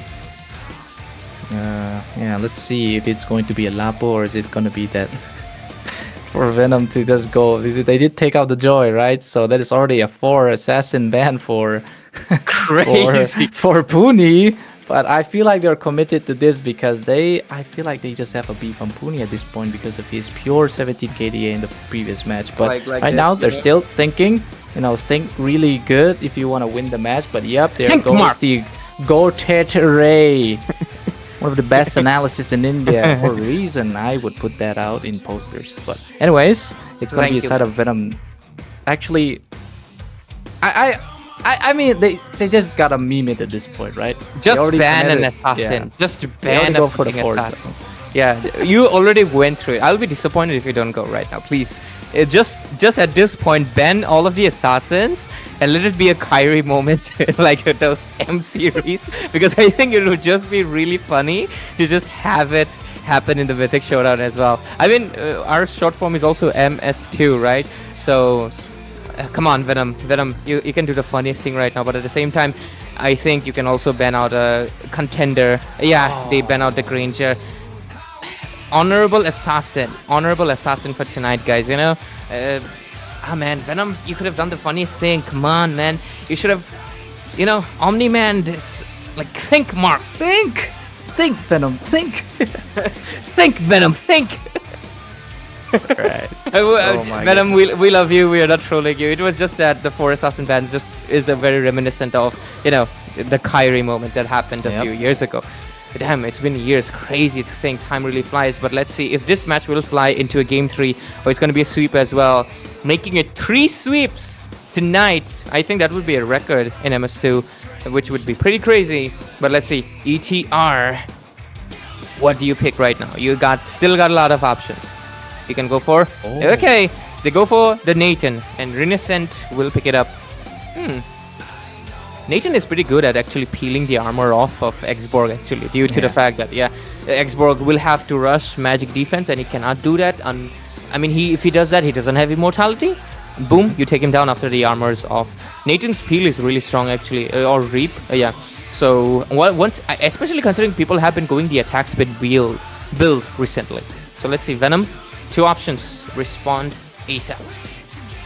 Indeed. But they are going for, I think ETR this time around, they're going for a very late game pick or late game potential, because you did see the Kimi going DPS. Of course, it's always the Kimi. They can get the, I think Sky Piercer here, because Kimi without a Sky Piercer, it doesn't feel right anymore. And Renaissance as well, it's gotta go for the Nitan, but here comes the double pick on the same time. That is going to be a gold Lunox. Yep. That is insane. This is insane, bruh. I think is that a debut? It did SATL do this? No, they did not do it. I will check again, okay? But like, this is kind of crazy. Like, what? Lunox gold lane in November 2025. That's crazy. In a match like this feels like a really last effort, like, last ditch thing. Like, they're really trying right now. They're pushing their limits, because that is a very desperate move, I'm gonna be honest, because like they're just really damn. And so ETR pulls up with that Martis, and if you've seen those Instagram reels, you know that music that plays when he's running, right, for that maniac. I think you probably know that meme. If you don't, it's fine, man. It was only famous for the Martis users. Yeah, I used to be a Martis user way back in 2018 when I was a child. And when I was I used to. I funny enough, my first hero was, I think, Martis, if I'm not mistaken. Yep. I just thought dude is like, basically, he says like he has defeated 3000 wolves, so I thought he was like a God of War kind of character. He even says it, I think. He even has a skin called God of War. So, anyways, with the draft being done, it is really mixed of combinations. Venom, last-ditch effort to make it to a game 3, and ETR going for a very snowball composition again. Can it happen? Can it not happen? We'll soon find out. But let's take a look at the spells. Revitalize on both sides, both roamers. 3 flickers for Venom, 1 sprint for ETR, and obviously Tatake. Thank you, my man. I'm so freaking tired of those Vengeance and Flicker Esmeraldas, because Esmeralda, she's a runner, and with a runner, you gotta use the sprint, man. But with the spells and everything done, wishing the best to both of these teams. Can be a sweep, can push it to a game 3. Let's see, and goddamn is Zushin not beautiful. And I guess that's just your eyes, right? Nah, bruh. You capping, bruh, if you think the Zushin is not the finest in the whole game. I prefer Lunox more, honestly. Lunox is pretty fine as well, and so is this Alice. But anyways, Bolty, take us into the game. Yep, that is gonna be the game number 2 for this switch stage of the match number 3 in this day number 8 of the Mythic Showdown Season 2. Venom wanna be onto the blue side this time. Gonna be contending if they wanna, quit this match point for ETR. Both of the jungles are gonna be doing their thing, and this is on the casting desk. Bolty and Ray to take you through this journey. Bolty, Ray Bolty, whatever you want to mention us as. But anyways, ETR is the one with the lead right now, looking for that clean sweep so they can, sleep early, or maybe, go for the scrims. But here comes the emblem setups. I'm curious to see the Lunoxes. Yep, I'm going to be going for that, master build, so to get that attack scaling. But look at that, mid lane already? Yeah, Papu is getting caught a lot in this one. He has to force out that first kill, but not still doing any more. But he's going to get thirsted down. Instantly, it's going to be Puni getting first blood. Sheenie gets taken down. One more kill for the side of Venom as they take out Sheenie as well. It's going to be Kaylee getting taken down, but Puni, the God of War, is doing something. But that is going to stop him, I think, because Reaper is going to reap the soul of the God of War. With it, pretty good start so far for both of these teams. I would say it's a 50-50 matchup. They do get the kills, but Puni getting those kills is not a good thing because that's a modest homie. He strives on getting those kills. So I think that might be a little bit of a danger right there. Kai, of course, gets a pressure because Zushin's early game is really strong, but once I think the Kimi starts getting a little bit of a scale up, Zushin is going to be the one suffering a lot. So far though, EXP lane, we see a little bit of a contention there, but early sprint use just to make sure he doesn't lose any of his HP and he can remain on the lane. I think that's a good decision, Bolty, because if he recalls right now, he might miss a few minions. Doesn't really want that. So, yep, there we go. Turtle spawned in. Can Fredrin come in with the bonk and take this turtle, or is it going to be a little bit too late? Let's see. Could be a little bit too late because Puni already has the early start. That is a Firaga armor pop for Reaper here. It seems like the Caribou going to be forcing out the Crimson Beacon to not go for Flicker pops as well. He's still picking up Kai. That is going to be Reaper down to the hands of Tatake. More is going to be happening as the Traction Pulse is going to be pulling down the Fedrin here, as I think Decimation is going to start coming up. But Sheenie gets taken out by Papu still, and it's going to be a 2-kill on the side of Eternal Torment with a free turtle, most likely, unless Caribert goes for the kill here. Puni is on 1 HP. He cannot take the turtle. I don't think they have the information. I think they don't. Yeah, Fredrin could have easily gone for this one, honestly. I think, yeah, this is why you need information on opponent jungler. I think this was a really great window for them to take it. But anyways, gold ranking, we're just going to be seeing a 1.7k gold lead being on for most of the members. Rest of the members will be on that 1.6k. So not much difference has been created yet. But level ranking wise, Caribet is level 5. And the junglers are trying to catch up. Let's see, look at that. Knockup pops in. Crazy Papu. AOG gonna be landing, not quite yet, but another AOG before the AOG. Reaper gets the kill on baby Tapu. And it's gonna be the Reaper stealing the turtle for the side of Venom Esports. At this time they have that first turtle advantage. So hopefully they can start, dwindling down as much as they can. Absolutely. So so far the Venom is trying to catch up, and I think they're doing a good job because they were at equalizing the score. And look at that, gold has slightly shifted towards them, so a little bit more push and pull this time around. But having 2 mages, I think this might be a very interesting choice of basically how the draft is, but at the same time it does make sense on paper. You want someone that can burst out Tatakai. You want someone that can burst out Crazy Papu much better. Lunox is definitely one of those heroes. But I'm curious, why didn't they go for the Herod though? Yep, Herod does get kind of busted by the Esmeralda. But I think still...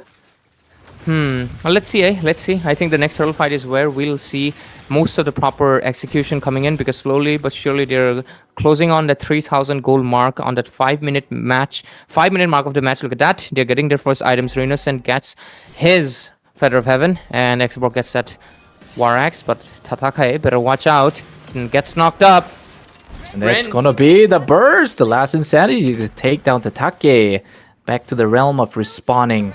And with that, it's gonna be Venom taking the tie, but this one gonna be forcing out the Chaos Assault for Renocent to force out the Flicker and the Entropy, I think. And with that being said, it's going to be a turtle spawning on 10 seconds on the top side with, just like we said, equalization on the kills, both of them with the same amount of gold, and they're just looking for this turtle skirmish. I think this might be more into the side of, Fredrin, but let's see. Okay, Intention popping in. There's more. It's gonna happen as Puni is gonna go for a decimation kill, but absolutely Sheenie is going to be evading that Puni, and it's gonna be the Karabar throwing down the Puni as well. Tatake gets a kill on Shine. It's gonna be a 1-to-1 trade on both sides right now. Reaper is still looking for a moment, but Kai also with a Praisers bonk. He didn't bonk to Kai, instead he bonked to Tatake. So that is gonna be him getting killed by Tatake, and it's the 2-for-2 trade. I think in terms of favorization, I think ETR still got the better out of it with their insane gold lead. 6-6, right? But just like you mentioned, I think they're still getting the upper edge for now. Just for now. The turtle still remains to be contested. But let's see. Look at the burst. Nathan. Innocent. He events commit, and he is gonna fall to Shini's spare as a centaur there. And that is going to be a smooth sailing, I guess, for Venom Esports to try to take down this turtle. But Kai is still out there. He had got to go for a little bit of a jetpack joyride session there, as just have to escape. And Karabar is still looking for the lantern flare to zone people out. And I think, yes, the turtle will be from the taking the side of Venom. Anyways, let's just wait out, because so far the Venom has been leveling up in this game, but ETR, I think they can still catch up, because look at that bottom lane. Tatake kind of winning it out, but let's see. Oh no, it's actually the reverse. Almost a reverse. The fact that I think Zhuan wasn't in the range anymore to go for the final Chaos Assault there. But other than that, it's just going to be usuals. There is the tier 1 already down for the side of ETR on top, as Venom are trying their best to secure this game number 3. I think so. They are trying to push in, and with a 1,000 gold lead in their hands. But I'm still like, I think ETR having Kimi and Nathan, their late game spike is a little bit stronger.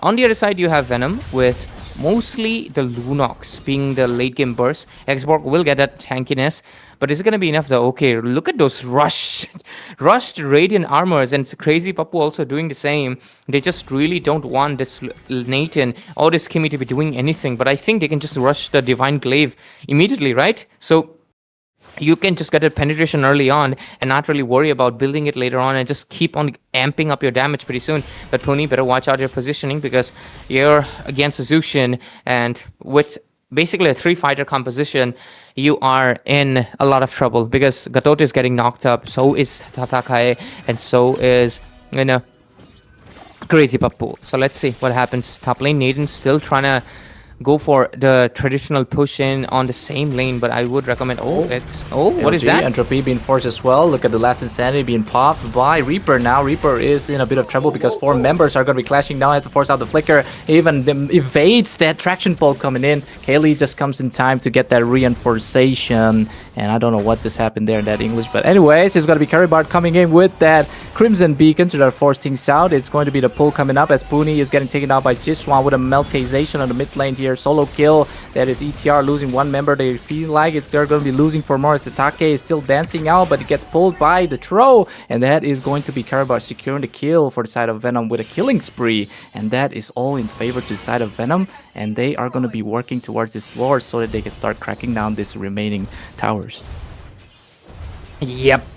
And let's see. Oh, look at those flying clouds. Boom, boom, pow. That's funny. But anyways, what just happened? Pow. Shinny gets dead, and Rinesen would almost be the one to secure the kill. Kai still gets the kill on Shinny, but here comes Crazy Papu, has to force out the AOGs. Yes, one is out. Rinesen gets the kill. Here comes Karibart here with the Lantern Flare, trying to do much, but Reaper has that secure retribution for the side of Venom Esports. That's why they were able to take out, but then they traded 2 for a Lord. Not really sure how long are they going to handle this, because 5 members of ETR are going to be farming freely in their lanes.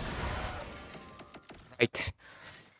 Venom's still pretty early, like ahead with the gold. Like not very ahead, 1.4k. It is still very comebackable. It is not much of a big difference. Only 1 kill board as well, a kill score difference as well. But let's take a look at it into the macro wise. You can clearly see they're kind of equal, with both of the teams having 3 of their turrets down, which is of course the first tier 1s on both ends losing it out. But okay, look at the pressure coming on Tatake. I think he can retreat, no biggie. And that Lord is kind of gonna go 2 ways, because Rinesen can melt it on seconds, and yep, he does. So unless they can get the minion pressure on the bot lane and push that down, I think they can. I don't think ETR is really pressuring, but oh, Shini, better watch out. Yep, the Glorious Private used to kind of get himself to safety, and yes, he was successful in doing so, but Tatake has to dance out of the way. Kaylee gets caught in that entropy and the traction pulse as Kai takes a kill on him. More is going to be happening as on the bot side. They're still looking for the fight. Rinocent is going to take out Reaper right here. Another Sheeny falling, a double kill for Kai, and that is 4-0 trade. It seems like Karabart is going to be one to get chased down here. He won't fall, but he's trying his best to handle 5 dudes. Talking about an NTR session for Ray here. ETR session, of course, right? You meant that? Of course. And ETR is happening. 9 for 12. Anyways, favorite genre. But 70 seconds left for the Lord. And Caribert just will get that Wishing Lantern. One of the core items, of course. I mean, Girl is carrying Wishing Lantern, so why not? Anyways, we get the item bills. Kimi. Oh, Kimi also got a... Blood wings for it. Look at that. Despite the Lord advantage, they're still behind 1,000 gold and 2,000 exp. But they did dish out good amount of tower damage, 8,000. Talking about the itemization, Holy Crystal about to be coming in for the Lunox, but does need the penetration to dish out the maximum damage. But it won't really matter. Okay, stack wise, Maris is only at 1. So I mean that's 10 stacks, right? It's basically, you can also call it 1 kill, right? So it's not looking that impactful for the Martis at least, but the Lunox getting that Holy Crystal will soon matter. Okay, Zushin also, but Zushin 0 deaths so far. Caribert, if he maintains that safe positioning, which I really, really enjoy, of course. But let's see, the Lord coming in 10 seconds. This is going to be a really important one because this time I think both of the junglers will contest. Puni is getting a little bit more area covered, but let's see. Look at the damage on Shiny. Damage is already too much for Sheeny to not sustain anymore. Has to back out, has to not get free hits on the side of ETR if they want to take this Lord, because the Lord also is going to deal a lot of HP-based damage now, which means Sheeny won't be able to sustain a lot if they want to dance through this Lord without actually taking the Lord. But right now, it's going to be on the side of Venom trying to look for stuff, but Crazy Papu almost getting a full butterfly stack, almost getting pulled up. Actually, he gets pulled up, but that's not going to be an engage for the side of Venom Esports because they know that they can waste their resources on one roamer alone because Tatake is also on the other side. But it seems like this is going to be a very long turtle dance. I mean, Lord dance. Sorry. Oh, but Zishuan just gets that Holy Crystal and Kalia as well. But look at that, Glorious Pathway. Same with the Entropy as well. The committed Entropy, actually. It's going to be Crazy Papu almost getting killed there. But that is a good session for now. But in terms of the Lord dance here, Venom Esports, they can't afford to stay in this Lord because Kaylee is losing HP very easily. Eruption plays as well. He's ready to hit the Retribution as well. Crazy Papu is going to get melted down here, it seems like, but the AOG just enough time to take out Zishuan. This guy comes in to get the meta kill, but he's going to be Reaper as well coming in to take out Crazy Papu. 1-1 trade on both sides with the Gold Laner down for the side of Venom, and as ETR, they seize this opportunity to take down the Sheeny as well. And with that being said, it will be a secured Lord for the side of ETR. I don't think Calibert can do anything at this point. I love Flying Cloud map. It's just so goofy, you know? They're just flying on top of a cloud. It's just funny. But anyways, I mean, that's why it's my favorite. It does provide like the utility to the mid lane, but into the later phase, I think it's not that important, right? Because you don't exactly need to come to the mid lane, right? So in the later phase, it does kind of become obsolete, but in the early game, it does help you. Just in case you recall or just in case you get, taken down, you can come back to your lane much faster. But anyways, 10-14 score. Venom and ETR right now going in for this contention. Lord's walking down the mid lane. Lane sync is being done from the hands of ETR, but Lunox is trying to stop it on the top lane. But let's see how far they go. But the Esmeralda is unstoppable. Will most likely take that inner turret. Oh, top lane. Brilliant's been forced out by just one now, but for how long? Because that is going to be a decimation from Puni. As the gold laner once again falls to the side of Venom Esports. They are going to take this Lord down, but they sacrifice one. A fair-to-fair trade, a soul for a soul, it seems like. Thanos thing, guys. Thanos things. Soul for soul, there's no soul stole involved here, though. But, of course, there might be a vision involved because the vision might be a clean sweep because look at the pressure. ETR. Oh. That is Reaper. Look at his Firaga armor just melted down instantly from Rinocent there. You did say that Rinocent likes to peel off the armor of anybody, actually anybody. So having that, I think Starlium side also very helped out and in terms of dealing true damage. And with that being said, Ray, what is gonna happen now? Let's get your prediction on this fight right here. I think they're just going to be waiting for a little bit while, maybe if they're patient enough and have the discipline and just fight it for the Lord. But let's see. I do think that was an angle they could have committed to. Maybe could have committed to it. But anyways, Zushin's almost pretty much full build. Just need to fully build that Clock of Destiny. Lunox is building towards a Divine Glaive, and that might help win with the penetration if it's enough. Maris though, Sky Piercer first item, because recently it did get buffed a bit. Look at the Lord advantage. They dished out around 14,000 turret damage, but EXP wise, Venom is somehow still pretty much ahead with 600. But the goal lead pretty much favoring ATR as well as the map lead, because they have chunked down all these inner turrets and they are basically going to be trying to pounce on those inhibitors ASAP. But they just gotta wait because it's pretty rocky, and be a little bit patient. And I think, yeah, they will just wait for the Lord. I think that was a good decision. Crazy Papu gets that Athena to just... We saw that, right? He survived just a few seconds to come with that AOG. And I think that really creates an impact. But there we go. Oh my god, Ray. It's actually crazy that Carrybird hasn't fallen once. My blessing, man. Yeah, I think so too now. Respect. But it seems like there's going to be a fight here. Reaper is going to get reaped out of his Firaga armor. Almost 50% Firaga armor gone. That is going to need itself for the region to regen back the lost HP, because they're going to need it in this fight right now. But Siswan also is going to be handling the top lane. He is the top lane handler, but Shini is going to get caught in the midst of it all. The Revitalize being forced out as well. It's going to be the free hitting of the Renaissance here. Going to melt down, but instead it's going to be the decimation coming up from Puni. They take down Shini right now. They're going to go for more, it seems like, but the golden carpet is already wasted. So that is going to be, I think, a Lord possible for the side of ETR. Venom Esports, they have to contest for this. If not, it is a sure loss for them. And with that, they also lost this one in the process. They shouldn't take this anymore. I think Zishuan was not prepared. He just got bursted. Yeah. Like, I think he thought he could... I mean, clearly, look at the ultimate. I think he thought he could use a brilliance at the last split second, but maybe it was just not fast enough. But look at that, AOG popping in. That is Kaylee getting caught in the funnel bits of the AOG. The Appraiser's bong, but not enough time for Kai to get the Sky Piercer. Shuts down the Appraiser's raft. And with that being said, that is 2 down for the side of Venom Esports, as ETR, they're looking for the comeback session. I just told you, right? Like, the burst from the Kimi as well as the Sky Piercer is just so insane.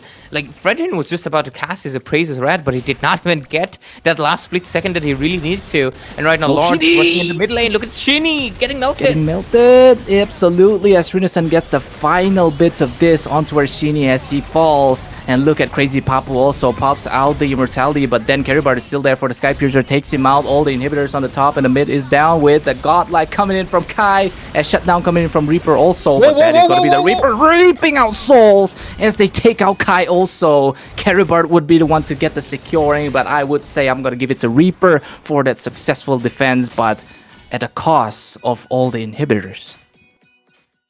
And that was pretty close. I think Reaper's pull in, and Zushin's knockup just really came in clutch right there. They were able to get the 2 of the targets right inside turret, and that damage just really pushed them back.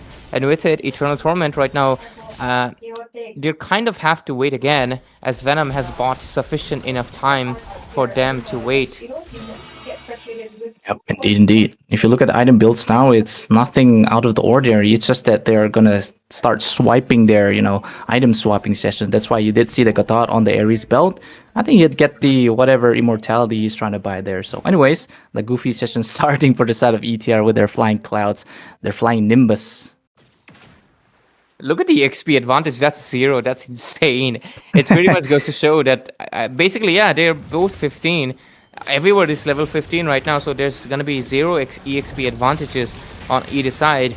So it's going to be going to that 20-minute mark, and lane pressure is going to be the main thing that right now Venom has to contest for, which is going to be the fact that the minion pressure, they will have to watch out, because if they try to go for the Lord fight, it's going to be a really bad, I mean, they can lose a base, because there's Renaissance, he can easily go in for a threat push.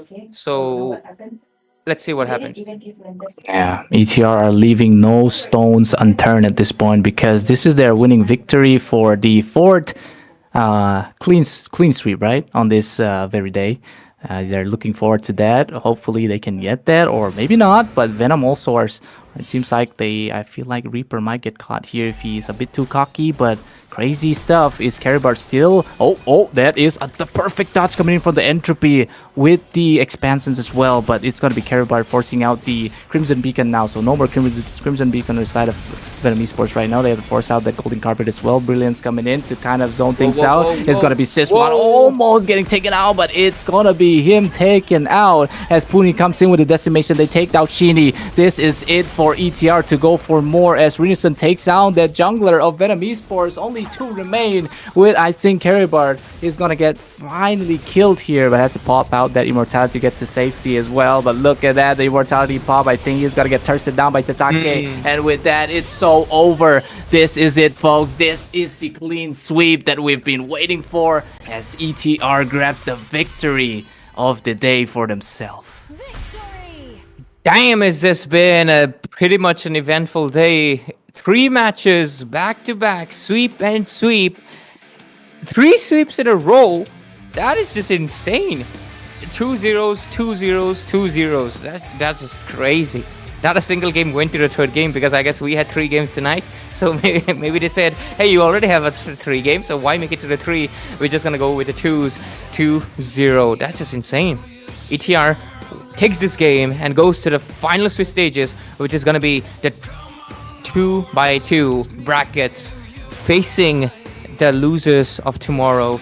Yama Esports, Takusena, and ETR both have qualified for the final stage of the Swiss stage, ladies and gentlemen, and who they face will be the teams that lose tomorrow against. Obviously, we have very stacked lineup. We have Crux. Let me just rephrase it. I remember it's SATUL, one of the teams that you're looking forward to, of course. Then there's also Noctura, Kimi and Kyle. I think all of you know that one. There's Crux, Requiem, CRQ, and then I think who else was in there? Oh yeah, EVT, Elusivity, a team that has qualified for almost every LAN event possible, and they want to get to the top 4 of this one as well. So there's just so much gonna happen in this next few days because round robin qualifiers. But what is that? 100% kill participation? Yeah, like we said, Ray, this guy doesn't leave any stones unturned. That is just insane, bro. That is just crazy because, like, yep, he's full build and all and everything. But thank you, Caribut. Love you, man, for keeping the Zushin alive till the end of the game. I mean, I don't really count that death. I mean, you had to get taken down there, but it's all good. On the other side, though, Eternal Torment. 7-1-17, 24 kills. That is just insane. How do you even do that? Even Gutboard has a 21 KDA only. That is just crazy. Bro was everywhere. Kai is damn. I'm gonna be looking forward to this guy's performance onto the next matches. But yeah, Caribut, really well done job. He actually has more gold than the Kimi. See, 14.6. Wait, does he have the highest gold? Yep, he does. Except for Renison. He has the highest gold. That's just crazy. Damn, my boy. You should have pulled out the Zushin earlier. Yeah, that's very true. I think the fact that he has the most gold was because of his 0 deaths throughout the entire thing, except for that final moment where Eternal Torment finally tormented the Zushin soul. So I think it leaves though, it doesn't leave the gap of when you die you lost out a lot of gold and EXP. Yeah. It's something like that, I think. Yeah, and when you die, when you are in a lead, you have a bounty. And when you get taken down, that bounty gets split, so you lose that gold in a way, right? Because the gold advantage you had, it basically it disappears. So I think that was something. But anyways, Renascent versus a head-to-head comparison. Lunox actually dished out more damage than Renascent. That's pretty impressive, Zishuan. So a really good job, well done right there. Teamfight participation-wise, though, the Renascent was pretty ahead. Head-to-head for the junglers, Kalie over here, a young prodigy, but of course Puni, with more experience over here, was able to get a little bit more. He also, of course, 8,000 turret damage because I think he was Yeah. the one hitting the base at the end, right? 6 Yep. kills, 4 assists. But there we go. This Caribert and Kai. Kai, I know you got the MVP, but Caribert, of course, thank you so much for performing so well on Azushin. It always warms my heart, of course. He also dished out. Oh no, he almost dished out 85,000 damage, which is almost equal to Kimi's. Pretty impressive work. And head-to-head for both of the roamers. Really great job, Shinny. I know the first game was rough, but this time around you were there for most of your team fights as well as providing the golden carpet. But of course, it all boils down to execution and who's pretty much ahead. And of course, Reaper as well, really maintaining a good KDA. 2 deaths, right? Almost identical to Tatakai over here. And he even dished out more damage, 20,000. But still, there's can only be one winner tonight, of course. Rich Guy, the carry, Sandbag, Wingman. We all get it. Renaissance, carry, and Rich Guy, he gets both. Sandbag, of course, goes to the Hylos for taking in the most amount of damage. And Crazy Pappu will, of course, get the Wingman for having 20 assists. Which is pretty crazy because the Kimi is the one with 100% team fight participation. But with it, we are done in for tonight, ladies and gentlemen, of course. And thank you so much for coming in and tuning in for this day 8 of the Swiss stages. Thank you so much. And of course, we will see you tomorrow again. It's going to be the 2-1 brackets where the winner will straight up make it to the round robin qualifiers. 3 teams tomorrow join the top 8, and 3 teams will fight the final fight with tonight's winners, which is going to be on the 23rd, the last day of the Swiss stage. So if you're excited, make sure to tune in for tomorrow. We have Elusivity, SATUL, Noctura, Crux Requiem, Yellowstone. We got all those teams tomorrow. So if you're one of those fans, make sure you tune in. And with this, ladies and gentlemen, good night, take care. We'll catch you tomorrow at the Mythic Showdown Season 2, brought to you by the one and only War Drum Games. Good night, ladies and gentlemen.